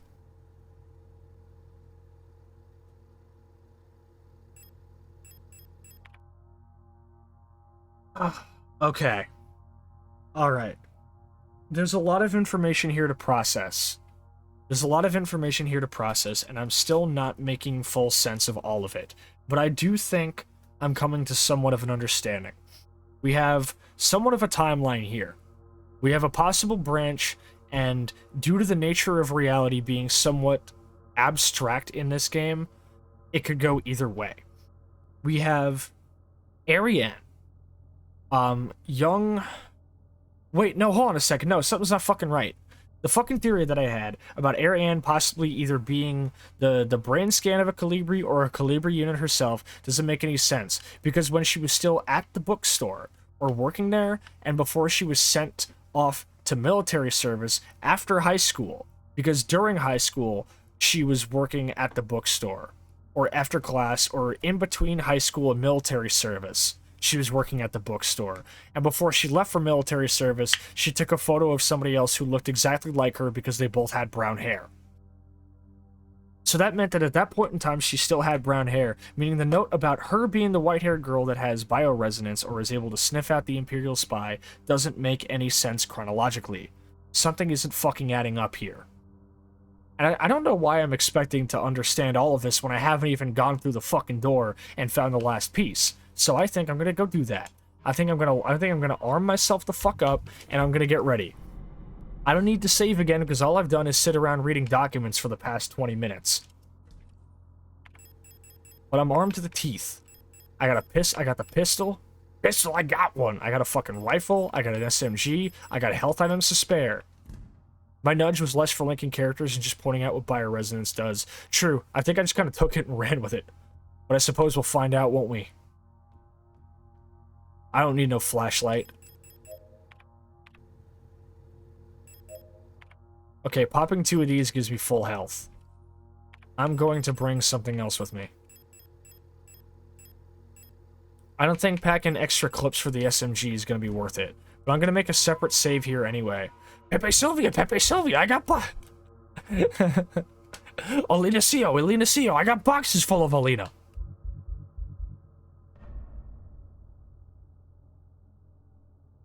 There is not a single Elster unit on this station. The girl does not exist. And then fucking Adler comes in, and he's like, not only do all of these units exist, they've been asking for their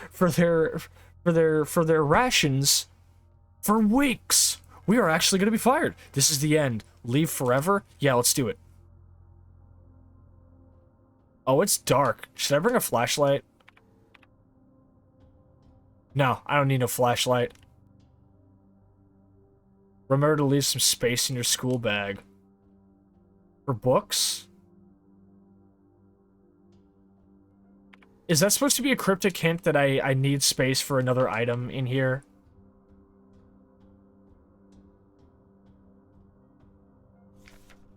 All efforts to contain this illness have been in vain. All the Gestalt workers have succumbed to it, leaving only dark shadows on walls and floors where they died. And soon all of us Replica will have lost our... I saw a shadow on the wall in the metro station. I remarked that I don't think I'd seen one of those before in-game.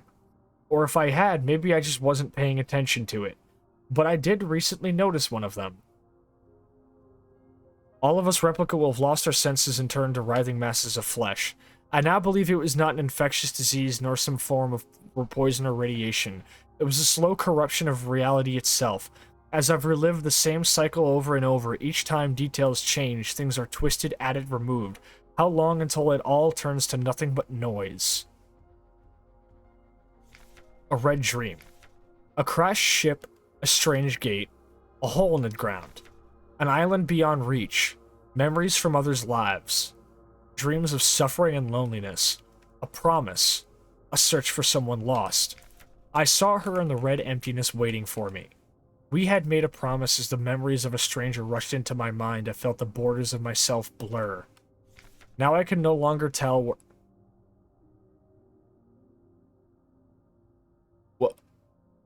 where Falk ends and Elster begins? No, hold up. That doesn't make any fucking sense. But... so no matter what... when I wake up in the shuttle, that's still somebody else's memories. What I'm... But that can't be me, because I...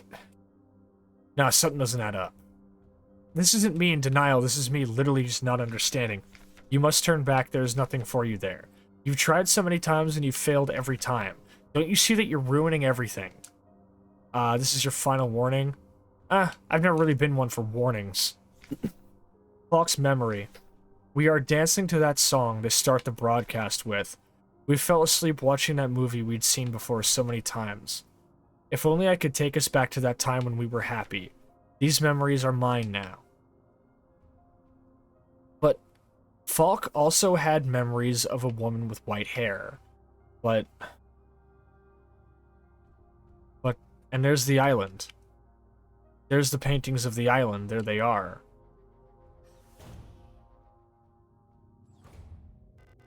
Why did you return?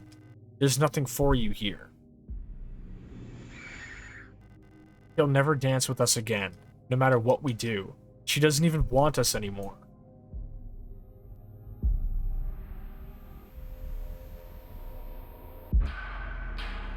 Both of us, we are incomplete. Let us become whole again.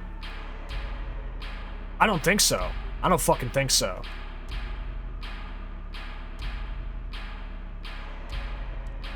Good night. Nah. Oh, okay. Wait.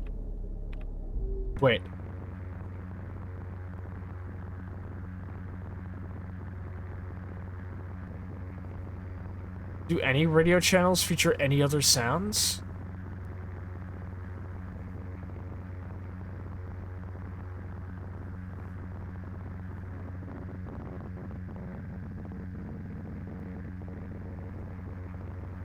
Hold up, it changes a little bit. Nah, not enough to make a difference. You thought.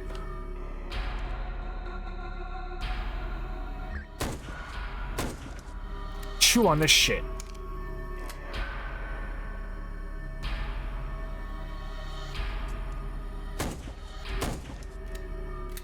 Yeah, eat this. Octung. She appears unhurtable in the state.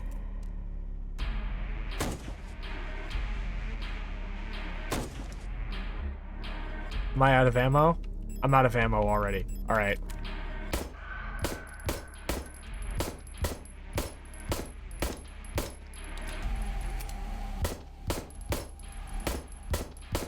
Why isn't she fighting back?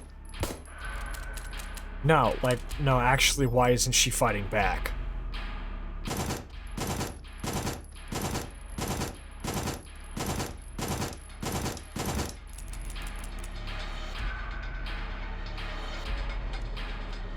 Something's not right. Oh! Pick it up. Oh, okay. Shit. She keeps hurting me with something.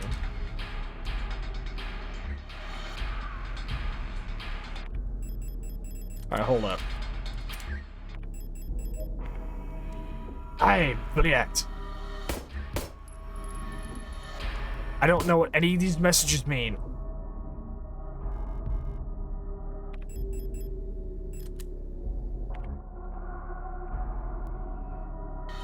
Here we go. Oh, I forgot to pack my fucking shotty, man. Hold up. Get her ass. Oh, I plan on it. Nice whiff.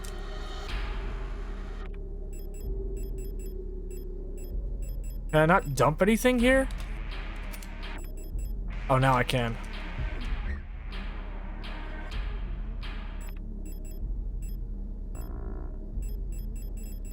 Uh-oh, okay. Well, I finally picked it up, but I don't know what it means.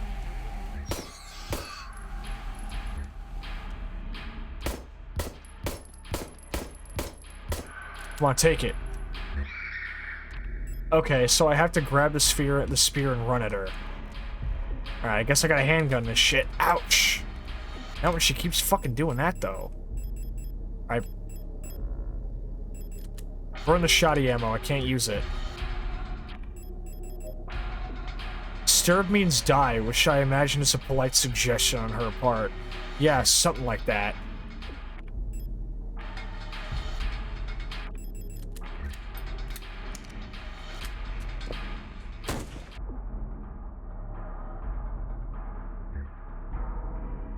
Ah, shit. No, you won't do it, you won't do it. Fuck. I'm not hurt enough to need the fucking thing. Drop.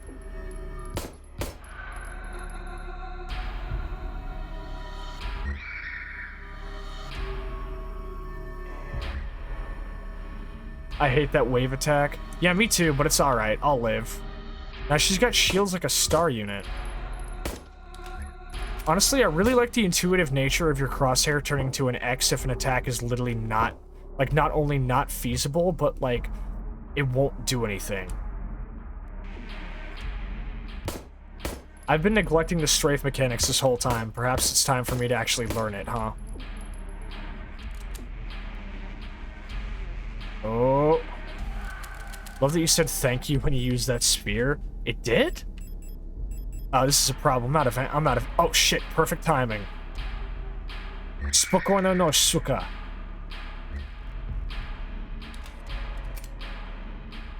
I'm not going down tonight.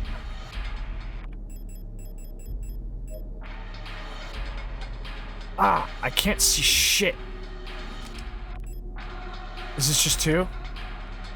Oh, yes. SMG ammo. Thank you. I'm sorry, if you think I'm fucking falling for your ads bullshit, it's not happening. I'm better than that.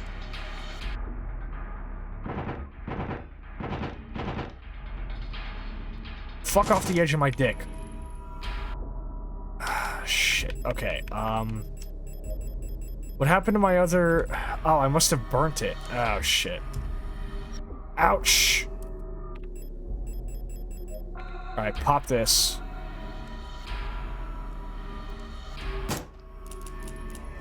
Just like me to run out of ammo at that point, huh?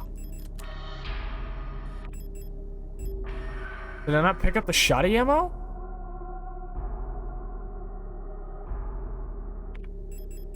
This is definitely Silent Hill boss music. Oh shit, no, I'm good. Hold up. Pick it up. Come on, go, go, go, go! Go, go, go! Oh, fuck, I missed my fucking train there, okay. Or rather, you're welcome. Got them confused. I don't think it's a matter of confusion. I think I know exactly what's going on here. Shit, I can't get close enough.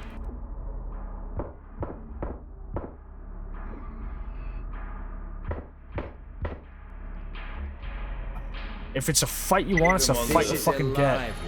Amy Doggy, thank you for the follow. Welcome, I hope you enjoy your stay. I'm in hell right now. Step up to the gun show, bitch. Ah. Alright, you win this time. Alright, I think I know what I need to... Now that I actually know what I need to do, I think I can do this a little bit better.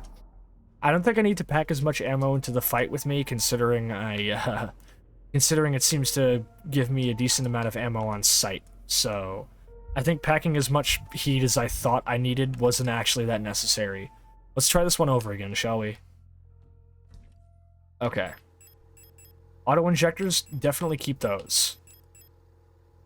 Let's drop this ammo because they give me plenty of ammo on sight. It's a shame I can't use the revolver. Here's where I put my revolver, if I had one.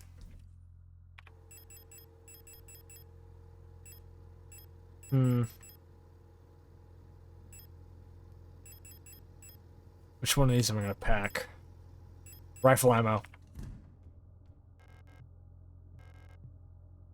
I'm gonna make this quick. I could have used more. If I had known that I had this many auto-injectors, I would have used them more. Or if I had known that they were actually, what is it, like full revive health items as well. My favorite thing about playing a survival horror game is playing it for the second time. Hello. Oh, you can hold the button to skip. Alright. The end for you, simpleton.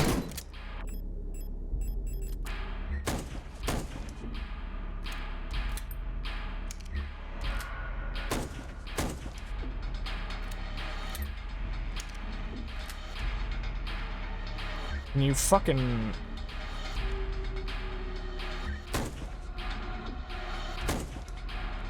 I just burnt a bunch of fucking ammo.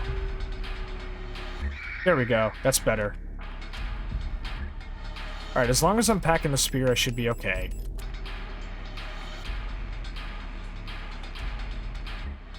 Yeah, blow it out your shiny metal ass. Get back in the fucking hospital bed.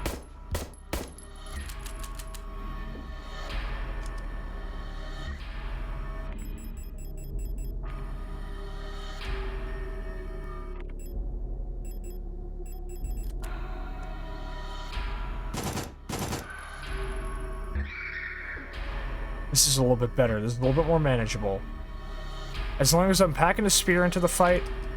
Okay, let's reload this shit. I think maybe I should actually start dealing with the ads, I think. Oh, that one hurts.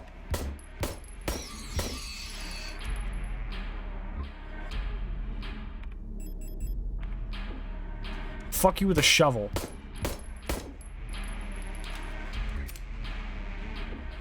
Hold up, hold up, hold up. I will be right with you.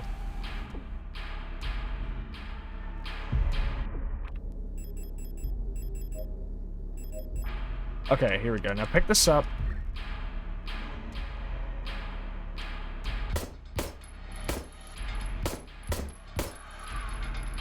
Come on, get down, get down. Horror game boss fights are always interesting. You're always so busy just trying to kill that you're not really thinking about how spooky you could be. It's spooky to watch. I think the only horror game final boss that's ever felt really, really effective to me was Silent Hill 1. With fucking the final theme is just a dentist drill. God, what a good fucking game that is. Oh. Tyrannosaurus meet Tyrannicide. Haven't read your history, have you? Just regurgitating lies. How inconvenient.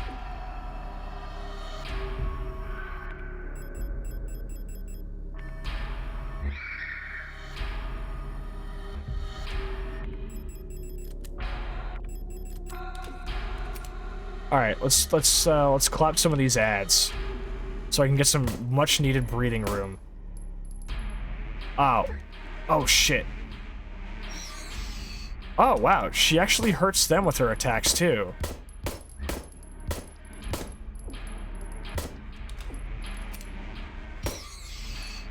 Alright, hold on. I'll take this. I'm still good on health items. What's this? Don't mind if I do. Ah, bitch.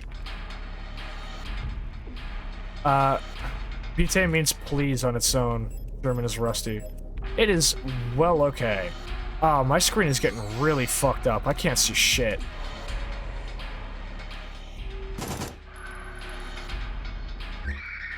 Alright, alright.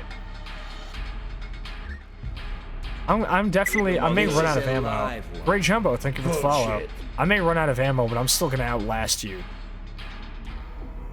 I imagine playing this game and having any degree of German knowledge probably helps a lot. It feels like I'm fighting the HUD more than the boss.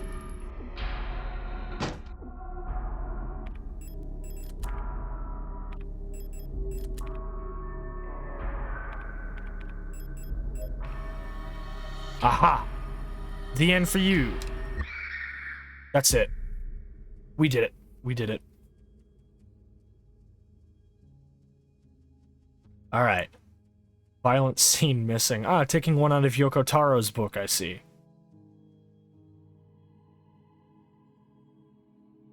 Huh? Huh?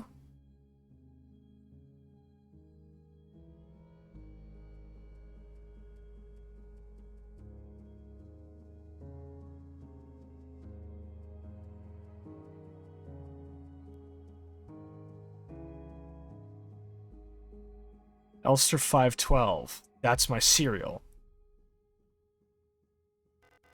Now we are one. Wait. That was your plan? Your plan was to bait me into killing you so that I could become the dominant personality or memories. You didn't want to kill me, you wanted me to kill you.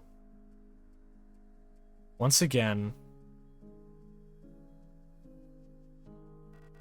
you've returned.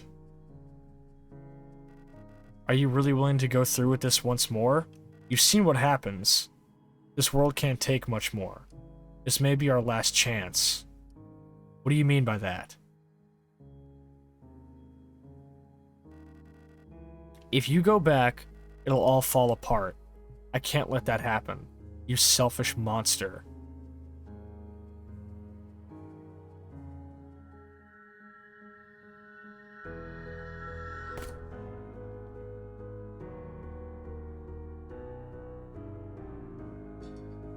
She wanted to repeat the cycle again. For what purpose? No, really, for what purpose? Well, what the fuck? You'll destroy everything. What the fuck happened to you, dude? Is she gonna go back to the ship again and rip it open and start over from the beginning again? A semi-common loading bug on that you selfish monster screen that lots of people just freeze on. There's the 512 ship. Elster 512, I've lived on it, right? She's gonna try to open it again.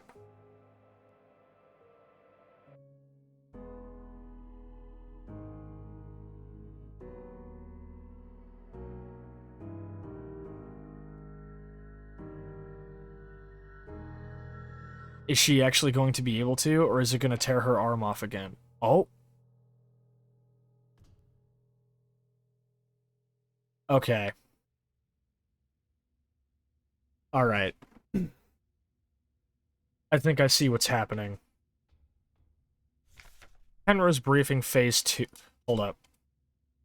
I can't access my other documents. Penrose briefing phase 2. By our calculations, 1,500 cycles of mission time will have passed when you receive this message. Congratulations, comrade. By now you should have become fully acclimatized to your new life aboard your ship. As you approach the Orc Cloud, your search for new worlds will begin. Utilizing the long-range sensors, you'll scout for variable resources, habitable worlds, or signs of alien life. Remember to rely on your replica to assist you in maintaining your vessel. We all wish you great success in your mission. The lock is defective. The last time I was here, that note said the exact same fucking thing. Adler tried to prevent us from repeating the cycle. So we killed him and continued again. He's disfigured like that because of how many times we fucking just beat his shit in every time we come through here. And here we go again. That's why the game fakes you out with the fake ending in the title again. It's why you restart on the ship again, and you restart in Sierpinski 23 again. But as each time you go a little bit deeper, you learn a little bit more. Cycle 225. When I signed up for this mission, I just wanted to get away from everything. I was sick of rot front of school of the photo store. Sick of the fake smiles and the whispering behind people's backs. When I saw the photo of that soldier, I wondered who she was. Was she happy? Was her family proud of her? Did her comrades love her? Since we looked alike, could I have been like her? But in the end, I just wanted to leave. Nothing I had done or made ever meant anything to anyone, so why bother? Here, I'm finally free. I get to be by myself and to do what I want. I can finally be happy.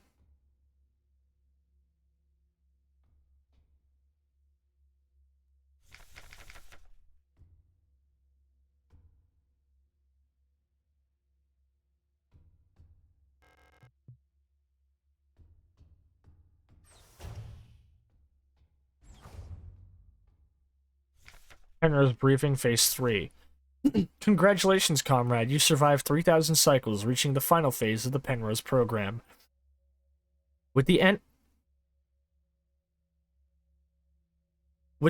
of the operational lifetime of your replica unit approaching, it is time to prepare for the final phase of your mission.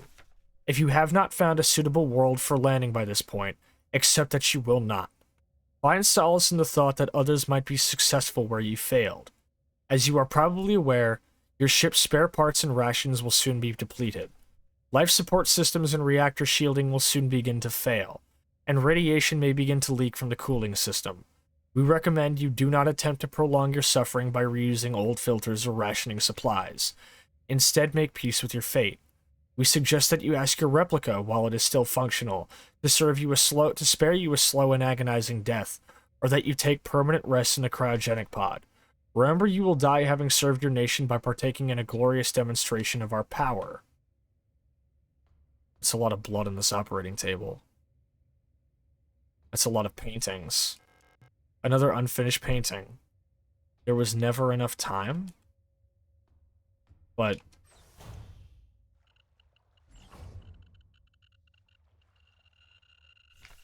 Cycle 1294. I had a strange dream. I was listening to the radio with my mother. Like back then, the numbers were on and my mother was taking notes with a book on her lap. It was that book I saw on the shop window of the bookstore where the twins lived. The one with the yellow-hooded figure on the cover. The King in Yellow? When I went there to buy it, it was gone. And Erica said that the protectors had confiscated it. Or was it Issa? I can't remember. Wait, is Issa the nickname of Isolde? Isolde is Issa. They're the same person? Because that explains a lot. She was looking for Erica, her sister. That's what was happening. Cycle 1840. Everything is always the same. I feel like I'm trapped inside this ship. I know every bolt on every panel in every room of it. I've seen everything. I've done everything there is to do in here. I can't concentrate on anything. It's like there's this fog inside my head, and whenever I try to do anything, I just can't fucking focus. I want to go outside. I want to breathe fresh air. I want to feel wind on my face and in my hair. She's going stir crazy, I see. Cycle 2503. I think I lost more hair. I'm sitting here getting older. Every time I wake up, I feel older, weaker, and sicker. I get out of breath so easily and my back hurts when I sit down. How much longer will this go on? It feels like I'm slowly dying.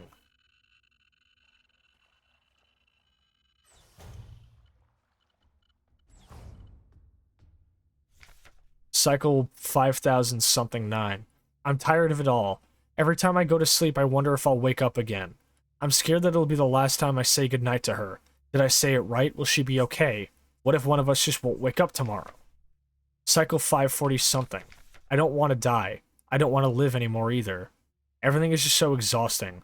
I just want to lie down and disappear. I just want to sleep. Please just let me sleep. I can't read that last one. I can't. What?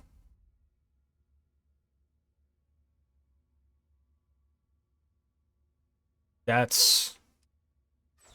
Can I go somewhere else, please? Wait, no, shit! Shit! Oh, fuck, I missed something. I missed something. Can I go back? Can I go back? Is there an autosave? Remember... Fuck. Oh, fuck, I accidentally hit the wrong button. I accidentally hit the button to go ahead. I missed something in the other fucking room. Shit. Ah. Ariane. Elster. So is Ariane reality? Ariane, so this must be reality. I was having dreams of being a Falk. You have to do it. It's time for this to end. The promise... Is the promise to kill her?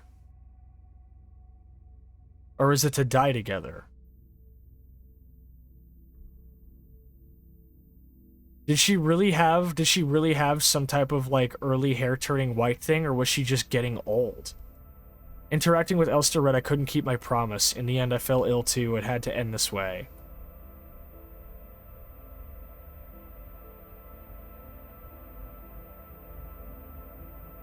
I don't like the imagery of that timer. Oh, yep. The promise is to end her suffering.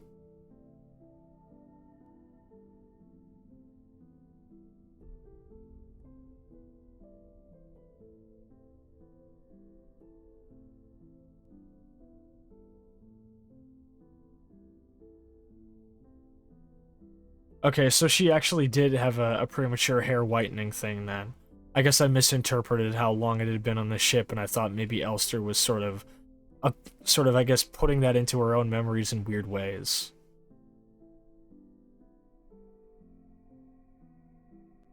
So that was it. There's the title screen. She was having dreams of being a Falk unit on Sierpinski 23. In actuality, she was stationed with Ariane on this ship. They never found another world to go to, and they died together.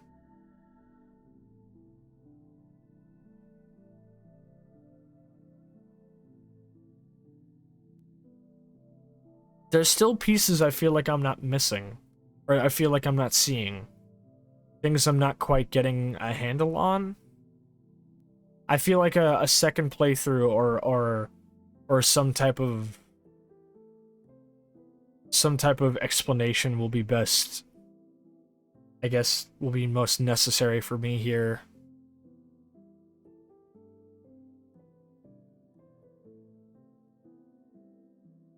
Would you like me to give you a small hint related to that thought? Yes, please. I can trust you to give me a good one, I think.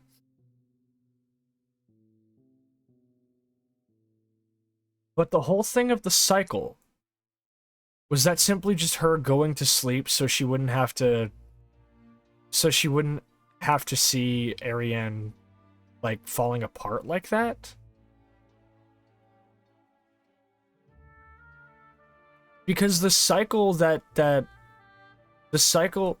there's a secret ending involving that safe. Right, because I saw it, and as soon as I actually picked up a copy of The King in Yellow, I couldn't interact with it anymore. And any ability... Is this licensed music, by the way? Is this going to be copyrighted? Do I have to turn this off? I'm going to turn it down just in case.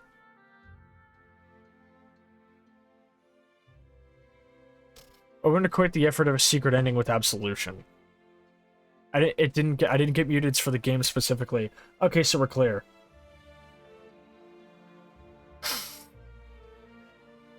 What I'm not getting is that Adler seemed to equate waking up in reality on the shuttle again with continuing some type of cycle. And she... But what would he have wanted? Did he want her to just die? Because he was a figment of her imagination. Everybody on Sierpinski 23 wasn't actually real. But where was she getting this idea of Sierpinski 23 if she'd never been to it before?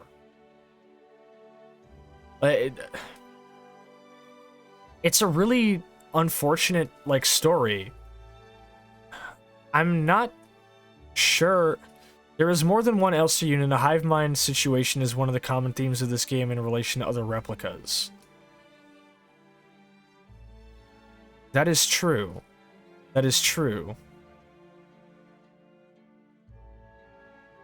But stretching across the vast reaches of space? In order to really, I think, resonate hardest with this, I think there are answers I still need. The potential of shared memories due to one Elster unit developing them. Spiral, what are you up to after this? I might want to pick your brain about this.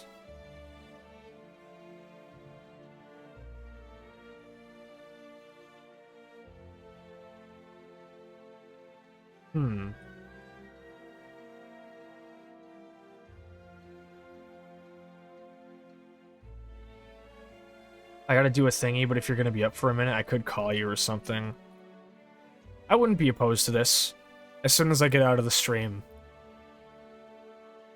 Like, I really love this game and its music and its atmosphere and its gameplay. And its story is really cool. But I'm struggling to get that sort of emotional. I'm struggling to. Don't want to keep you up late. Don't worry about it. If I gave a shit, I wouldn't have offered. But I'm struggling to get that. What is it? I'm struggling to get that sort of like emotional resonation with it that, like, you know, really gave me a strong reaction like Silent Hill 2 does. Simply because I'm kind of without answers. I'm simply kind of without answers, and because of that, I don't really feel like I understand much. And because I don't feel like I understand, it's hard for me to really sort of place myself into it, I guess. I think I need... So there are other endings. There are other endings. Is this proposed secret ending with the safe the only one? Catharsis? Presumably. Like, maybe... I don't want to sit here and justify why I'm not having the same sort of emotional reaction that a lot of people that I know have had. I think I'll need to sit with it. I think I'll need to sit with this and play it again on my own time. There are 3 standard endings and 1 secret one. So I'm correct then. I've received the good, quote-unquote, ending. Good endings in horror games are always in quotes, aren't they? I think I will need to sit with this one and really sort of, go through it again a couple more times. I think I need to really, really digest it. Because I think the setting of playing it for a stream means that really being able to take everything in wasn't quite exactly optimal for me. I think I'm going to need more before I can really sort of like really, you know, like swallow everything whole. Let me read Breakfast interpretation. One can interpret the presentation of Sierpinski as a hell that Ariane didn't want to go to. But if bioresonance has a beacon and retransmit property as stated, then Falk's interaction beyond the threshold was the memories and dreams of 2 people who wanted to find each other, and she lost herself in that longing as it consumed her. Interesting.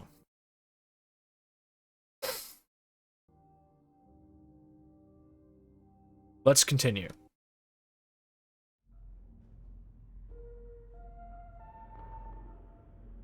The significance of the no, like, you know, call could not be completed sound as well. There are still yet more loose ends that I feel like have not been tied up.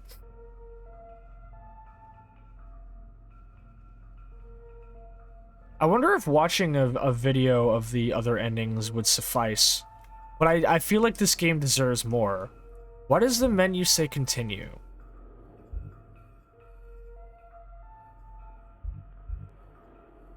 Begin anew for starting a new game and loading existing game. There's no autosave before that last area.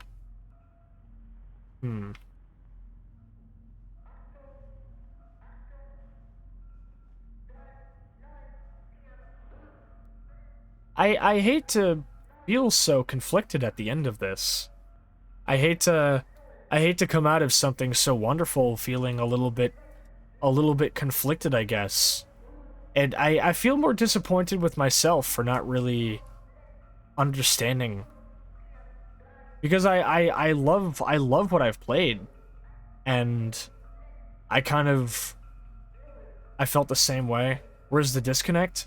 Just again, as I guess I just don't understand. I didn't really come out of it with the kind of, like, emotional response that a lot of people had told me I would probably have.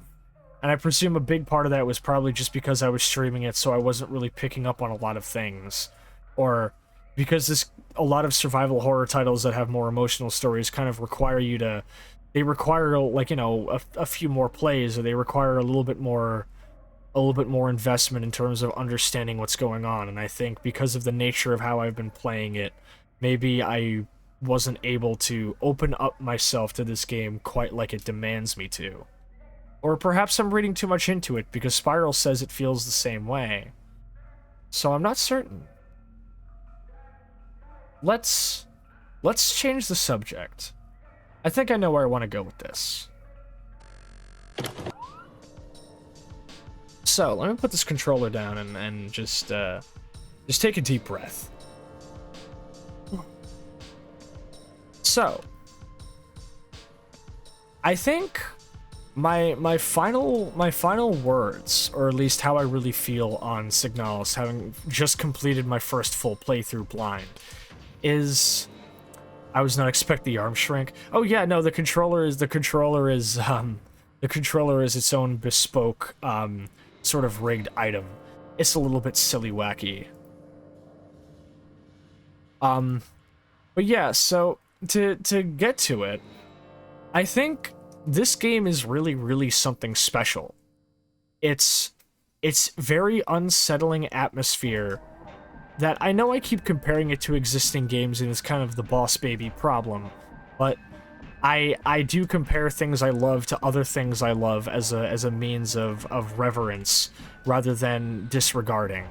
And I think the story did really give me a lot of Silent Hill vibes in terms of it sort of like focusing around like strong emotions and your own memories and the nature of trauma and things like that and relationships. Signalis' story is very Silent Hill in a way that I think, honestly, I would put this game up there with Cry of Fear as being like legitimately one of the great successors to Silent Hill as a series. Like, personally, I know that my reaction to the ending was middling because I struggled to sort of understand the context of everything that I experienced, and I struggled to place myself within it due to sort of like the nature. I imagine maybe a bit of it was also shock as well, because I mean, when I finished Silent Hill 2 for the first time, I didn't quite have that, you know, emotional reaction I had when I streamed it last year. I think a lot of these things kind of take time. There's a lot to unpack here. I think, in spite of the fact that my initial responses to the story ending might have been sort of like bafflement, because of what I know for a fact the story is playing with, because of what I know for a fact this game has shown me in terms of its gameplay, its narrative elements, its atmosphere, Signalis stands up with titles like Lost in Vivo and Cry of Fear as being great successors to Silent Hill and Resident Evil. Signalis is... It's hard to say it without sounding really silly, but like, no, legitimately, I shit you guys not, if I didn't have work tomorrow, I'd start a new fucking save right now as soon as the stream ended. No cap. No shit, I would do that if I didn't have work tomorrow. In fact, I think when I come home from work tomorrow, I'll probably do that. At least maybe once I finish Resident Evil 8. Because I've had quite a survival horror overload tonight, as it seems. Let me read samples quick, real thing. Let's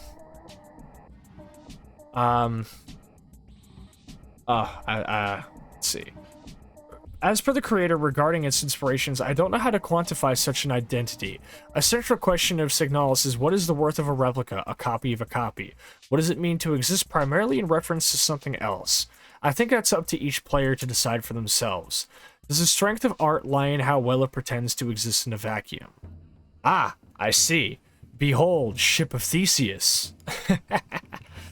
No, without wishing to sound too much like a dick rider or too much like I'm kind of trying to overcompensate for my confusion, I legitimately consider Signalis, like, from what I've seen of it on my first run through, I personally, I can absolutely see why everyone was trying to show me this game and why I feel honestly a little bit calloused for not, you know, diving into it sooner.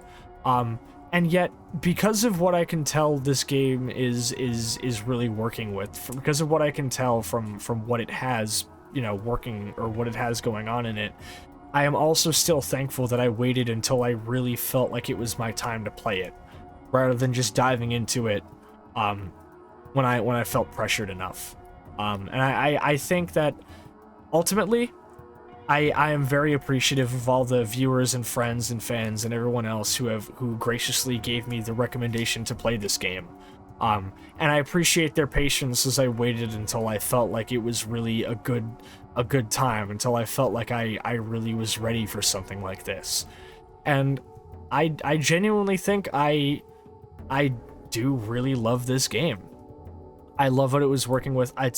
Even if I didn't quite get its game, like if I didn't quite get its story on the first run through, which happens with just about any game, really. Do you know how many fucking videos and what is it, wiki articles and things I had to read before I finally started to grasp Nier Automata, before I finally started to sort of like place it onto myself and understand what it meant to me. These things will take time. And ultimately, I consider that to be the mark of something really good, the mark of something that really has a lot to say.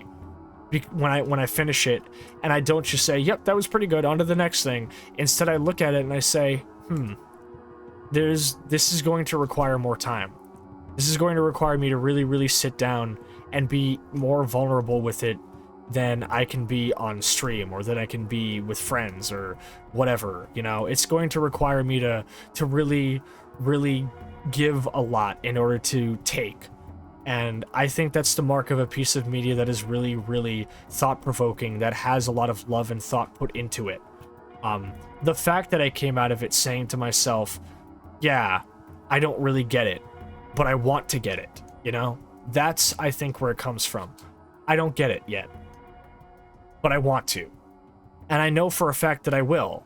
Once I've sat down and powerbombed enough Shikari and played through it enough and really started to sort of like understand by being vulnerable enough to place myself within it, I think that's when I will really, really start to appreciate this. And I appreciate it from a design and gameplay perspective, but to appreciate it from an emotional perspective, I have more of myself to give to it before it can have enough of itself to give to me. And I respect that. And I can't wait. What a silly thing I'm about to say. I can't wait till the stream's over so I can start giving more of myself to it. Because its gameplay is fucking immaculate. That classic Resident Evil gameplay of you will never kill every enemy. You have to figure your shit out. You have to keep your shit on lock and understand it. You have to explore everything. You can't just fuck around and do nothing. You know, it's the atmosphere, the impeccable atmosphere of the audio, of the enemy designs, right? I don't know what the fuck that horrible thing with the cone head was, and I don't know if it's ever been explained, but those things were fucked up. The horrible fucking bloodborne cage monster? Jesus, dude. Like, even the final boss, you can see it bleeds Silent Hill influence in a really, really irreverent way. And I love that. I love what it has to offer. I love that. I love its design, its aesthetic. Everything about it was absolutely impeccable. And honestly, fucking hats off to the developers of this game, because again, they created something that I think we're going to have people talking about this for a very, very long time.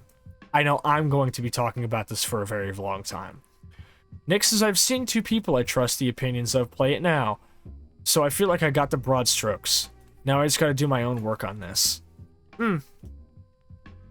I'm happy I didn't look into anybody else's playthroughs, and I waited. But a lot of people kind of are able to best understand whether or not they'll enjoy something by seeing somebody else get it. Because as much as I think, in some cases you can somewhat equate watching somebody play something with playing it. And to a degree, spoilers is something a lot of people worry about.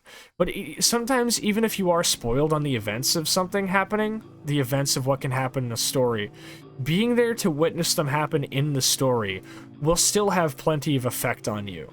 There is a big difference between knowing about something and seeing it happen. And honestly, Nix, I can't wait for when you play it. Spiral says, I hold this game with the same degree of reverence as Undertale. It's for it in terms of its narrative's impact on my worldview. Spiral, you gotta play Cry of Fear. You gotta play Cry of Fear. I can't wait to see you play Cry of Fear. I'll fucking play Cry of Fear with you if you want. I'll have you on for a Cry of Fear playthrough or something. Because in terms of like narrative, and how I feel about something, This is giving me very Cry of Fear vibes. It's very Cry of Fear to me. I don't really know if I could compare this in terms of narrative, like narrative overall philosophy to Undertale, because Undertale is a very hopeful game, and this game feels kind of hopeless.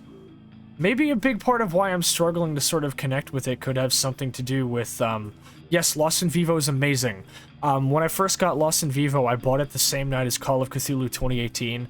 I played Lost in Vivo while I waited for Call of Cthulhu to install. The 5 minutes I played of Lost in Vivo were scarier to me than the 4 hours I sunk into Call of Cthulhu. Lost in Vivo had me jumping through the fucking ceiling. It is an amazing piece of game.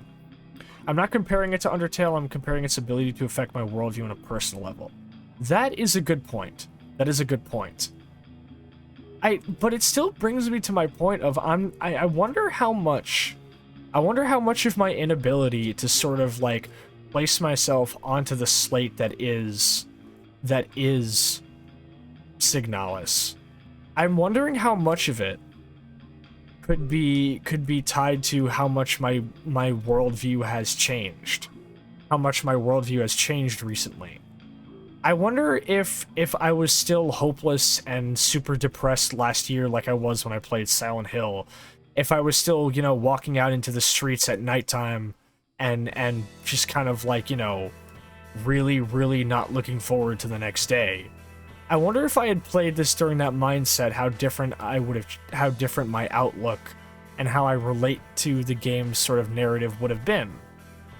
I wonder if the fact that because I've adopted a more hopeful outlook, and because I view the universe as beautiful rather than dark and unsympathetic and scary. I wonder if the fact that I've sort of like tried to adopt a more hopeful and sort of indomitable spirit sort of worldview, I wonder if that has changed, or if that may have changed how I could have related to this game had I played it a year ago, which wouldn't have been possible because it just came out. But I'm not sure. Maybe if I sit down for a weekend, maybe if I sit down for a week and I listen to a whole lot of counterparts and I sit down and play it, maybe it might change how I view it. These are all things I'm going to take plenty of time to sit down and with myself and sort of think about, and I all of my friends who have played it, I would love to sit down and pick your brains about this. Bex says, I was busy so I couldn't lurk like I wanted, but I hope you've had a good stream, Chacha. Thank you! It's wonderful to see you up in here tonight. I hope you're having a good night as well. Patch says, you tried to force the worldview, you nosy prick! God. Let's talk, and no baloney. Nick says, while the game is dark, I feel the overall story is one of love between the main characters. That is true. It is more of like a thing about sort of like how love can sort of transcend the sort of like unsympathetic, you know, sort of emptiness of the universe. Maybe if I approach it from that standpoint, if I approach it from viewing it as being about that, perhaps it can really tug on my heartstrings more if I approach it from that perspective. Breakfast says there's a lot of themes of the connection and disconnection of love and unity between pairs in a hopeless situation. Elster and Ariane, Issa and Erica, Adler and Falk, even the Star and Yule in the mine. That is true, because I was like trying to just kind of like run through and survive. I was missing a lot of important things. So I think I'm on my second run. Don't throw that interpretation back into the subconscious, you shysters. You're crazy. They're not gamers. They don't understand. Nick says, if what I think happened is what went down, I think it's beautiful and horrid at the same time. Things that can be both beautiful and terrible are pieces of media that I am forever in love with. Songs like Elegy of Extinction or Hexagram by Deftones. Pieces of media that highlight how the natural order of the world can be beautiful in how it can play itself out before us, but ultimately what happens as a result of it can be horrible. Things like love and death. these are sort of things and concepts I've grappled onto and taken a tight hold on recently. And I'm sure a lot of people in my close friend group have taken notice. Don't worry about these patterns in meetings, just pareidolia. See? It's the fucking game literally fucking mocking you. Being like, you're reading too much into it. You're reading too much into it, dipshit. Honestly, I respect that. I respect a game that literally just outright says, your English teachering it's stupid. I don't think that's what Signalis is doing in this case. But it is a funny little concept to toy around with. Spiral says, I can't wait to write more deeply about this game in the future. I can't wait to talk with you about it. I think tomorrow after work Spiral, after work, can I just fucking chat with you about this after work? Because I'll hit you up around the best optimal times. I would love to sit down with you and talk about this while I finish up RE8. And then I'll have enough time to really dig more into Signalis. Because I'll probably have burnt myself out on RE8 by then. Ultimately, while I did state that I think that the nature of playing this on stream may have sabotaged my ability to connect with it emotionally to a certain degree, because of the level of emotional vulnerability that you're required to really be able to engage with a piece of media like this. In spite of me being very emotionally vulnerable on stream lately, if the last, couple of Stalker streams are anything to go by, I think it is important to note that while I still wasn't really able to be as emotionally vulnerable as I liked, even though I was really kind of trying my best to do that whenever I got into sitting down and reading the lore, I think I'm ultimately extremely grateful that my first run through of this was streaming it, because if I'm being perfectly honest with you guys, had I not streamed it, I think I would have probably picked it up, burned played it for fucking 10 hours on the first day, burnt myself out on it, and then just gone back to playing Nightmare Reaper or Synthetic, and not picked it up again for a couple of months at least. Because that happens. It happens all the fucking time. So, while streaming it, I think had a couple of downsides in terms of sort of making it difficult to place myself into it, as so I would at the very least be in a good headspace for streaming. And I also ended up forgetting a lot of things, like the significance of names, characters, and their backstories, as well as just a lot of other important concepts. I think the fact that streaming it every week resulted in me healthily spacing out my sessions so I didn't burn myself out on it and just put off playing it potentially forever. So I would like to state that no matter what, I was happy I streamed this. And again, I am extremely happy for everyone who graciously came to me and said, hey Sasha, I think you would love this. Because of all of you, I really found something that I know for a fact I'm going to sink my teeth in so much more in the coming weeks. And I think I'm going to really, really come to love this more than I already do. My love for Signalis is very surface level because of how much I enjoyed its survival horror gameplay and aesthetic, but I know that as I sink my teeth into it more, I'm really, really going to love its story and its world and its narrative. But I do need to sink my teeth in. I need to sit down, I need to set the table, put on some good music, and really, really just wine and dine it. I need to wine and dine this game, on the Diamond Mine grind. So, with that said, I think it's time to play us out, because we are approaching our 5th hour, and it is almost 1 a.m., and I do have work tomorrow. So let me see who we can raid out to. We have a myriad of people. Let me find someone. Is that really all we got, huh? Let me see. There's gotta be more than this. It's Barry, Strubly. You know what? Let's do Strubly. I want to say hi to Strubly. Let's go say hi to that silly motherfucker. Breakfast says, thanks for streaming. Thank you for tuning in. It means a lot. Nick says, have a lovely night, Sasha. You as well. What's our raid message gonna be? How about wine and dine? Wait, hold up. Hold up, this is gonna be so fucking goofy. This is gonna be so goofy.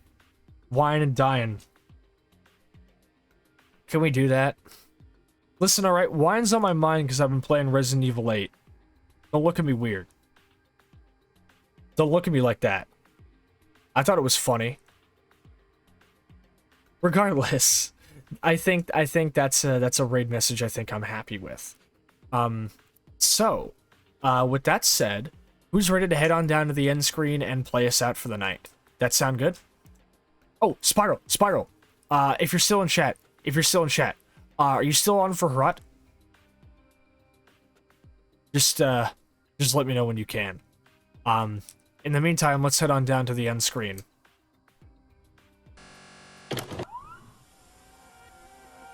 So, let me set up that raid for Strubly. I haven't said hi to him. I don't think I've actually raided him before, which is very good that I'll finally get a chance to do this tonight. So, there's your raid message as usual, and of course, if you don't have those emotes, feel free. Yes, I am perfect. Okay, so if you don't have those emotes, feel free to use any emotes you do have. This week, look forward to more Stalker Anomaly on Tuesday as always. We are not doing anything on Thursday, but on Friday, I'm doing a fucking double feature.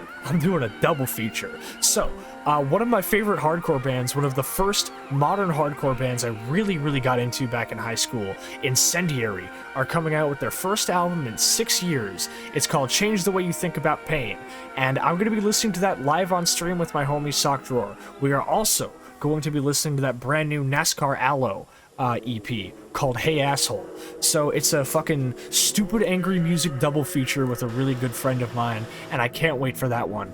So look forward to that on Friday. And on Sunday then, me and Spiral are going to be playing Harut, that new boomer shooter that came out, or formally finished development. Basically just Slavquake. So look forward to that. All of these will be at 8 p.m. EST. You know it. Go down and follow me in the Twitter and my About section if you want to see more or updates on any of this. And feel free to join our community Discord to hang out with us. That is going to do it. See you next time. Have a wonderful night. Be safe. Be good to yourselves. I love you all. Mwah.